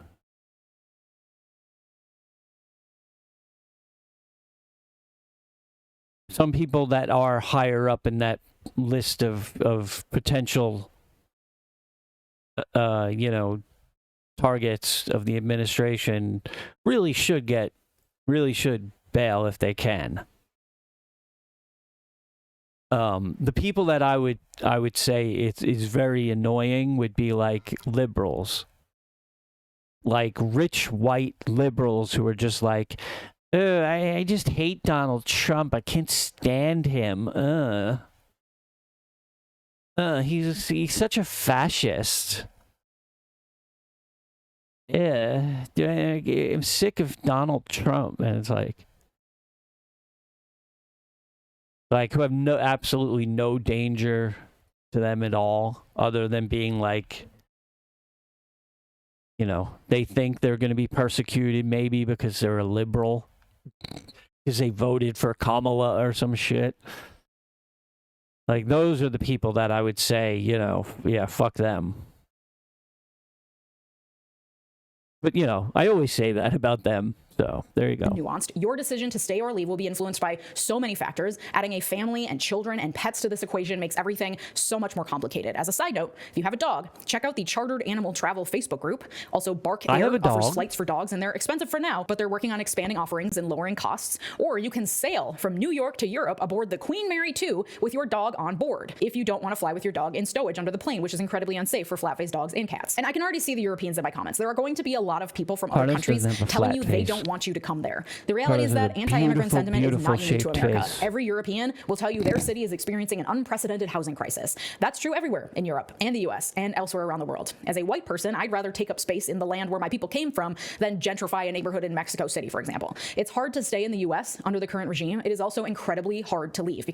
Yeah, but I mean, the other thing is to consider, of course, is that, you know, you can't escape American imperialism no matter where you go, right? Or, I mean, you know, you can kind of find little pockets to kind of be less affected by it, but, you know, there's no place safe from American imperialism. So, you know, even if you leave, obviously, you know, people have to be kind of aware that, like, you know, if shit keeps going the way it's going, it's still going to be bad. It's going to be bad for you too. It's because everywhere is experiencing instability right now. And being an immigrant, no matter how white you are, is an incredibly difficult experience, made all the more difficult if you have additional intersecting identities. I have looked at and considered all possible factors over and over again, and even with citizenship in Luxembourg and therefore the right to live anywhere in the EU, I'm still staying put for now because I still exist with a lot of privilege. I'm not being actively targeted and put in danger. I feel at home in my city in a way that I will not feel anywhere else in the world. And my family and my oldest friends.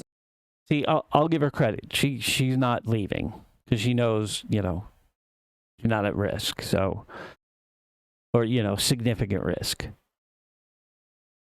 Are here. Your considerations are going to be different, but I hope that this discussion today has helped you maybe exit full-blown panic mode and actually analyze the situation so you can make educated decisions about how to respond in the face of an increasingly violent autocratic regime. Where you fall Leaving on is that difficult, list of but it is risk. an option. People do it every day. Staying is also an option, especially for those of us who, contrary to that article from the New York Times saying we should all be very, very afraid, have relatively less to fear and would be more helpful if we weren't in a constant state of fight or flight when rational decision-making becomes impossible. Take a deep breath.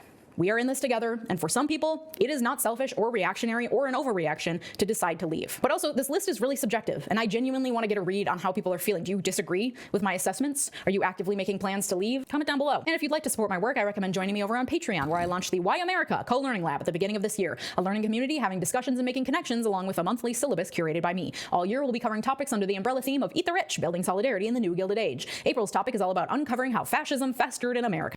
Okay, look, CJ, you have to keep in mind, you know, and I'm all for critiquing libs and their content, but or, you know, kind of libs, but, you know, she stopped. The reason it was like that, I think, is she started at the most risk, you know, the highest risk. So, you know, yeah.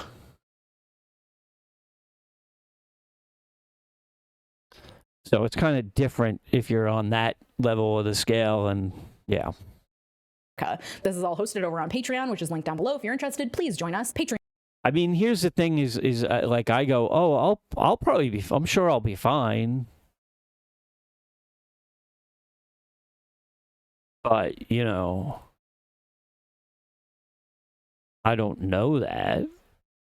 That's why I keep saying, honestly, if they go after Hassan, I'll be like, okay, they're really working their way down that goddamn list. I really probably should think about, like,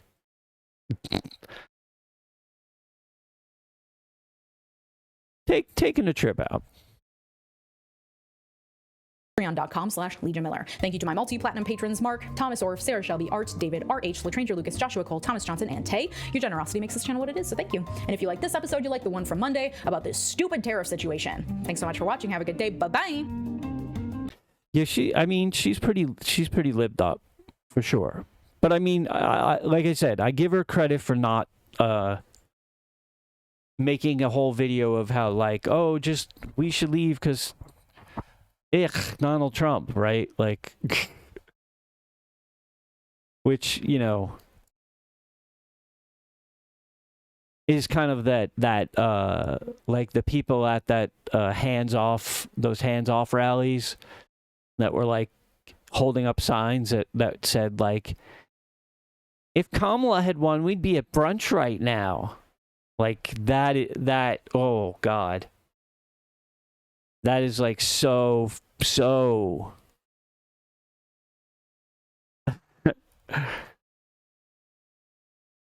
like, everything that's wrong with liberals is, like, summed up in that. Like, you know, the fucking delusion that everything would be fine, and that, you know, being able to have brunch is what everything being fine means.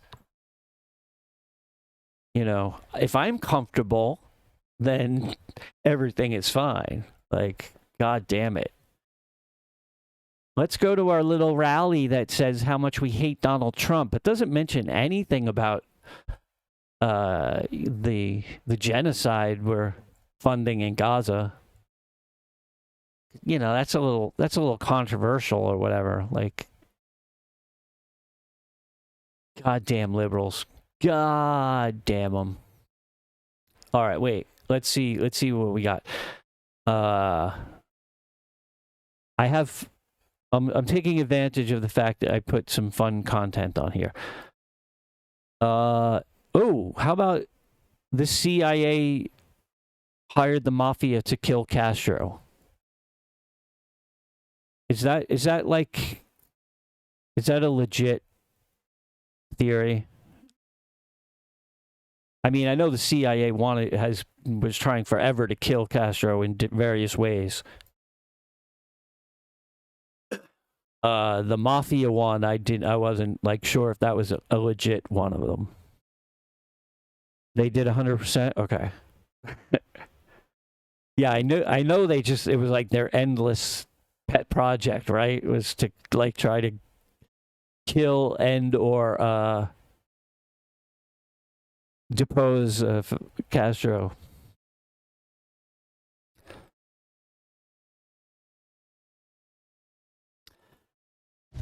On January 1st, 1959, the US-backed government in Cuba fell. A brutal revolution that had raged on for 5 years had finally forced the Cuban dictator, Fulgencio Batista, out of power, ushering in Fidel Castro's new regime. Early intelligence reports show how his actions on the island gradually turned America against him. Yeah, I know what you're saying, Jaeger. But I mean, look, to be fair, you make a valid point, but to be fair, it's like, you know, people should kind of think about where they fit in this these circumstances and what they want to do and not do. I mean, you know, it's valid. It's valid to want to, like, it's valid to be scared, I think. To a reasonable degree, for sure. But yeah, like, I certainly can't fuck off anywhere.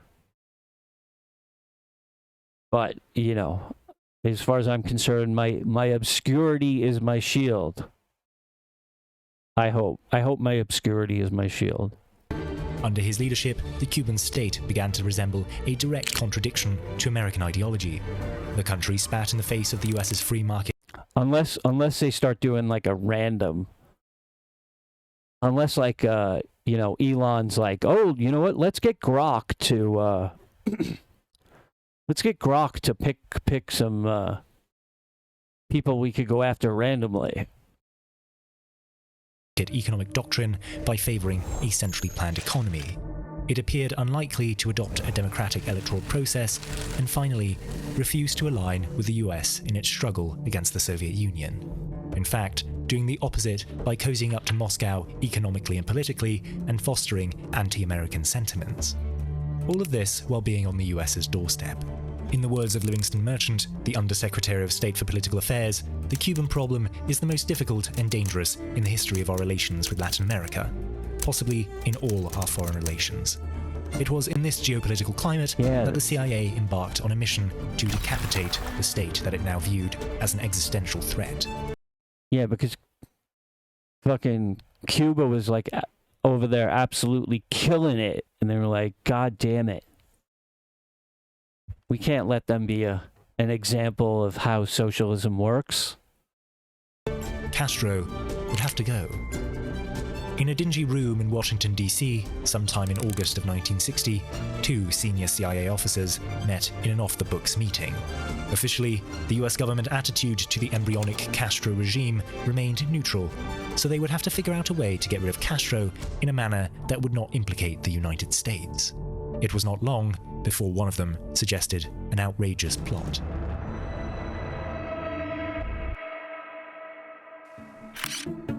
Richard Bissell's idea, one that involved, in his own words, recruiting gangster-type forces. Yeah, I mean, look, CJ, I agree. It's not reasonable, and honestly, I think that's probably something she should have addressed in that video. Like, you know, I don't even know if she mentioned it. If she did, it was, you know, kind of very cursory, but like, yeah, she could have said something like, hey, I realize that, like, this is not economically or, like, you know, situationally viable for a lot of people. But yeah. Or made that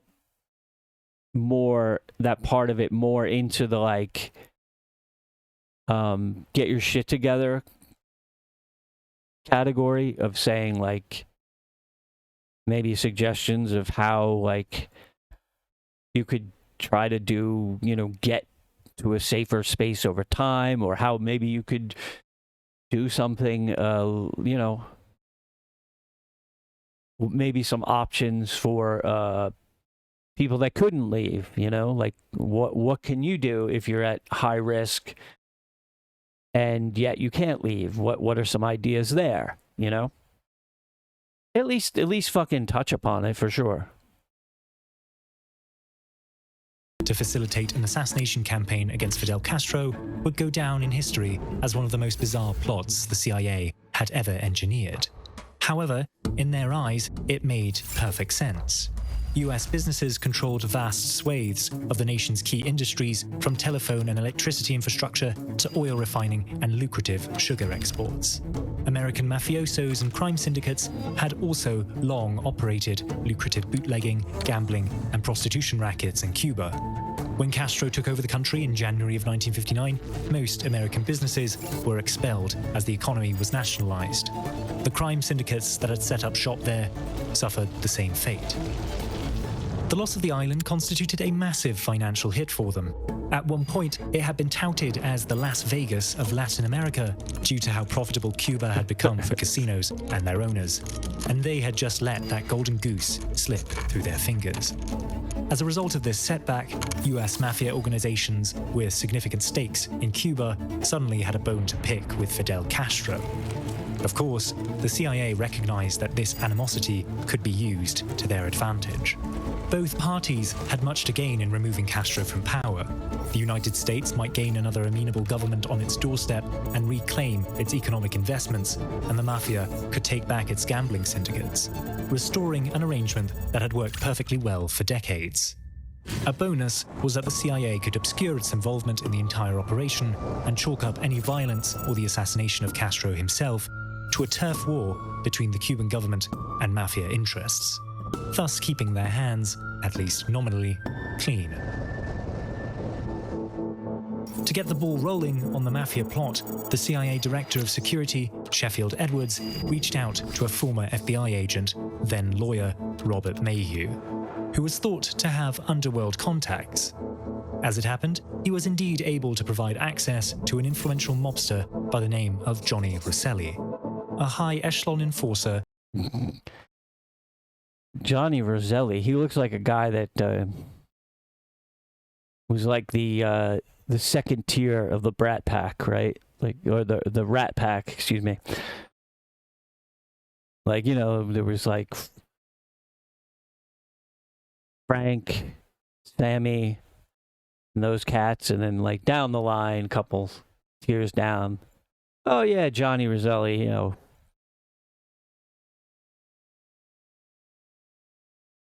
Working for the infamous You know, Chicago outfit. He ain't got much, you know, by looks or, you know, he's not the voice of Frank, but, you know, he can carry a tune fine, you know.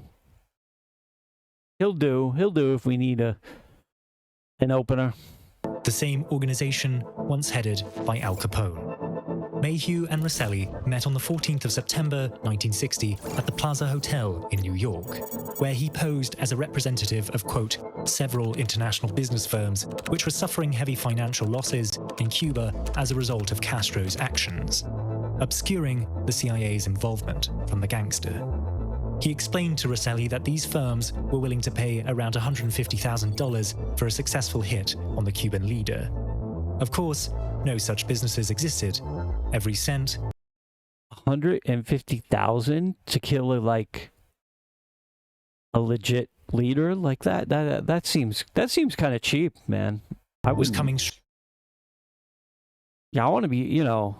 I know it was like, you know, whatever 1960s money or whatever, but like, you know, I'd want to be set for life, like.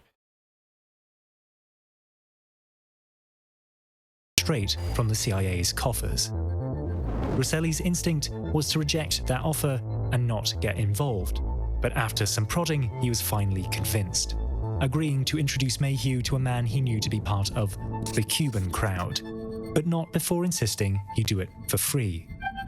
11 days later, the two met up again at the Fontainebleau Hotel in Miami to speak with this mysterious individual, a man posing under the pseudonym of Sam Gold. Somewhere across the room stood another shadowy figure. I'd be like, hey, you fucking motherfuckers will pay, you know, 50 grand for a fucking hammer, but, you know, you want me to knock off fucking Fidel Castro and you're fucking lowballing me over here. What the fuck is that? A CIA agent who had been dispatched to secretly surveil the meeting. Mr. Gold's identity would not be uncovered until a few weeks later, when Mayhew recognized his face in a Miami newspaper clipping.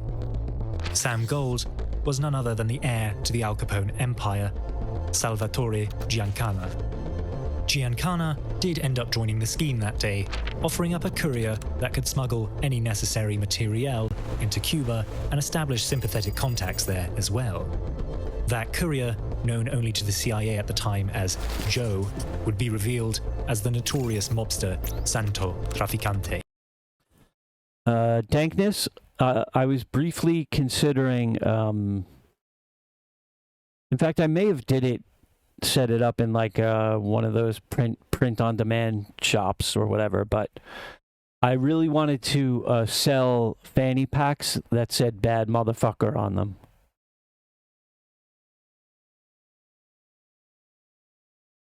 I mean, I didn't think I would get rich doing it. I just thought I'd like that, you know, make the world you want to see, right? So that's what I wanted to do. But, you know,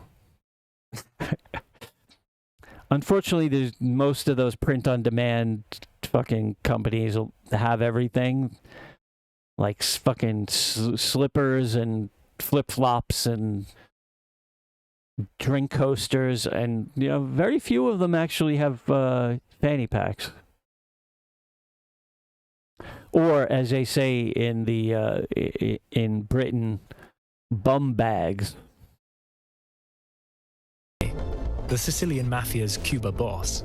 Traficante's casino operations on the island had been severely restricted by Castro's revolutionary government, cratering profitability. Oh, that's a good question. Traficante himself had been imprisoned and forced into informal exile after he tried to bribe a Cuban official in 1959. His gambling empire in Cuba had fallen as a direct result of Castro's rise to power, and it would therefore make sense to align against him.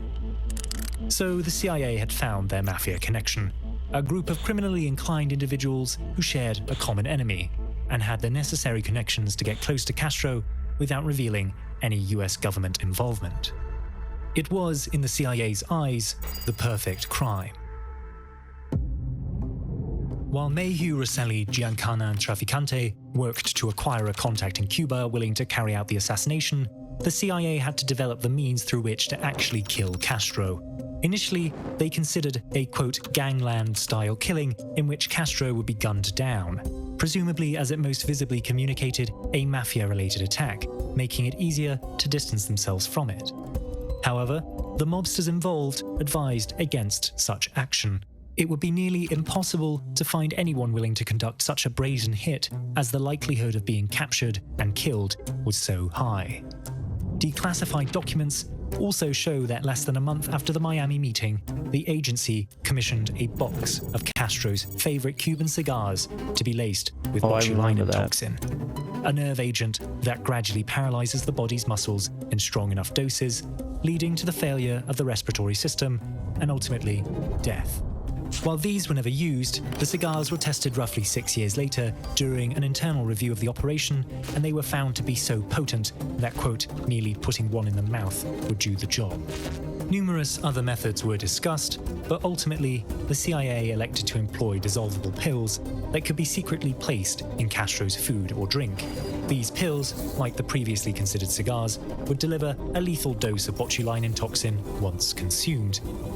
Now, all that was left was to find a willing individual with close enough access to Castro to slip the poison into his food surreptitiously.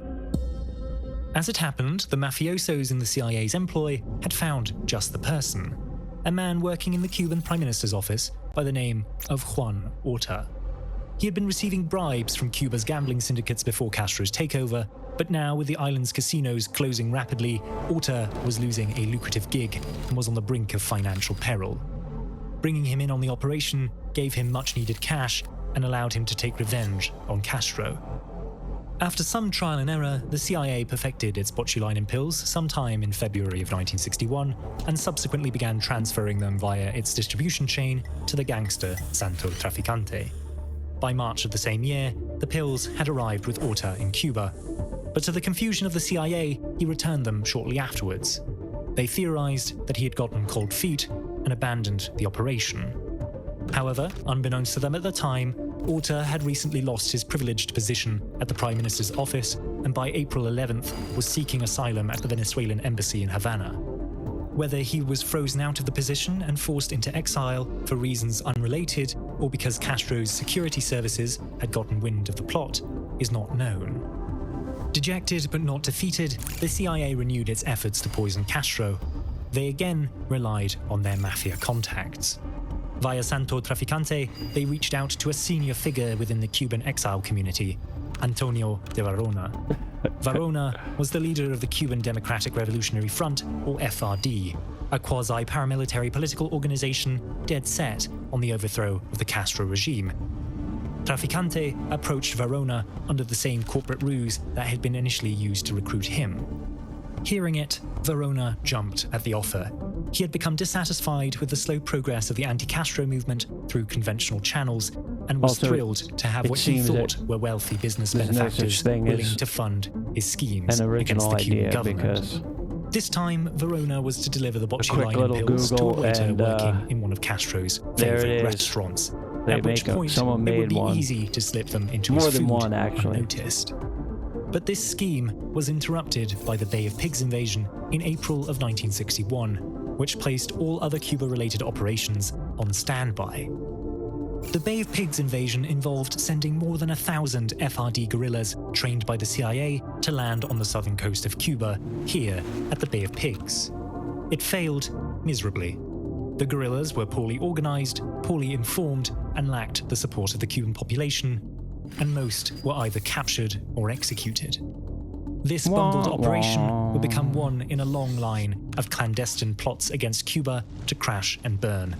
The CIA had already failed to get close to Castro once, but this seemed to seal their fate. Every successive attempt at infiltration into Cuba would be almost comically thwarted, either by bad luck, the ineptitude of intelligence assets, or poor planning on the CIA's part. Sometime after May of 1962, the attempt to poison Castro at his favorite restaurant failed. You know, sometimes I feel like life comically thwarts me sometimes, you know. Through, I can reportedly relate. because I he, can relate quote, to that. ceased to visit that particular restaurant. The botulinum pills were subsequently returned and destroyed. Another failure. Thereafter, the CIA began implementing wilder schemes directed at the Castro-led government, one of which involved renting out a U-Haul van, loading it full of rifles, handguns, surveillance equipment, and explosives, and handing it over to Antonio de Varona via mafia contacts. Life do be Varona like that, would use for this sure. equipment to arm his own militiamen, and with CIA support, land in Cuba from the Florida Keys and recruit locals to assassinate Castro. This operation failed too. The militiamen never left their staging point in Florida, citing the, quote, adverse conditions inside Cuba as the reason for their inaction. However, my suspicion is that it was so poorly thought through that the men involved never initiated the operation for fear of ending up like their fallen Bay of Pigs comrades. In that vein, one CIA report stated that they appeared to have no specific plan for killing Castro, and just what they were supposed to do was pretty vague. While all of this was happening, one of the mobsters working for the CIA almost exposed the agency's plot against Castro to the public. Sometime between late 1961 and early 1962, Salvatore Giancana, initially consulted for contacts inside of Cuba, contacted Robert Mayhew and asked that he bug the room of his then mistress, Phyllis McGuire, while she was working in Las Vegas. Giancana suspected her of having an affair with the comedian Dan Rowan and wanted to gather evidence to that effect. Mayhew initially refused, but Giancana... The CIA gave me a bunch of drugs. We're mad I didn't sell it. Okay, guys, but look, in the end, the CIA did succeed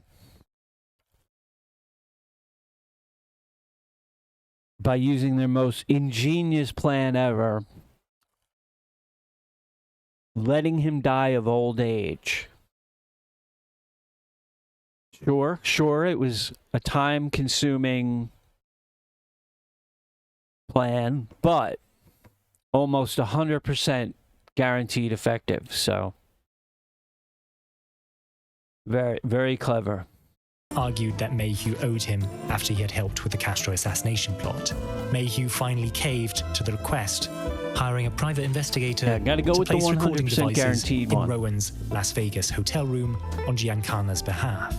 Naturally, as seems to be the case with every CIA-related scheme, this plan also failed miserably. Instead of bugging the room, the investigator tapped the phones, which would have limited recordings only to calls. The worst part, though, was that he left his wiretapping equipment out in the open because he was so keen to catch Dan Rowan's comedy show before it started. You couldn't make this up, even if you tried. The equipment was subsequently discovered by hotel staff, the police were informed, and the private investigator responsible was taken into custody. Fast forward a little bit, and suddenly both Mayhew and Giancana have been implicated in a federal crime under the wiretapping statute. And because a former FBI asset was concerned, that being Mayhew, the FBI itself also got involved, initiating prosecution against the group. To keep the Castro assassination plot and its connection with the mafia a secret, Mayhew called on the CIA to cover his ass, which it did. It argued that this bugging scheme was part of intelligence gathering efforts with regards to Cuba, which we know to be untrue, and that any prosecution could threaten to unearth sensitive intelligence operations and assets and embarrass the government.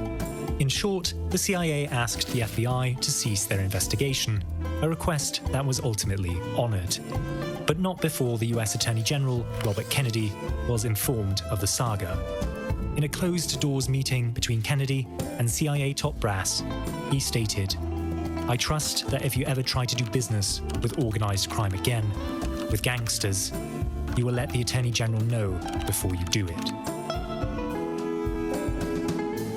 Wah, wah, wah.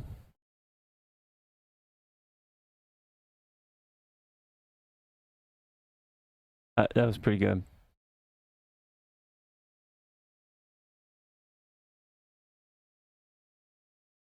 Do they have any? I want to kind of, maybe we could watch something else. Some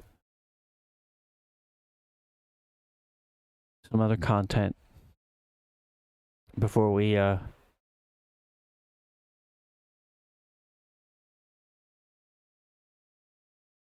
move on to the fun portion of the night. Not that this isn't fun. Da da da da da da. Bum bum bum ba-dum ba-dum bum bum bum bum bum bum bum ba-da-dum.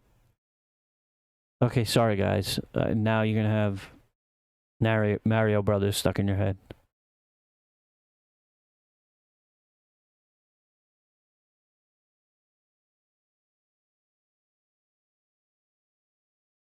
Murder? What murder?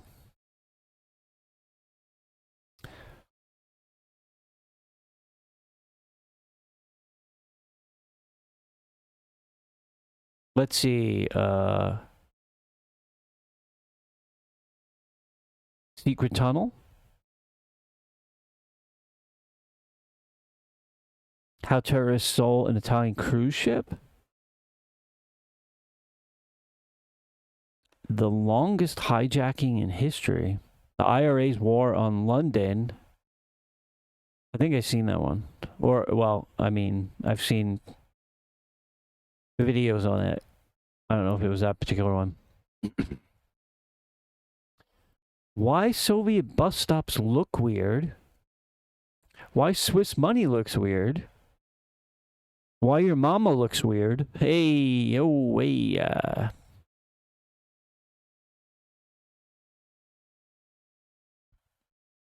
I want to party in Cuba. Yeah, right? Come on.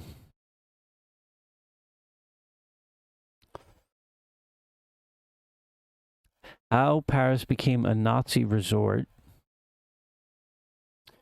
Turkey's terrible time with earthquakes. That almost sounds like a children's story. If you just put Mr. in front of it, Mr. Turkey's terrible time with earthquakes. Okay.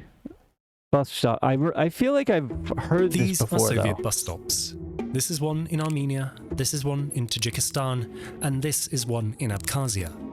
They all have one thing in common. But they're fantastical, I don't really remember, expressive, so. and above all, cool. These bus stops don't exactly align with the common perception of the Soviet Union as an empire of concrete, of conformity and uniformity. They stand in direct contrast to the USSR's infamous and often derided prefabricated apartment complexes, which the Western world colloquially refers to as commie blocks. The question is why? Why did a state typically obsessed with conformity and standardization in architecture opt to allow such elaborate... Yeah, we didn't have any buildings that look like that in the United States. Those were only for poor people. ...and excessive structures.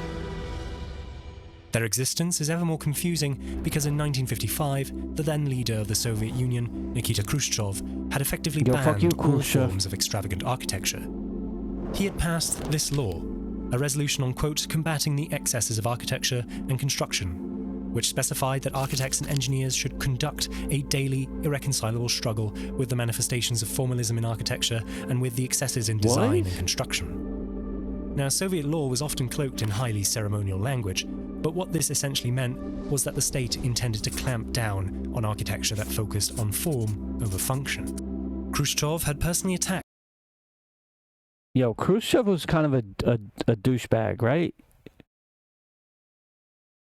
He was kind of a dildo, right? Right? Like historically speaking, kind of a dildo. Am I right? Am I right about that?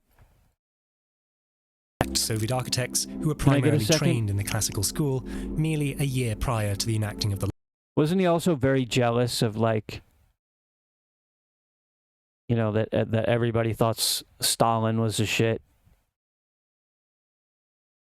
I mean, like, everybody's always talking about Stalin. What about me? What about me?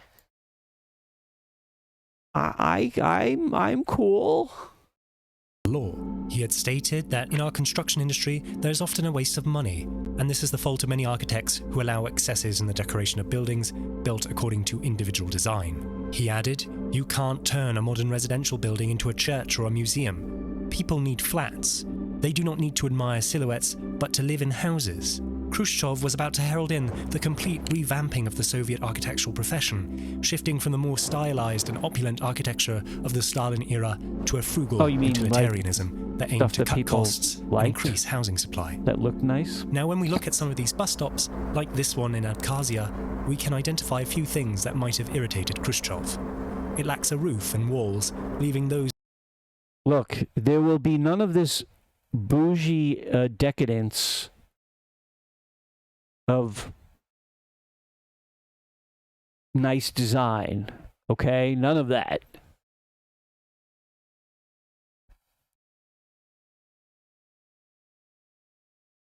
Only eyesores. Only eyesores for the revolution. Nothing pleasing to the eye.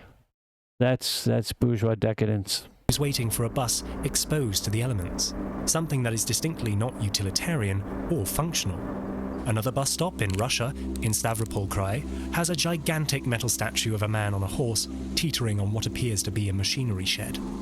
Within the shed, Well, people do be needing houses for sure, but like, you know, the idea that like you shouldn't make them nice because that's, I don't know, that's not what it's about. Well, it doesn't have to be about that, but you know, you don't also don't have to make things fucking utilitarian to the point of being like, you know, gross. itself dangles a strange centerpiece, a metal treasure chest held aloft by 4 chains. The designer of this particular stop clearly favoured decorative ornamentation over practicality, and the design appears to be entirely unique. 2 construction trends that Khrushchev had railed against vehemently. Khrushchev and his regime were also fixated on the prefabrication and standardization of design and construction in order to cut costs and optimize production. So when we look at this next bus stop, an onion-shaped But here's the thing, that's obviously the priority is for people to have houses, right? People to have a place to live, absolutely. But, you know, you've got the whole of the goddamn Soviet Union at your beck and call. You fucking... You do it the way they do it in America. You put a pit, you know, like let people come in and pitch their designs and their costs and stuff, how much they think they can do it for, except instead of, you know, it being to build a goddamn parking structure for a mall or some shit, or a mall itself, you know, you get to be the person that build the houses for the proletariat. Quite an honor. And if people like them, they'll be like, yo, fucking, you know, Dmitri, he fucking killed that shit. Look at this beautiful building. So happy to live here. What a hero. What a comrade. Monstrosity in Saransk, Russia, we might think to ourselves, this doesn't look like a particularly scalable piece of public infrastructure. It's another building that appears to be entirely out of line with Soviet architectural philosophy. An important point to make, though, is that most of these bus stops were constructed after Khrushchev relinquished the reins of power between the late 1960s and the early to mid-1980s under the tenure of the new leader, Leonid Brezhnev. However, Brezhnev's policy to... That was why Khrushchev never grew a mustache, because he was like, in private, he would say... Honestly, guys, I think Stalin's mustache, it was a bit of bourgeois decadence. You know? So glorious and eye-catching. You know, if we're going to ever achieve true communism, we can't be having fancy-ass mustaches like that. It's too much. Towards architecture was marked more by apathy than a radical reappraisal of the status quo. Construction projects, particularly residential that's ones, what I heard. I don't retained know many of that the he drab actually features said that, of the Khrushchev but... era, and even when Brezhnev began to reverse some of the bland architecture of his predecessor, that is still not enough to explain this explosion in bus stop-related creativity. Indeed, the Brezhnev period was commonly referred to as an era of technical, economic and cultural stagnation, and not one of blossoming architectural creativity. So why do these bus stops even exist at all? There might be a clue within the bus stops themselves. If we look at a few of them, we can see that they are often plastered in ideologically charged imagery. This Kazakh bus stop, for example, has a mural of agricultural machinery and wheat emblazed onto it, a theme reflected in many of the Soviet Union's propaganda posters that intended to communicate themes of progress, prosperity, and celebrations of Soviet labor. Another bus stop in Ivanovo, Russia, depicts a brightly colored mural of a Soviet cosmonaut, mirroring another common trend in Soviet propaganda of the veneration of scientific progress through their space program. If one digs a little bit deeper into Brezhnev's opinion on what function art in general should serve, you'll find that he was very much of the conviction that it should reflect the tenets of socialist realism, a state-sponsored art movement that intends to present a utopian image of the USSR and communism. In one March 1971 report, Brezhnev stated, "My dude, you do know what utopian means, right?" That, quote, "the party continues, as it always has done, to devote much attention to the ideological content of our literature and art and the role they play in society. We believe that our task is to direct the development of all forms of creative art towards participation in the people's great cause of communist reconstruction." So this might provide some rationale as to why these bus stops were permitted, because they often functioned as vehicles for state propaganda. But many of these bus stops are devoid of socialist imagery. Most of them tend to reflect the local environment or culture and are adorned with traditional art. This bus stop in Balchiki, Kyrgyzstan is inspired by the traditional Kyrgyz Ak-Kalpak hat. This one in Sevan, Armenia, reflects the local fishing industry and heritage, while this one by a dried-up Aral Sea in Kazakhstan takes architectural cues from the nation's Islamic roots, with a miniature minaret acting as the building's statement piece.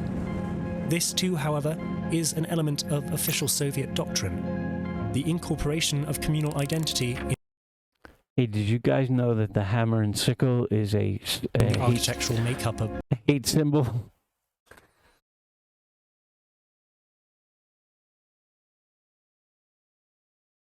bus stops was recommended explicitly by a government So says Nazis and dumb issued under the people, name of Methodical Recommendations for the which are Design of Bus Stops, often stated overlapping. that attention should be paid to modern architectural design in accordance with the climatic, local, and national characteristics of the area. It also adds ornamentation reflecting national and local flavour should be used for the decoration of bus stops.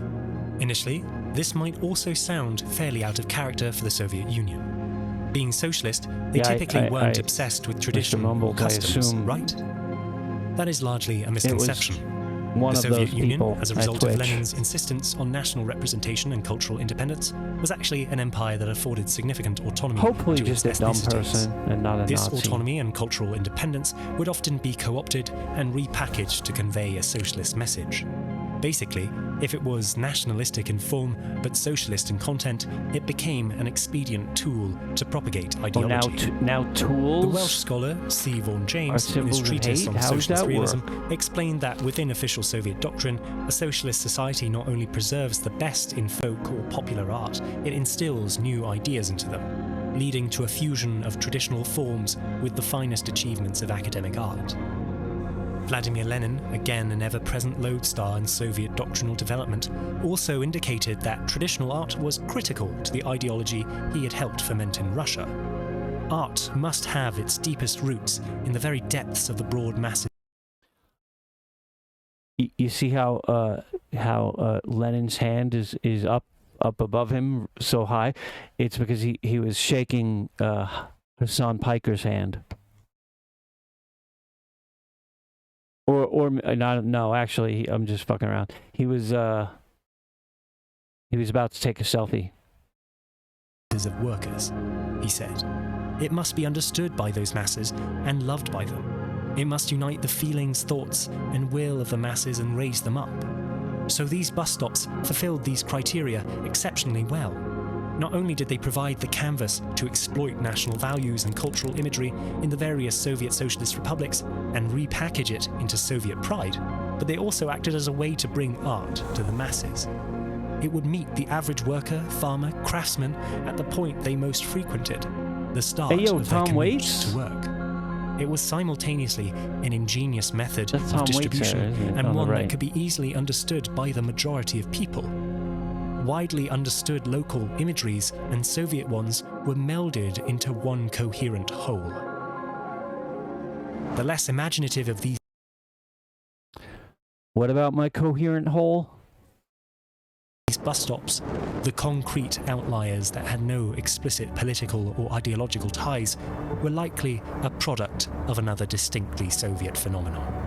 A sometimes arbitrary bureaucracy wrestling in tandem with the inconsistent whims of Soviet leaders. Well, that's pretty cool. These bus stops were both the products of intentional Soviet policy, yet occupied a space where they were insignificant enough to sometimes be able to slip through the cracks. And the personal car has atomized and ruined this country. You know what, Dankness? I think you're profoundly correct. In so many, it's so ubiquitous and has been that way for so long that I don't think people even comprehend how profoundly that has happened.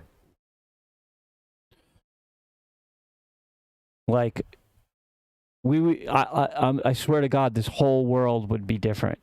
This whole fucking world would probably be different. Just imagine, like, in a apartment complex, instead of, you know, all of that real estate being devoted to parking,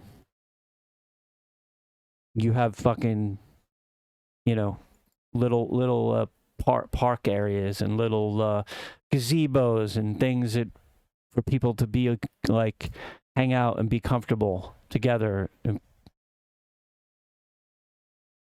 nice places for people to hang around and meet their neighbors. People would know their neighbors again. People like the old days. People would know their neighbors. People would be communal. It would be so much better. So much better. And thus a thorough vetting process. Either because no one cared or because no one noticed. You can bring your kids for the ice cream. Yeah, you just got to be careful. You got to be careful with if Joe Biden is lurking around, because he'll sniff your kid, possibly steal their ice cream. You don't know. You don't know what's up with Joe. In this liminal space, some hilariously impractical bus stops were able to sneak their way through, and although they lacked utility, there's no questioning that these bus stops look really, really cool.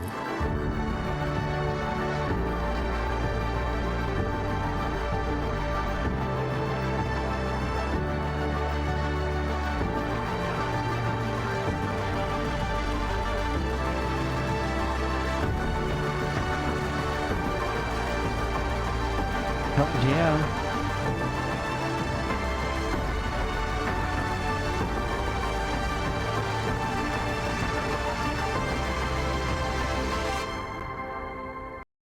How do you even know, like, if you're like a foreigner, how would you even know those are bus stops? Wow, those bus stops were really cool, but you know what's cooler? Not having your data leaked online. If you're the type of person who hates that happening, then look no further than Private Internet Access VPN, the world's most transparent VPN. What's a VPN, you ask? I try to dox myself all the time. I don't just 100% dox myself, but because then there would be no challenge. And everybody loves a challenge, so. But I try to dox myself a lot, you know. Come at me, bro. Well, imagine you're waiting at a bus stop in the Soviet Union, and your local KGB agent is eavesdropping on the conversation you're having with your comrade, Ivan. Wouldn't it be cool if you could make sure that that KGB agent couldn't hear you at all? Well, that's basically what a VPN does. It makes sure that nobody but the intended recipient of your data, or in this analogy, conversation. What are you talking about, bro? The KGB I don't even know if there is a KGB anymore.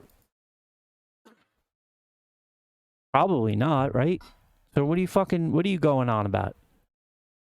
Are you just trying to tie it to the video thematically? Okay, all right, fine, but kind of a clumsy way to do that, if you ask me. Sorry.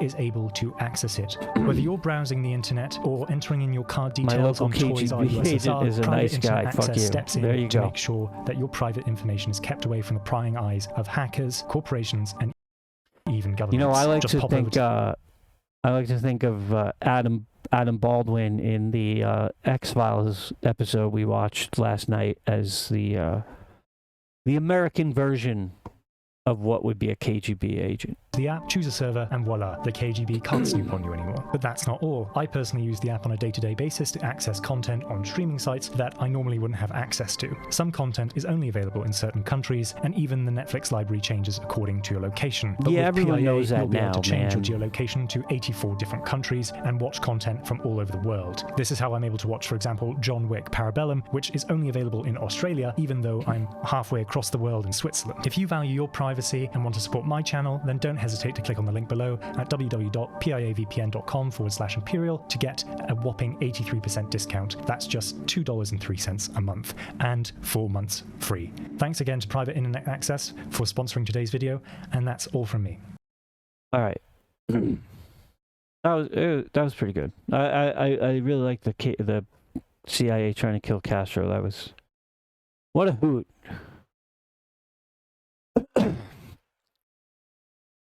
It'll be easy. Kyle Kalinske doesn't even follow you, but his wife does. Well, yeah, that is 100% true. That is not some shit I made up. So guys, you see why I hate Elon Musk so much. I built a little empire on Twitter, and then some moron came in with a fucking sink, and he goes, let this sink in, and like ruined everything I worked hard for. Son of a bitch. All right. You wanna watch some X-Files or something? I mean, there's more on the list, but you know, I or we could watch Trump's nuclear trade war with Ben. We could watch the old Ben Norton. 33 minutes. I like Ben. Ben's informative.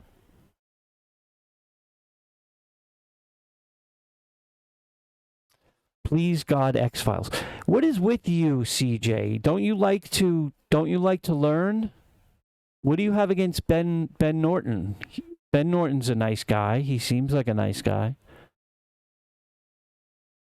You know, he's not trying to be like all cool with his dyed blonde hair and his sunglasses, calling everybody bro and dog, you know.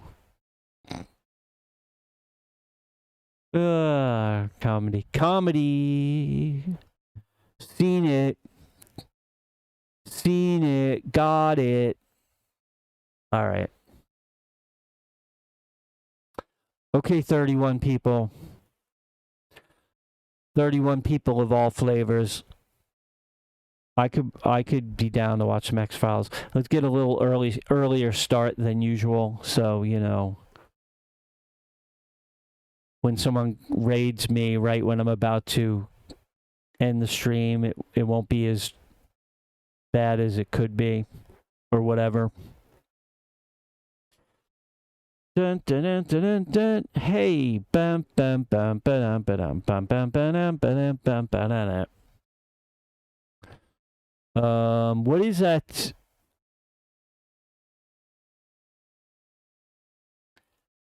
I'm trying to think of the name of that video from like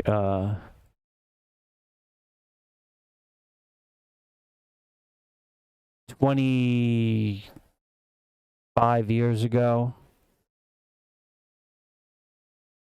That was like the guy doing the Mario Brothers theme, but he was playing like real live drums on it, and he was humming it.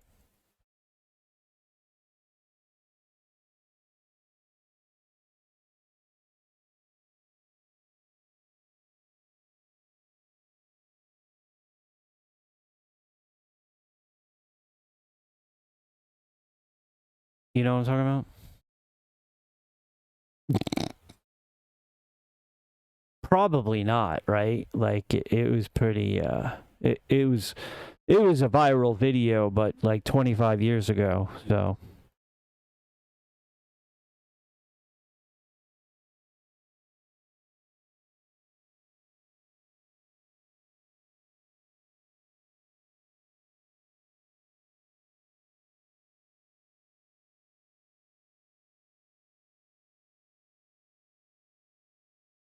hey, let me see if I can find it.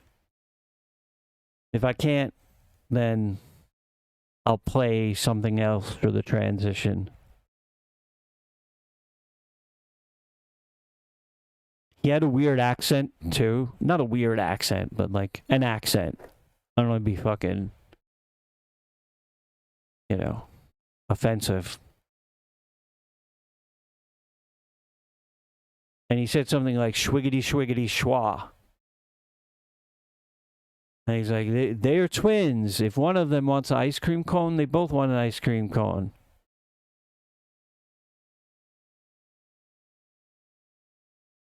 Anyone? Anyone? All right, let me look at the chat. All right, there. I think I found it.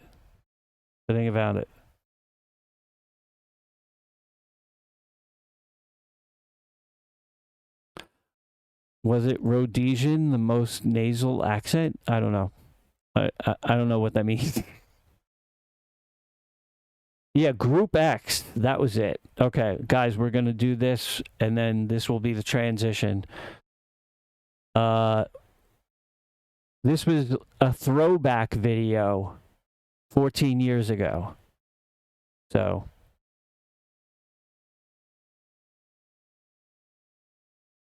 Oh yeah, let me see it. There it is. Hold on. Here we go.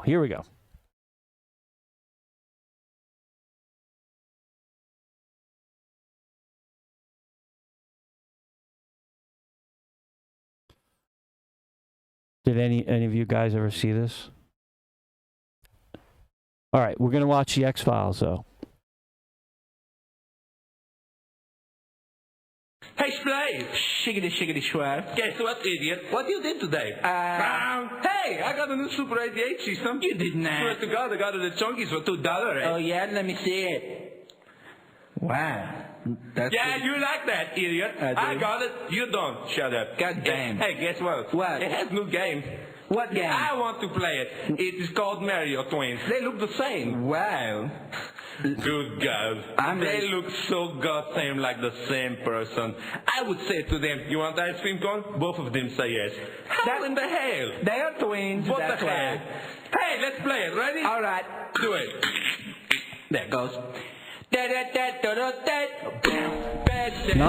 It's not Strong Bad, but it's from that same era.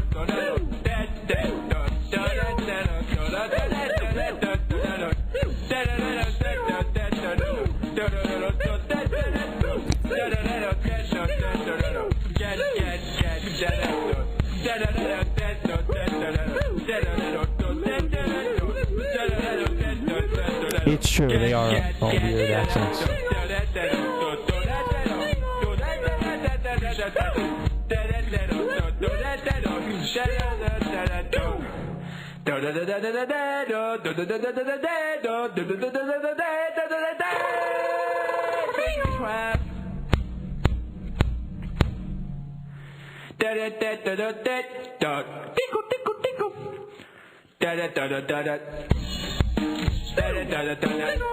Yo, that's it. The drum beat.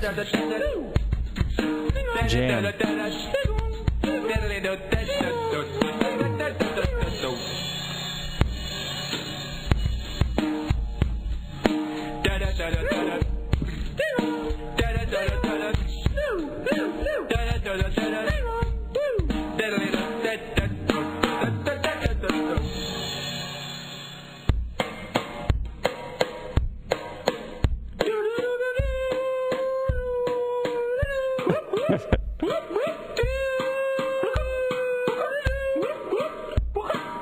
start losing it here.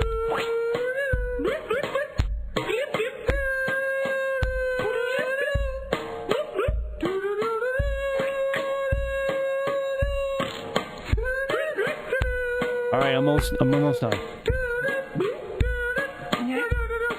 You know who's loving this the most? Clam Jammer 1980.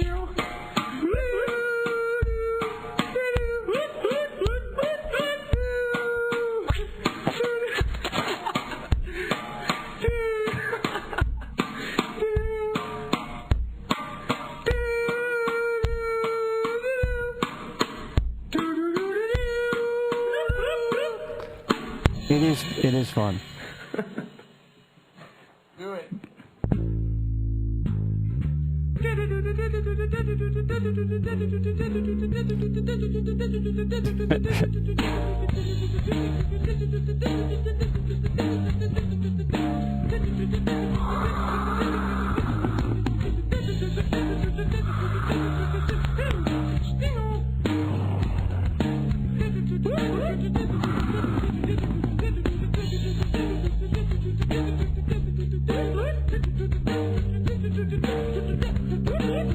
Someone should do a version of this Uh-oh, you found the princess. with the She's 18. in another house. Go The away. 18 What in thing. the hell she's doing? Hey, crap on this. Let's go play Super Mario's Punch-Off. All right, let's quit this game.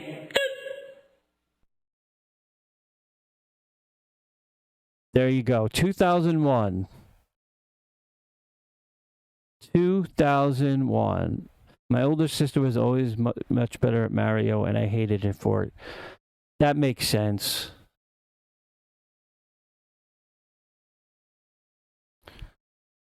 Okay. All right, guys. So here's what I do. You all should know. I stop the video and then restart it, so we're on a different VOD, and then we watch X-Files. Okay. So I'm gonna do that. I'm gonna do that, and then we'll do that. Okay. Hold on. Oh, I got a new video from a new streamer that's not a new streamer, but a streamer that's not Hassan, not Charlie, not Tofu, and not Laney. Pretty amazing, right?